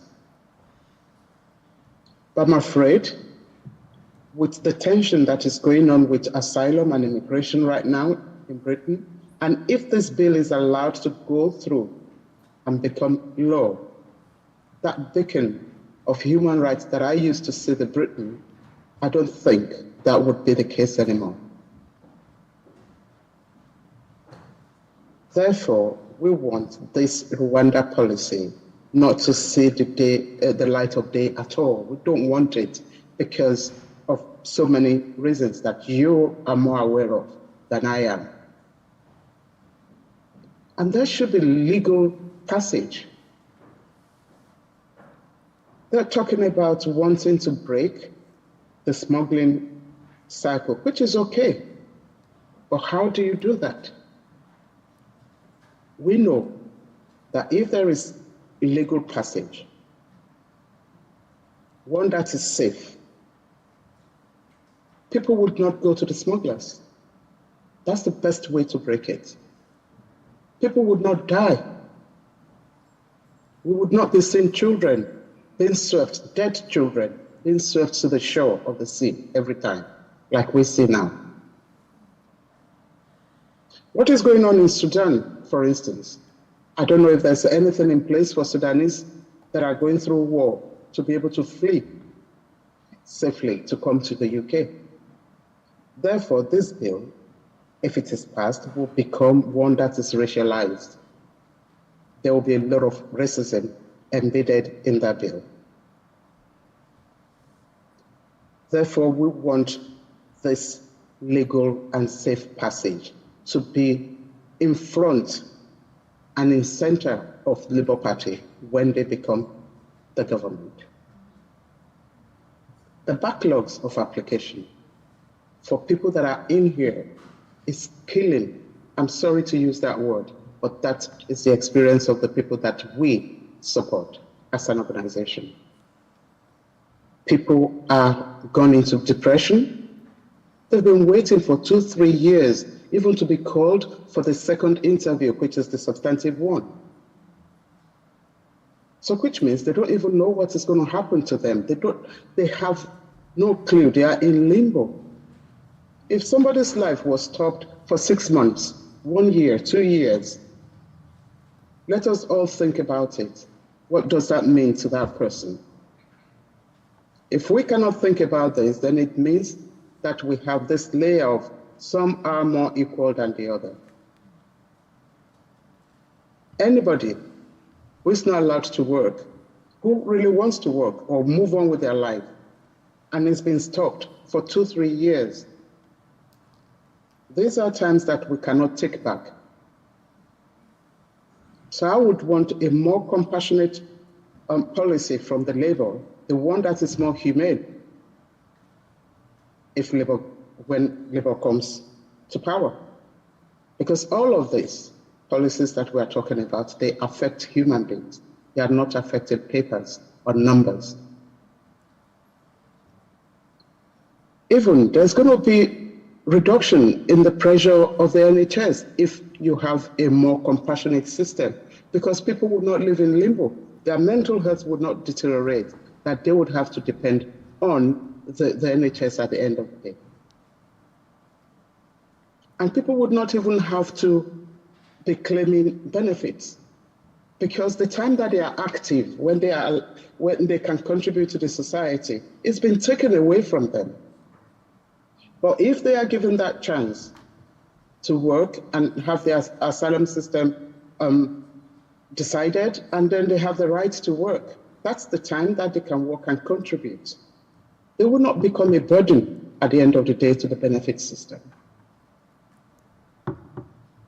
The angle that I'm coming from is that the angle where the UK continues to exercise and respect its own obligations to human rights. Also, we need to think about survivors of trafficking. With this bill, there's no protection for them. Someone who's been trafficked, who's gone through modern day slavery, only to be turned down and being told that you have no rights to even appeal anything. Everything goes back to being compassionate. Adironka, can I ask you to just draw to a close so we've got time for questions? Yeah, so I'm going to just wrap it up and say, all of these policies that we are talking about, what I want is a more compassionate and humane policy for the Labour Party. Fantastic note to end on.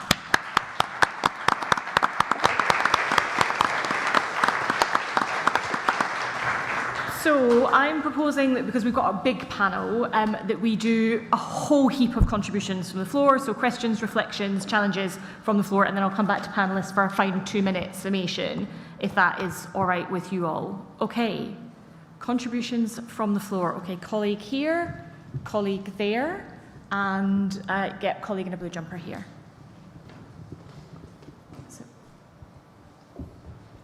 You go first, Thank you to the panel. My name's Liam Martin-Lane. I'm a Camden councillor. I'm really, really privileged to represent a really diverse community here in this borough, and I definitely support the call for a more compassionate system here.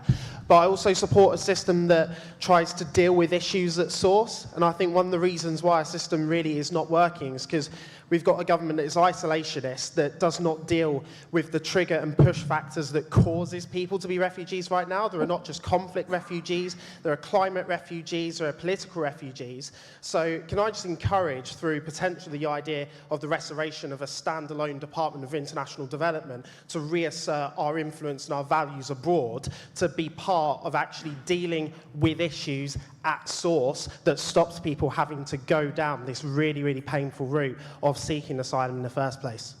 Thank you.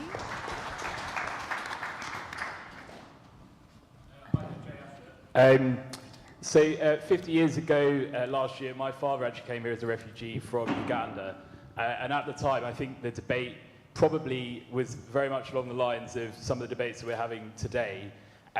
But at the time, Edward Heath's government saw it as the moral duty of a civilized nation to help those people fleeing Idi Amin. And we took in and housed and settled 30,000 refugees from Uganda as part of that process. It just seems shocking to me that the current government, couldn't be further away from that way of thinking and seem to be sort of largely pinning it on the ECHR, which in itself is a great post-war achievement. I guess my kind of interested questions would be, how would Labour kind of fully staff and fund safe routes? I think, part of the way that we sort of break some of this is to actually give people the hope that they'll have a fair chance of coming to this country when they're in desperate need. Mike, you kind of touched on it, but I'd be interested in what Stephen thinks of some of your remarks about how we deploy some of the world-class security services that we do have in this country to actually tackle some of the criminals that are involved in this activity.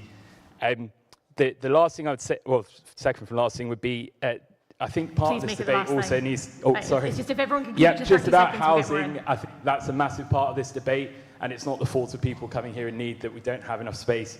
And finally, I just think it's shocking that, for example, under the proposals from the government, a refugee who's made it all the way here from Afghanistan, a country that we owe a great debt to, given the way that we withdrew from it in recent years, kind of wouldn't have their case heard and would just be sent back. I think that's just really shameful. Thank you. Thank you. Colleague here. Hi, I want to ask very quickly. The safe and legal route, what the voters want to know is that will reduce immigration. How would you reassure voters that having a safe and legal route will reduce immigration? Because that's what they're after. Great. And colleague at the very back. Thank you. Thank you very much. I think there was some very interesting things that were said. I just wanted to pick up on 2 points. The first is, I think one of the panelists mentioned the possibility of allowing people who are on the asylum waiting list to work. I mean, given we have so many vacancies in this country at the moment, particularly in low-skilled jobs, do the panel think, or does Stephen think that will be possible? And the other point I wanted to ask Stephen is, a lot of this issue is emanating from the French coastline. And as we all know, efforts have been quite poor to work with the French to get this under control. I mean, do you think a Labour government would make any difference to that diplomacy and that diplomatic relationship? Thank you. Thank you. Colleague here with the long hair. And I'd say if we could keep them to under 30 seconds, we'll get more in. And then I'll come to Fiona here. Thank you. I'm Anna Abel. I'm a Labour councillor in Haringey. At the start, Stephen presented Labour's 5 points on asylum policy.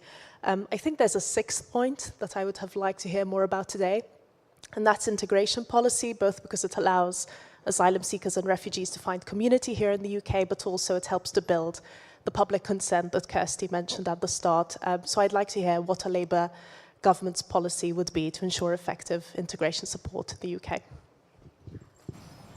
In terms, Fiona McTaggart, I used to be MP for Slough, and it's really good to hear some very practical things like improving the quality and experience and training of people who are making decisions, which will make a great difference. But can I suggest 2 things which have been tried before, which we might think about? One was that after the fire at Sangatte, there was for about 2 days a Home Office desk set up in the area where the kids were congregating, trying to get to Britain, which actually took decisions on a group of individual cases. If we could get an agreement to set up a post briefly in northern France. I think it would bust the boats more effectively than anything else, because applicants would go there. And then the other thing which has been tried before, and it echoes something that someone else has said, is that under Labour there used to be a policy which, if it took 6 months to decide your case, you could then start to work. We could commit to that again, and it would be a way of ensuring that we would speed up individual decision-making, as well as getting some very skilled and talented people into our workforce that we need. Next, I think probably the last one.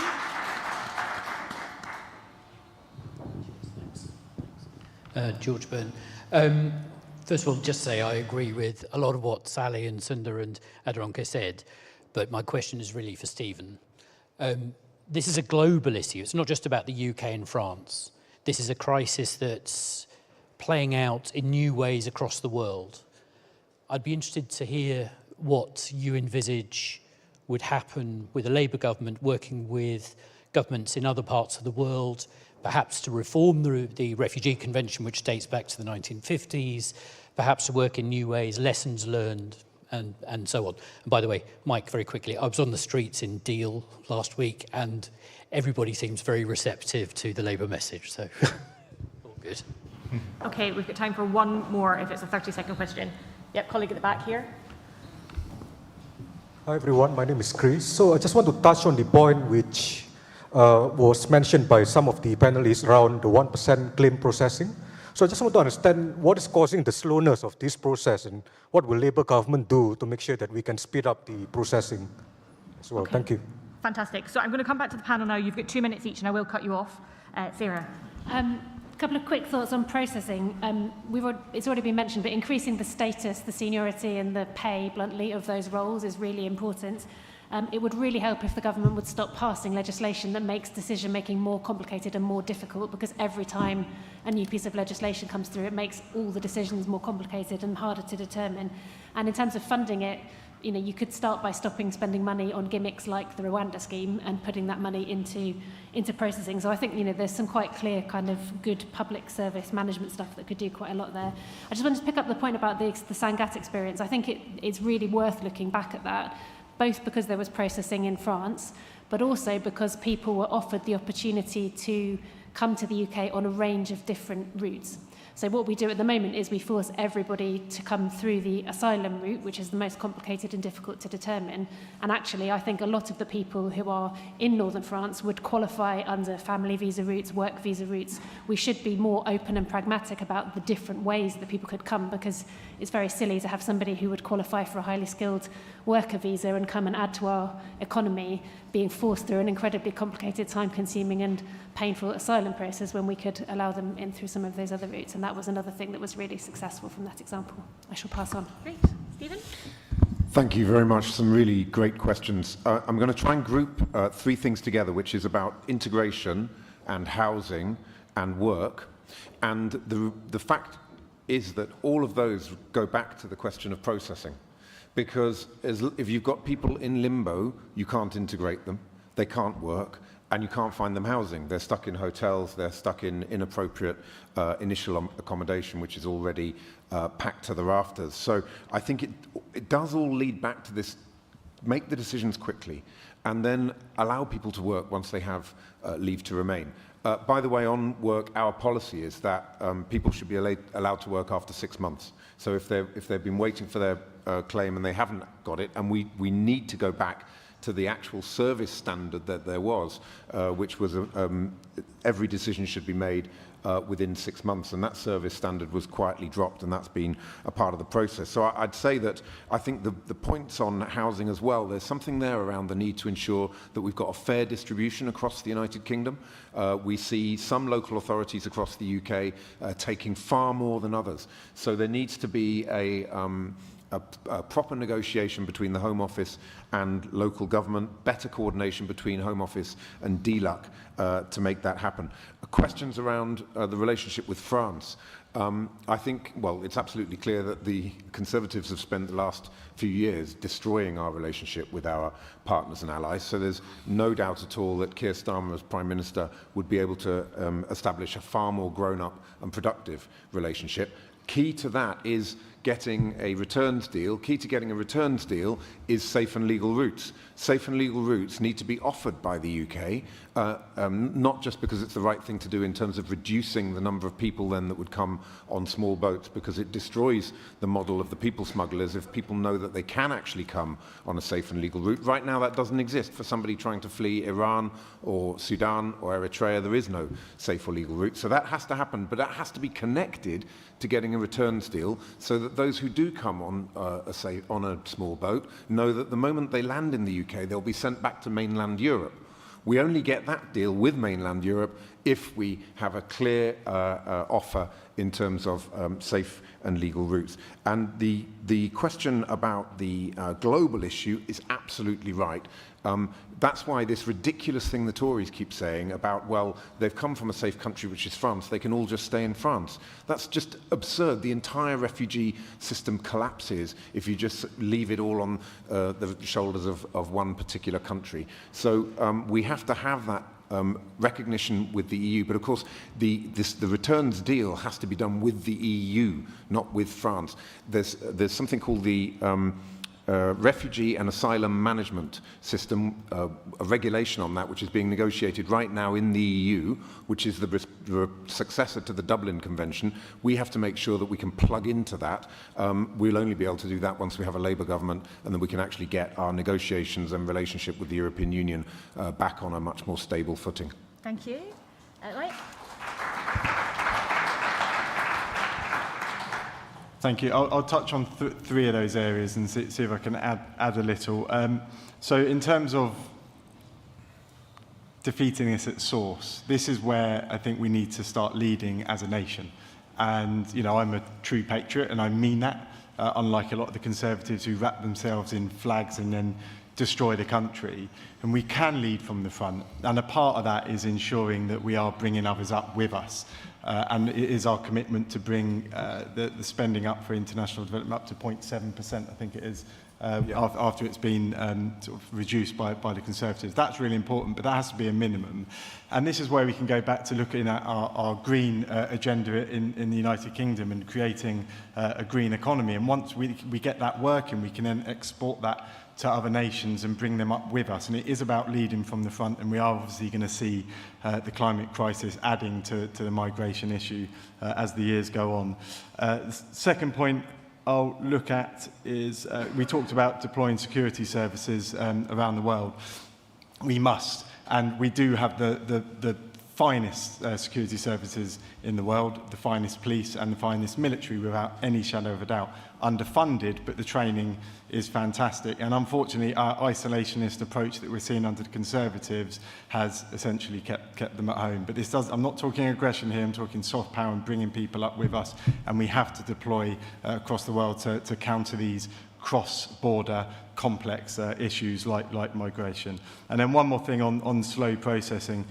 From what I see, it's about decision makers. We need more decision makers, and we have to be creative, and we have opportunities around artificial intelligence that we could perhaps bring into this. Thank you. Sindar?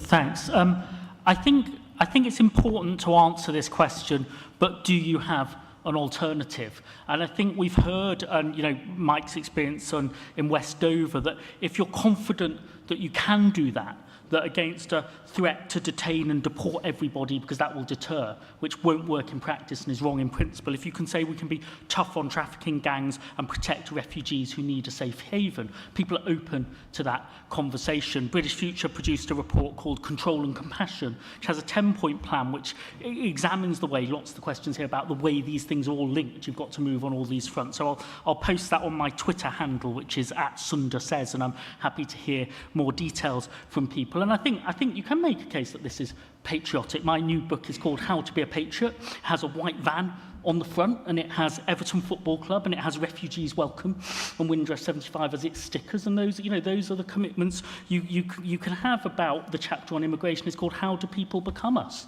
If we invest in inclusion, integration, welcoming into our society of people who need to join it, that can be part of how we manage inclusion and integration. And final thought is the question about half a century ago and the Ugandan Asians, and Leicester said don't come, and now celebrates 50 years of contribution. I mean, we made a film with the Refugee Council for 7 decades of refugee protection. We had a person from each of those decades saying, this was my experience, and I think that should continue into the future. That was contested in every decade of British politics. We did an experiment testing that film. Half the audience saw it, half the audience didn't see it. Support for protecting refugees fleeing war and persecution was 15 points higher if you saw that film. So those messages of it's always been contested. This is our better selves. And when we do this well, we should be proud of it and keep doing it. That is a very important way to hit that middle, unsure audience. So we could do more of that. But I'm very happy to hear from other people who've got more questions about this session on email or on Twitter. Great. And final reflection from you, Aderonke.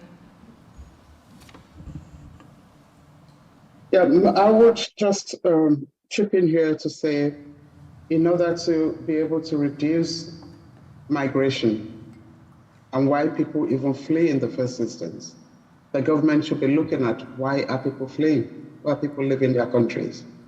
What is it that Labour Party would do in order to be able to reduce, where possible, prevent people fleeing their countries in the first instance?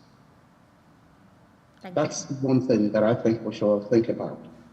And when we're talking about funding the safe routes, I'm not an economist, but I'm sure that the money that is being spent, or that is going to be spent on Rwanda, for instance, can be diverted into that. And lots of money that is being spent daily, which is about £6 million daily in hotels, can be saved and diverted into integration, where people can have more housing. The fair distribution that was mentioned before would also depend on the availability of housing for people. So such money could be used to build more houses for people to be able to live in.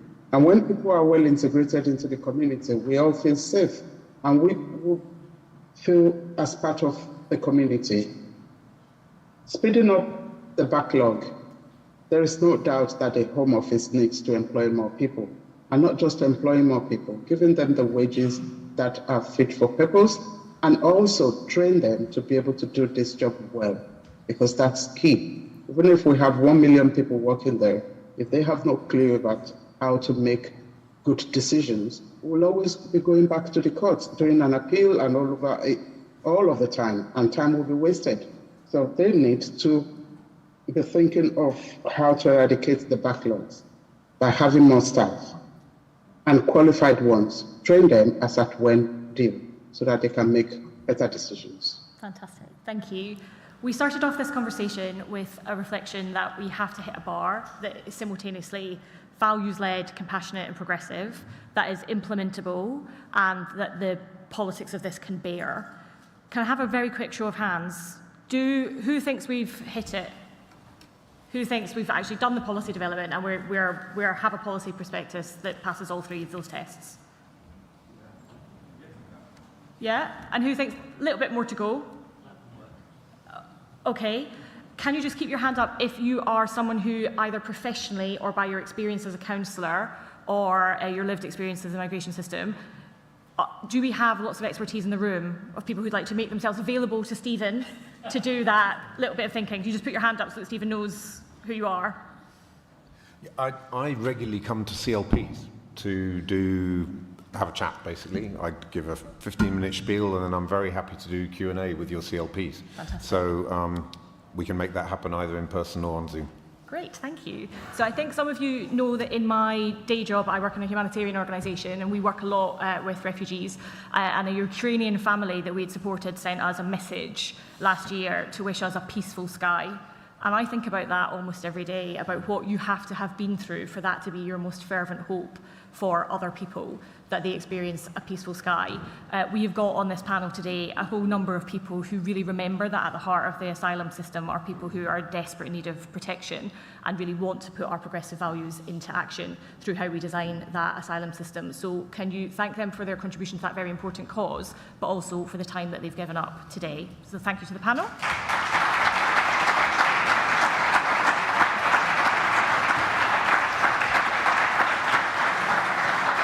And please stay in the room to hear from some of our fantastic PPCs who are going to come up now and continue the conversation.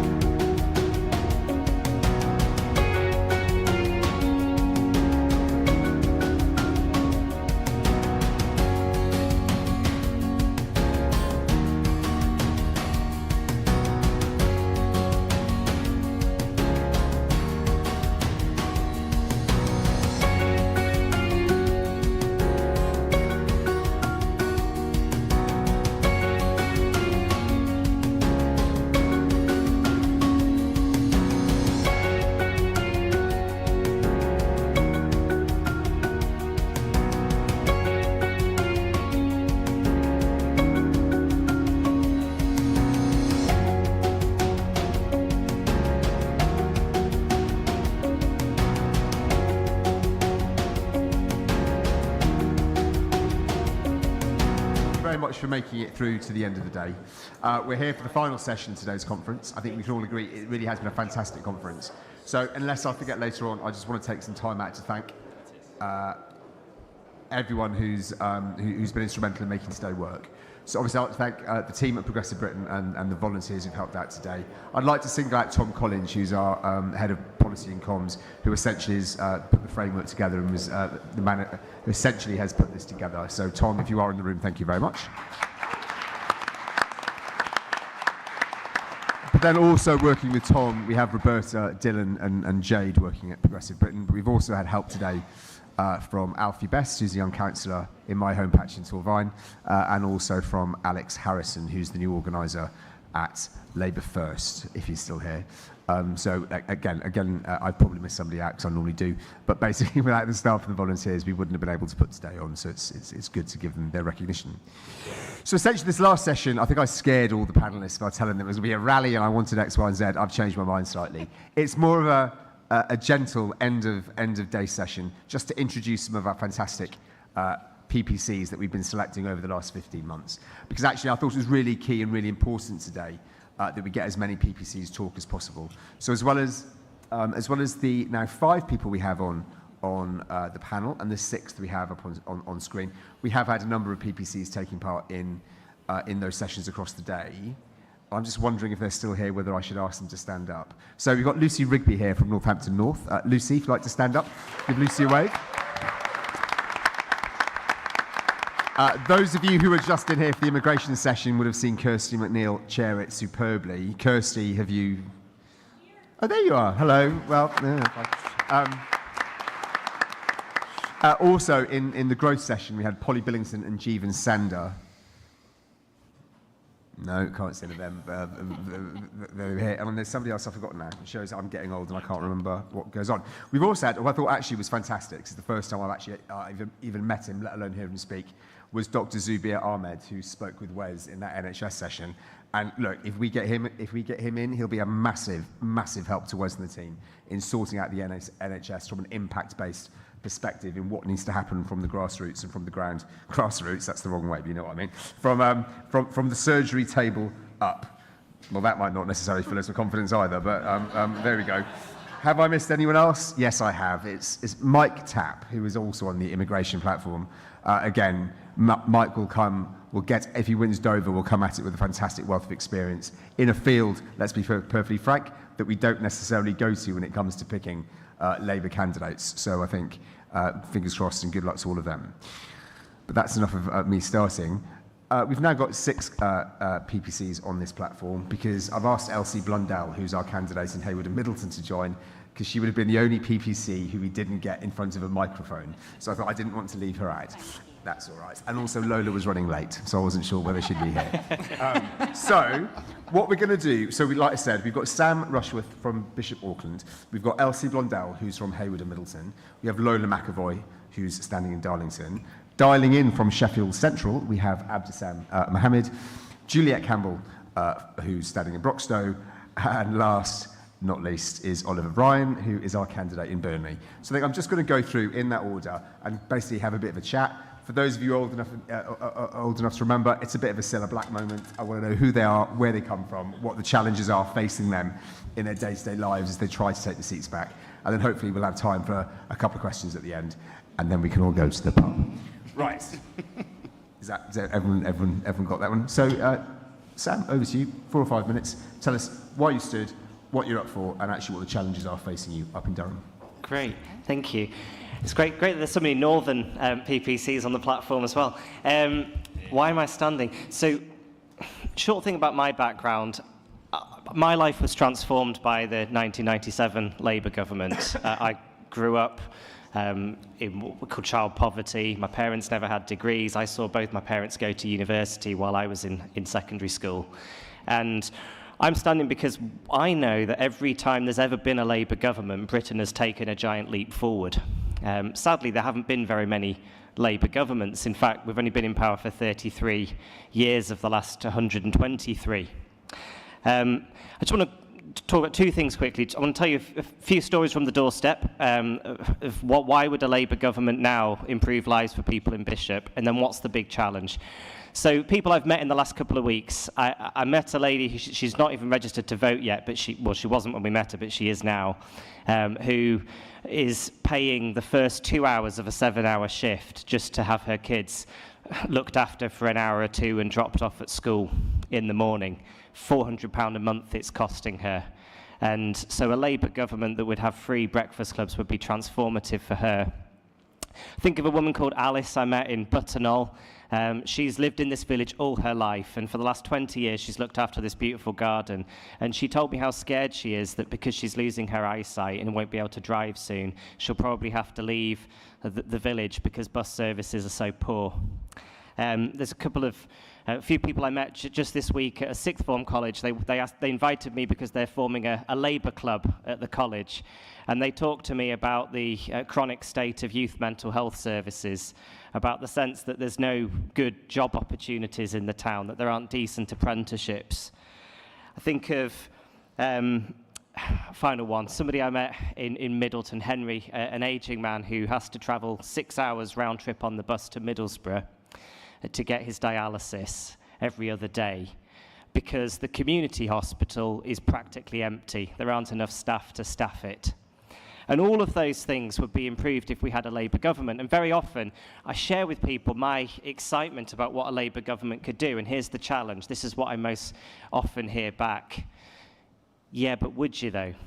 Could you really? I don't believe that anybody's capable of changing the country. We're just in such a mess right now. People know that they hate the Conservatives. They know that the country's in a mess. It's really hard for us to inspire hope in people because they've just so downbeaten. And to that, I say, to borrow a phrase from the Obama campaign, yes, we can. And why can we? We can because we're going to be smart with the nation's finances. We can because we're going to base our policy on evidence and not on ideology. We can because we're going to give power back to communities and let people design their own services. I believe that we can, but inspiring people that we can is not an easy task. And my big ask of everyone here is, some of us that are in these kind of northern red wall seats, we don't have the same level of activists and finance that you've got. Come up and visit us. We're a great place. It's beautiful. We've got green rolling hills. We've got members who'll put you up. So come up and spend some of your time in the short campaign in our seats campaigning with us. Thank you.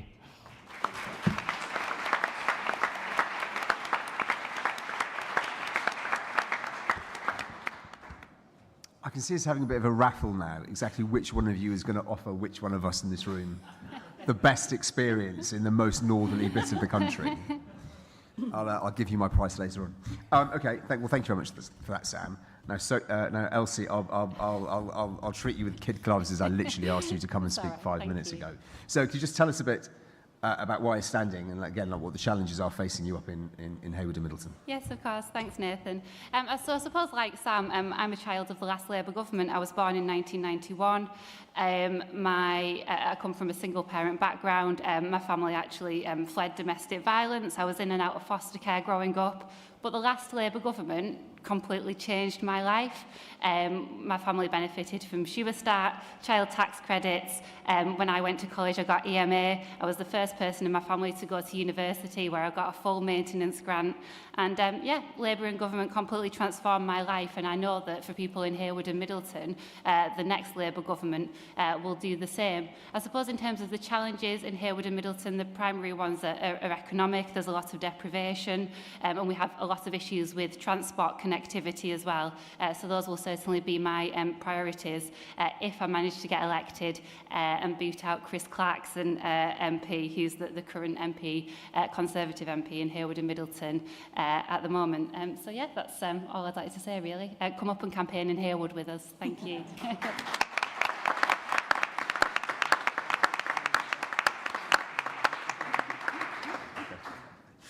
Okay, thanks, Elsie. I will let you off. The others have had a bit more notice. So Lola. Hello. Hello. It's over to you. Hello, everybody. It's lovely to be here and to see some smiling, familiar faces from campaigns gone by. So, hiya. My name's Lola McAvoy. I'm the parliamentary candidate for the Labour Party in Darlington, which still makes me feel like giddy when I'm able to say it. It's my hometown, and was that me? No. A poltergeist or something? No. It's my hometown, and I'm standing because I've spent 10 years working on campaigns across our movement with ordinary working people coming together to fight for change against a Tory government. And all of the changes that we've won have been despite Labour being in opposition. And I want us to win and get over the line so that we can transform Britain for the better, as we all do. I think I've got a slightly different brief on this because I'm thinking about what things I want you all to lobby on my part after the local elections and what ideas you can take away from what I'm about to say. So I work for a trade union. Obviously, we're here in the TUC. The trade unions formed the Labour Party so that working people could have a voice for their aspirations. Sometimes the Tories are the party that are seen to be the party of aspiration, the party of dreaming of things better, the party of people doing better than their parents have. But I don't believe that. I believe that's our party. And our party is the party where people have come together over the years and taken the risks at their own peril and fought and won and delivered change for their communities. And I think a lot of the things that we're talking about at the moment are about securing the basics for people. Things that I was lucky enough to take for granted growing up, things like a health service that worked, things like a train service that worked, things like Sure Start, things like a really nice drama club that was funded by the local council. All the things that we're fighting for, fighting tooth and nail to get back, were things that we had in 2010.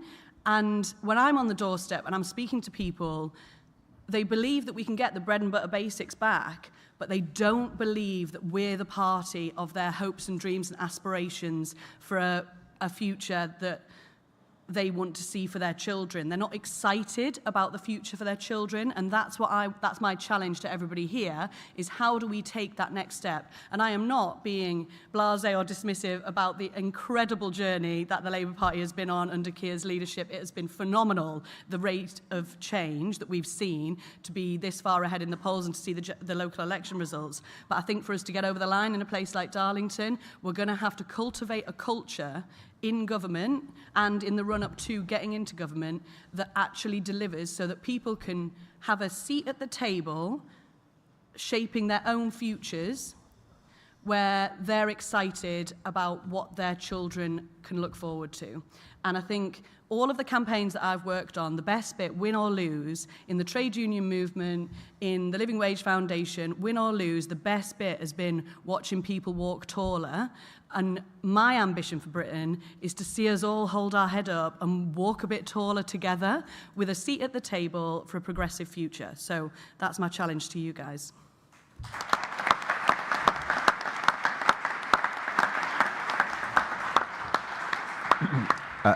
Thank you, Lola. Now I'll thank you for your patience, Abdesam. We'll now move over to Abdesam Mohammed, who is our candidate in Sheffield Central. So again, Abdesam, if you could start by telling us a bit about yourself, and again, like Lola's just done, if you could talk about what your ambition for Britain is as our candidate in Sheffield. Okay, lovely, thank you. It's good to be here virtually with you all. I'm sorry I couldn't be with you there on the stage. So my name's Abdesam. I am the parliamentary candidate for Sheffield Central. I'll be taking over from Paul Blomfield, who has been an excellent MP and has left a very strong majority of 26,000 for the area. A little bit about me. I was born in the Yemen. I came to the UK with my mum and big sister in the 80s, and my father and grandfather worked in the steel industry in Sheffield. They gave over 40 years of their life working in the Sheffield steel industry. I began my career working in the voluntary sector, and I worked, like some of the others on the panel, through the last Labour government. So I've seen what a strong Labour government can do. The investment that we saw in early years, in childcare, adult learning, youth provisions across the area. So I've seen what good looks like. But I've also seen what bad looks like as well. And it was the Tories getting into power and the effect that this had on our area, on my area, that inspired me to get involved in politics. I set up my own practice a few years down the line, and I specialise in immigration, asylum and human rights law. And some of the areas that I'm really, really interested in terms of supporting people, the passion that I have through politics, through the activism, is access to legal services, making sure that we have the right level of support for people, mental health services, developing small businesses. And these are some of the key issues that come up on the doorstep as well as one of the big key aspects, which is trust in politics. And I think we have a lot to do in terms of rebuilding trust. One of the key areas that I'm really interested in, and I want the party to really lean into, is localism, and making sure that we see the intrinsic link between what happens at a local level and national politics. For me, everything that I've done, everything that I've worked through has placed communities at the heart of everything. And communities feel a detachment from national politics. And that shouldn't be the case. It should be the case that we ensure that everything we do on a national arena benefits local people, and there are too many that see that would become detached, that we don't recognise that the decisions that we make on a national level impact local services, impact the demand for local services, impact access to local services, and you know, importantly for many people, communities are everything that they see and believe in. So not only do people feel poorer because of the last 13 years, but they look around them as well and feel that their areas look poorer as well. So I'm passionate about community regeneration. I'm challenging of the sort of the levelling up, because I've not really seen that levelling up has happened. And I'm really keen to ensure that places like Sheffield are given the investment that they need, because communities are crying out for support and crying out to be heard on the national arena. So that's my little bit. Thank you.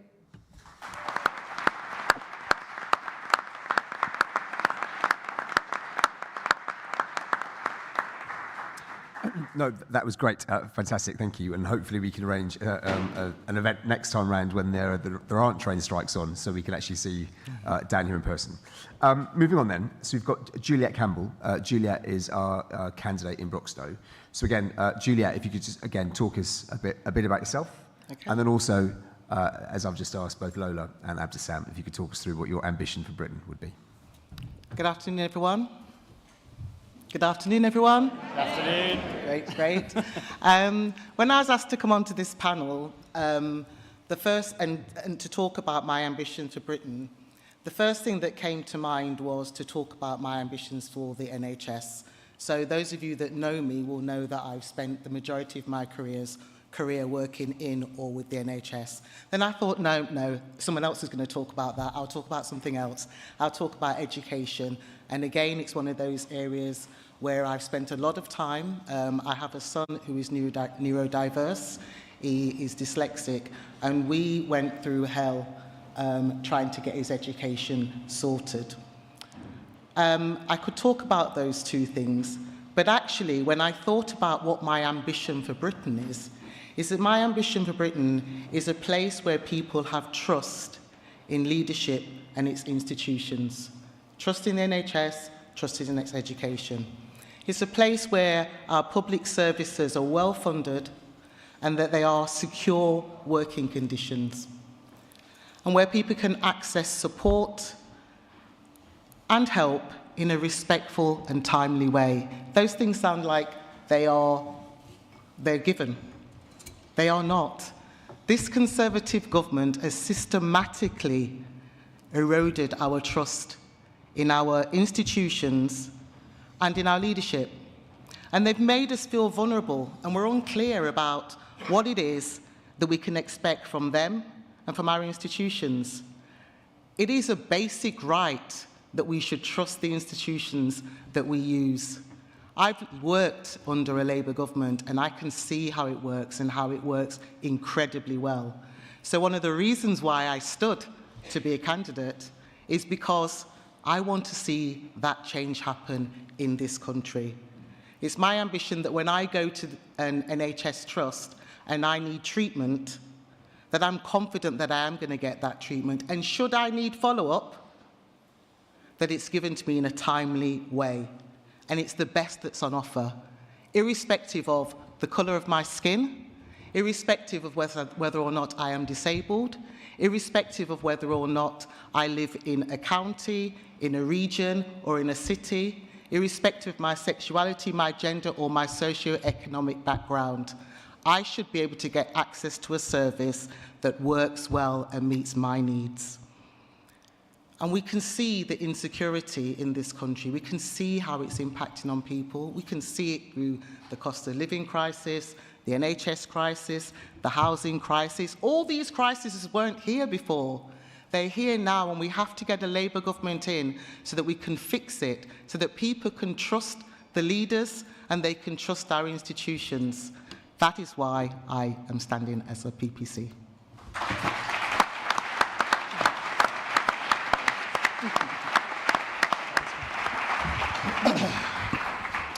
Okay then, no pressure, Oliver. But lastly, I'd like to introduce everyone to Oliver Ryan, who's our PPC in Burnley. Oliver. Thank you very much. Thank you, Chair. Well, what a day. Let's talk about my patch of Burnley. Real inflation is the highest in the country in Burnley because of inadequate housing stock, because of poor inflation, heavy reliance on cars, and the need to get out to get on in life. For Burnley, it really is about the economy, stupid. And my ambition is to fix that for Britain and for Burnley. And let me tell you, Keir is cutting through. Last week we gained 2 seats. Our first gains in a local election since 2013, which is huge. Great for Burnley. We're rebuilding our base. We're not standing on righteousness alone. We're talking about the issues that matter to people. We're talking about jobs, homes, kids, opportunities, the pound in your pocket, with real solutions. Public services that work. And that in and of itself is radical at the moment in places like Burnley. So people are fed up with the Tories, as I think we'd probably all say in here. Yes. But they're still, and it is Eurovision, so they're still making their minds up about us. There's more to come, friends. Still making their minds up about us. Have we got the resolve, the backbone to challenge the big issues and vested interest, wherever they are? Now, we've talked today about business, immigration, public services, to name a few. And despite local gains, we know this isn't the time for euphoria. And now this is the time to fly the flag for the type of country that we want to live in. And not just ooh-ah a little bit, but to raise the country's ambition and show that our best days are ahead as a nation. Give people the confidence to see into the future. What does 10 years of a Labour government look like? And that's the magic that we've still got to light in people. And I think we saw part of that through the local elections last week. So the last Labour government delivered for Burnley. Mass urban housing renewal. A whole third of the town centre was completely rebuilt. Recovery after riots, public services that could be defended on, cash in people's pockets, and the expansion of industry. And I know, as another child of that new Labour government, not to make people feel their age in here, that Labour government had lasting and living impact in towns like Burnley, in Ashton, where I'm from, in Manchester more broadly. But the contribution we made to the national psyche, the national effort, that feeling that brighter times were ahead, of pride, of hope, people haven't had that for some years now. And that's the picture I think Labour has to paint in bold colours as we get closer to the general election. And we're doing that, and Keir started that today. This can be a country that we're proud to pass on to our kids and grandkids, as Lola says, where people and industries thrive. So I'll finish just to say, as everybody else has, please come to Burnley. Go to Loughborough, go to Bishop Auckland, Haywood, Darlington and other places. Broxtowe. Midlothian. My ambition for Britain and Burnley is a confident, inclusive, thriving place. with people that feel proud of where they're from. And as much as it's a joke on the Eurovision, where people are proud to fly with their morals and live with them on their sleeves. And I think we do have that. That does live in people. Our job is to ignite that, I think, as we get close to the general. So thank you, Chair.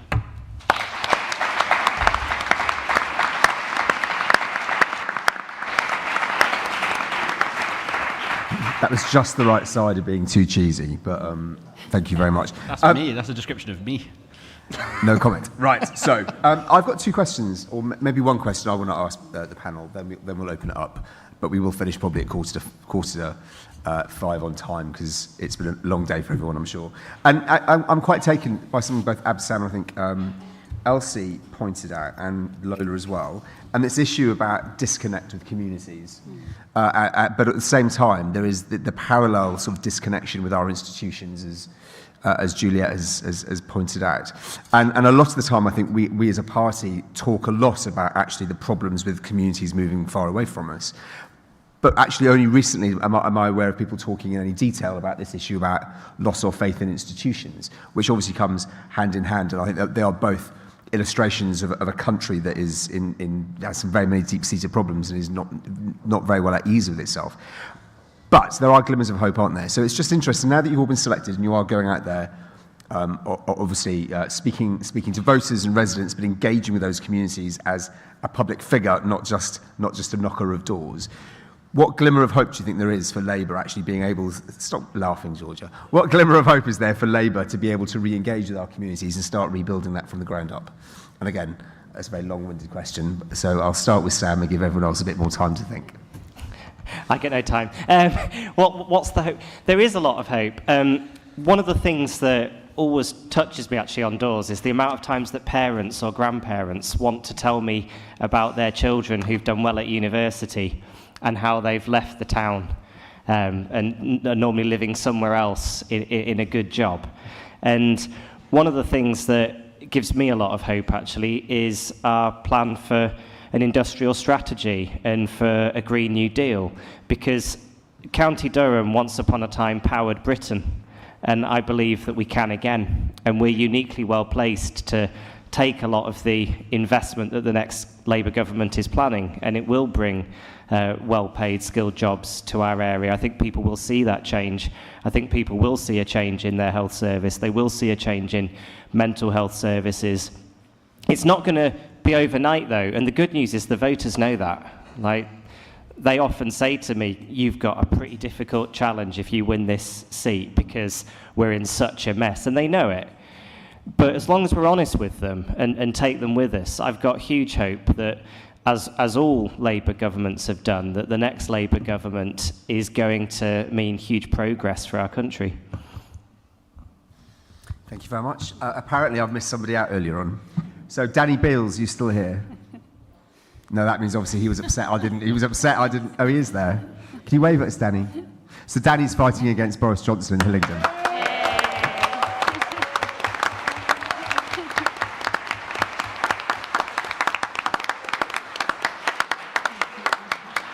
And because I forgot, I at least will come to Hillingdon to vote to come knock on doors on Saturday. So thanks very much. Sorry for that interruption, folks. Elsie. Yeah, I'd completely agree with Sam, actually. When I knock on doors in Harewood, voters, people do feel very hopeful about the prospect of the next Labour government.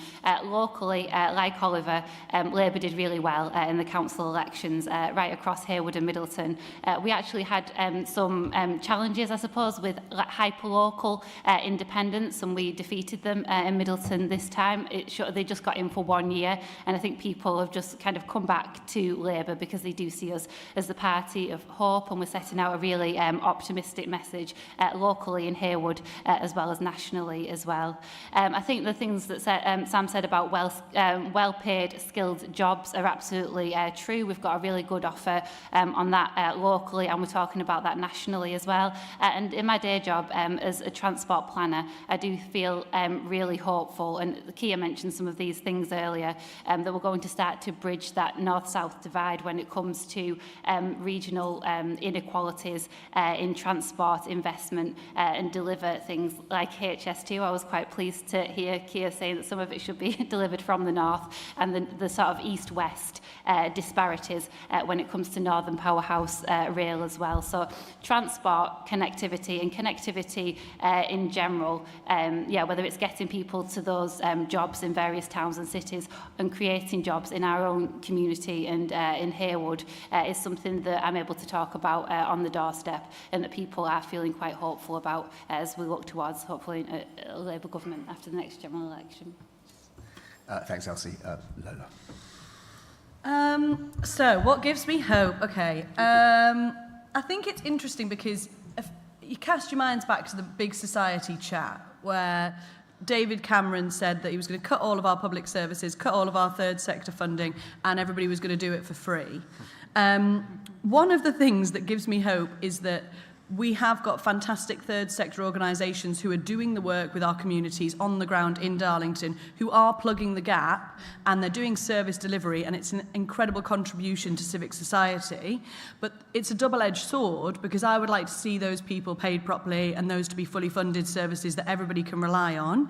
And I think the thing that gives me hope are the communities coming together with like side hustles. I know that's not probably the right word, but they're innovating and they're on their estates. And I'm going around knocking doors and I see a woman, it was around Halloween, and I see a woman with a big tray, like you're selling popcorn at the cinema, a big tray full of party bags, of little Halloween party bags. And she was going door to door, selling party bags to people on the estate who were welcoming her in the house, giving her a fiver, taking 5 party bags for Halloween, and then she was going on her way. And I see these little innovations of entrepreneurial spirit in our communities, in communities that the media would have you believe are burnt out, left behind, run down and rubbish. And I think what gives me hope is seeing those people stand up.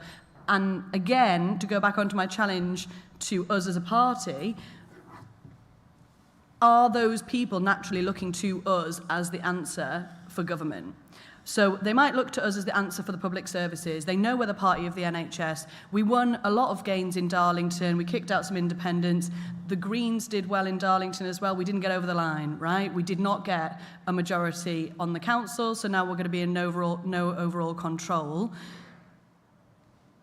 I'm confident that if we can connect with that entrepreneurial spirit and that aspiration, and we can win the trust back of those people in those communities without patronising them and telling them how to do what they're already doing, without saying that we'll nationalise it all or that we'll fund it up to the hilt, if we can actually connect with them and make them remember that they are Labour people and that they're from Labour communities and they have a Labour history and a shared history, I think I'm confident that that will get us over the line. But I think that is the challenge for us. Sorry, that wasn't very hopeful. That's all right. Absam, over to you. I'm going to echo what is it Lola, the previous speaker, just said? Yeah, I mean, for me, I come from a background in regeneration, community regeneration, and if we learnt anything from the pandemic, it was how communities really came together to sort of pull through, and they were at the heart of taking things forward. And I think if I see anything in terms of hope and a real sort of will and want and desire for change, it's directly within communities, and they want to sort of support us for that change. So I have lots of positive conversations with people on the doorstep where they want their voice to be heard. They want services to be as local as possible, and they want recognition for the services that are working well. So even though we've had sort of a decline and demise of services over the last 13 years and a lack of investment, people have really tried to pull together and really try to support local people and support communities, often on a shoestring. And, you know, they look to us, they look to our party for solutions going forward. And, you know, I hope that we can offer them solutions going forward. And I would like to think that with more devolved powers, with real investment in proper levelling up so that our communities don't feel forgotten, we can lend that hope to communities. We can show them that we are their party, that will have that investment there. And as I said earlier, I worked through the last Labour government, and the area in which I lived had 50 million of regeneration funds, the New Deal for communities, which we've never seen since. And, you know, communities need that kind of investment. And all we've seen is that the decline and the widening inequalities because of the lack of investment in local areas. So I would like to hope that the devolved powers, more investment in communities, people do see that hope. And I've had lots of positive conversations with people. And I think that if we place communities at the heart of our policies, we're in the right direction. Okay, fantastic. Thank you, Absam. So, Juliet, what is that message of hope? I'm listening to everything that everyone said, and I think for me, what gives me hope is that, quite frankly, it couldn't get worse. You know, the government that we currently have done so much damage, but what's very, very clear and what's coming out loud and clear through all of the policies that Keir has been putting out there is that this is the party of hope, that change is at hand, that they've recognised that all the damage that this current government have done to all of our sectors, that there's change afoot and that they want to make change. And there's a recognition, I think that's key, is that there's a recognition that that damage is done, and we want to do right by people. That's what the Labour Party wants to do. They want to make a difference. I think post-pandemic, communities, their voices are so much louder. People are so much clearer about what's important to them and what they want. And what we can do as a Labour Party is to make sure that we listen. And not only do we listen, we act on what we hear and what they say. Just listening to the previous event that happened when we were talking about refugees, the shift in the way that people think about migration is absolutely astounding. And people talk about compassion and really looking at ways in which we can assist and support people in a way that not only helps them, but also helps us. And I think that is a significant shift that's happening in this country. People's voices, people refuse to be silenced. And what we can do is make sure that we listen and what they say gets sufficient traction so that it impacts on our policies and the way that we start to design and deliver our services in the future.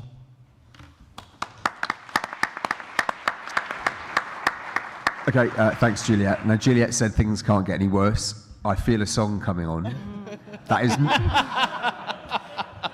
is not a challenge to Oliver to get it into his final remarks. You can walk my path, Nathan. You can your feet are far too big for me to walk in your shoes. Anyway, get on to it. I forgot what the question was now. Go on. Basically, we were trying to work out. I was coming out with a litany of miseries. What is the hopeful? What hope do you see out there whilst knocking on doorsteps that can power us through to a victory? I think people genuinely feel, as has been said, things can't get worse for them. Somebody told me the other day they were outraged about the fact that a big Lurpak was £7 now in the shops and that a large coffee was £9. That means a lot to people. The fact that they go into the shops and they can't provide for their kids. I'd say I'm, single guy living in Burnley. I struggle. And if you've got a family, you've got kids, it's a really worrying time for you. So I think the hope for them is that change is on the horizon, but we can't kind of just sell ourselves as the cavalry's come in and things are going to change, everything's going to get better, and get a song to say that. I think we need to face the fact that the last few years in Britain have been strangled by populist politics that has made people feel that politicians promise everything and don't deliver any of it, sort of spanning from Brexit, that they say all the right things around take back control and we can make things as they were and make Britain great again and all the rest of it. And actually, when it's come down to it, things have gotten worse and they feel a bit abandoned by us and by the Tories and by politics more generally. So I think the thing that gives me a glimmer of hope is that with Keir and with the manifesto that I think we'll set out and the confidence I think that we've now got as a party to speak our mind and to speak what people say to us on the doorsteps, is that we're going to bring an end to that populist politics. And it might not feel the most exciting thing. Nobody's wearing a hat, in here that says make Britain Keir again. But what we are saying is we've got an alternative. It's going to work. Things can get better. And let's get back to growing up politics again. I think that for me is probably the most important cultural thing to win back these areas that were culturally Labour long ago. Thanks.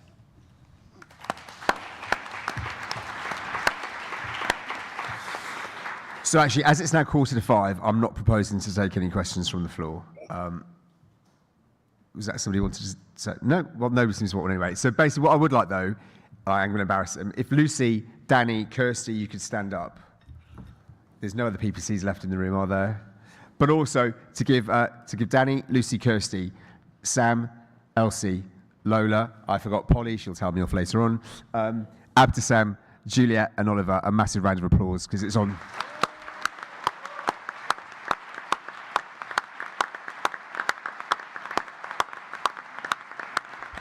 Because they're part of a fantastic cohort of PPCs that have been selected for the next election, and I, for one, I'm really optimistic about the quality of our MPs going to Parliament if Keir wins the next election. So on that very positive note, it just the last thing for me to do is say thank you very much for coming today. I think we've had a fantastic day. Like I said earlier on, I'm really proud of the work the team's done. The schedule was fantastic. I think Keir really hit the spot this morning. And I know from talking to him afterwards, the support that he's getting from you guys and anyone watching means an awful lot to him, so keep it up. I'd like to thank again to our partners from the Progressive Policy Institute for taking part today, and we're definitely in discussion about how we can do more joint projects in the future. I guess the very final thing to say, for those so inclined, we'll be going off to the Museum Tavern for a drink, so thank you very much.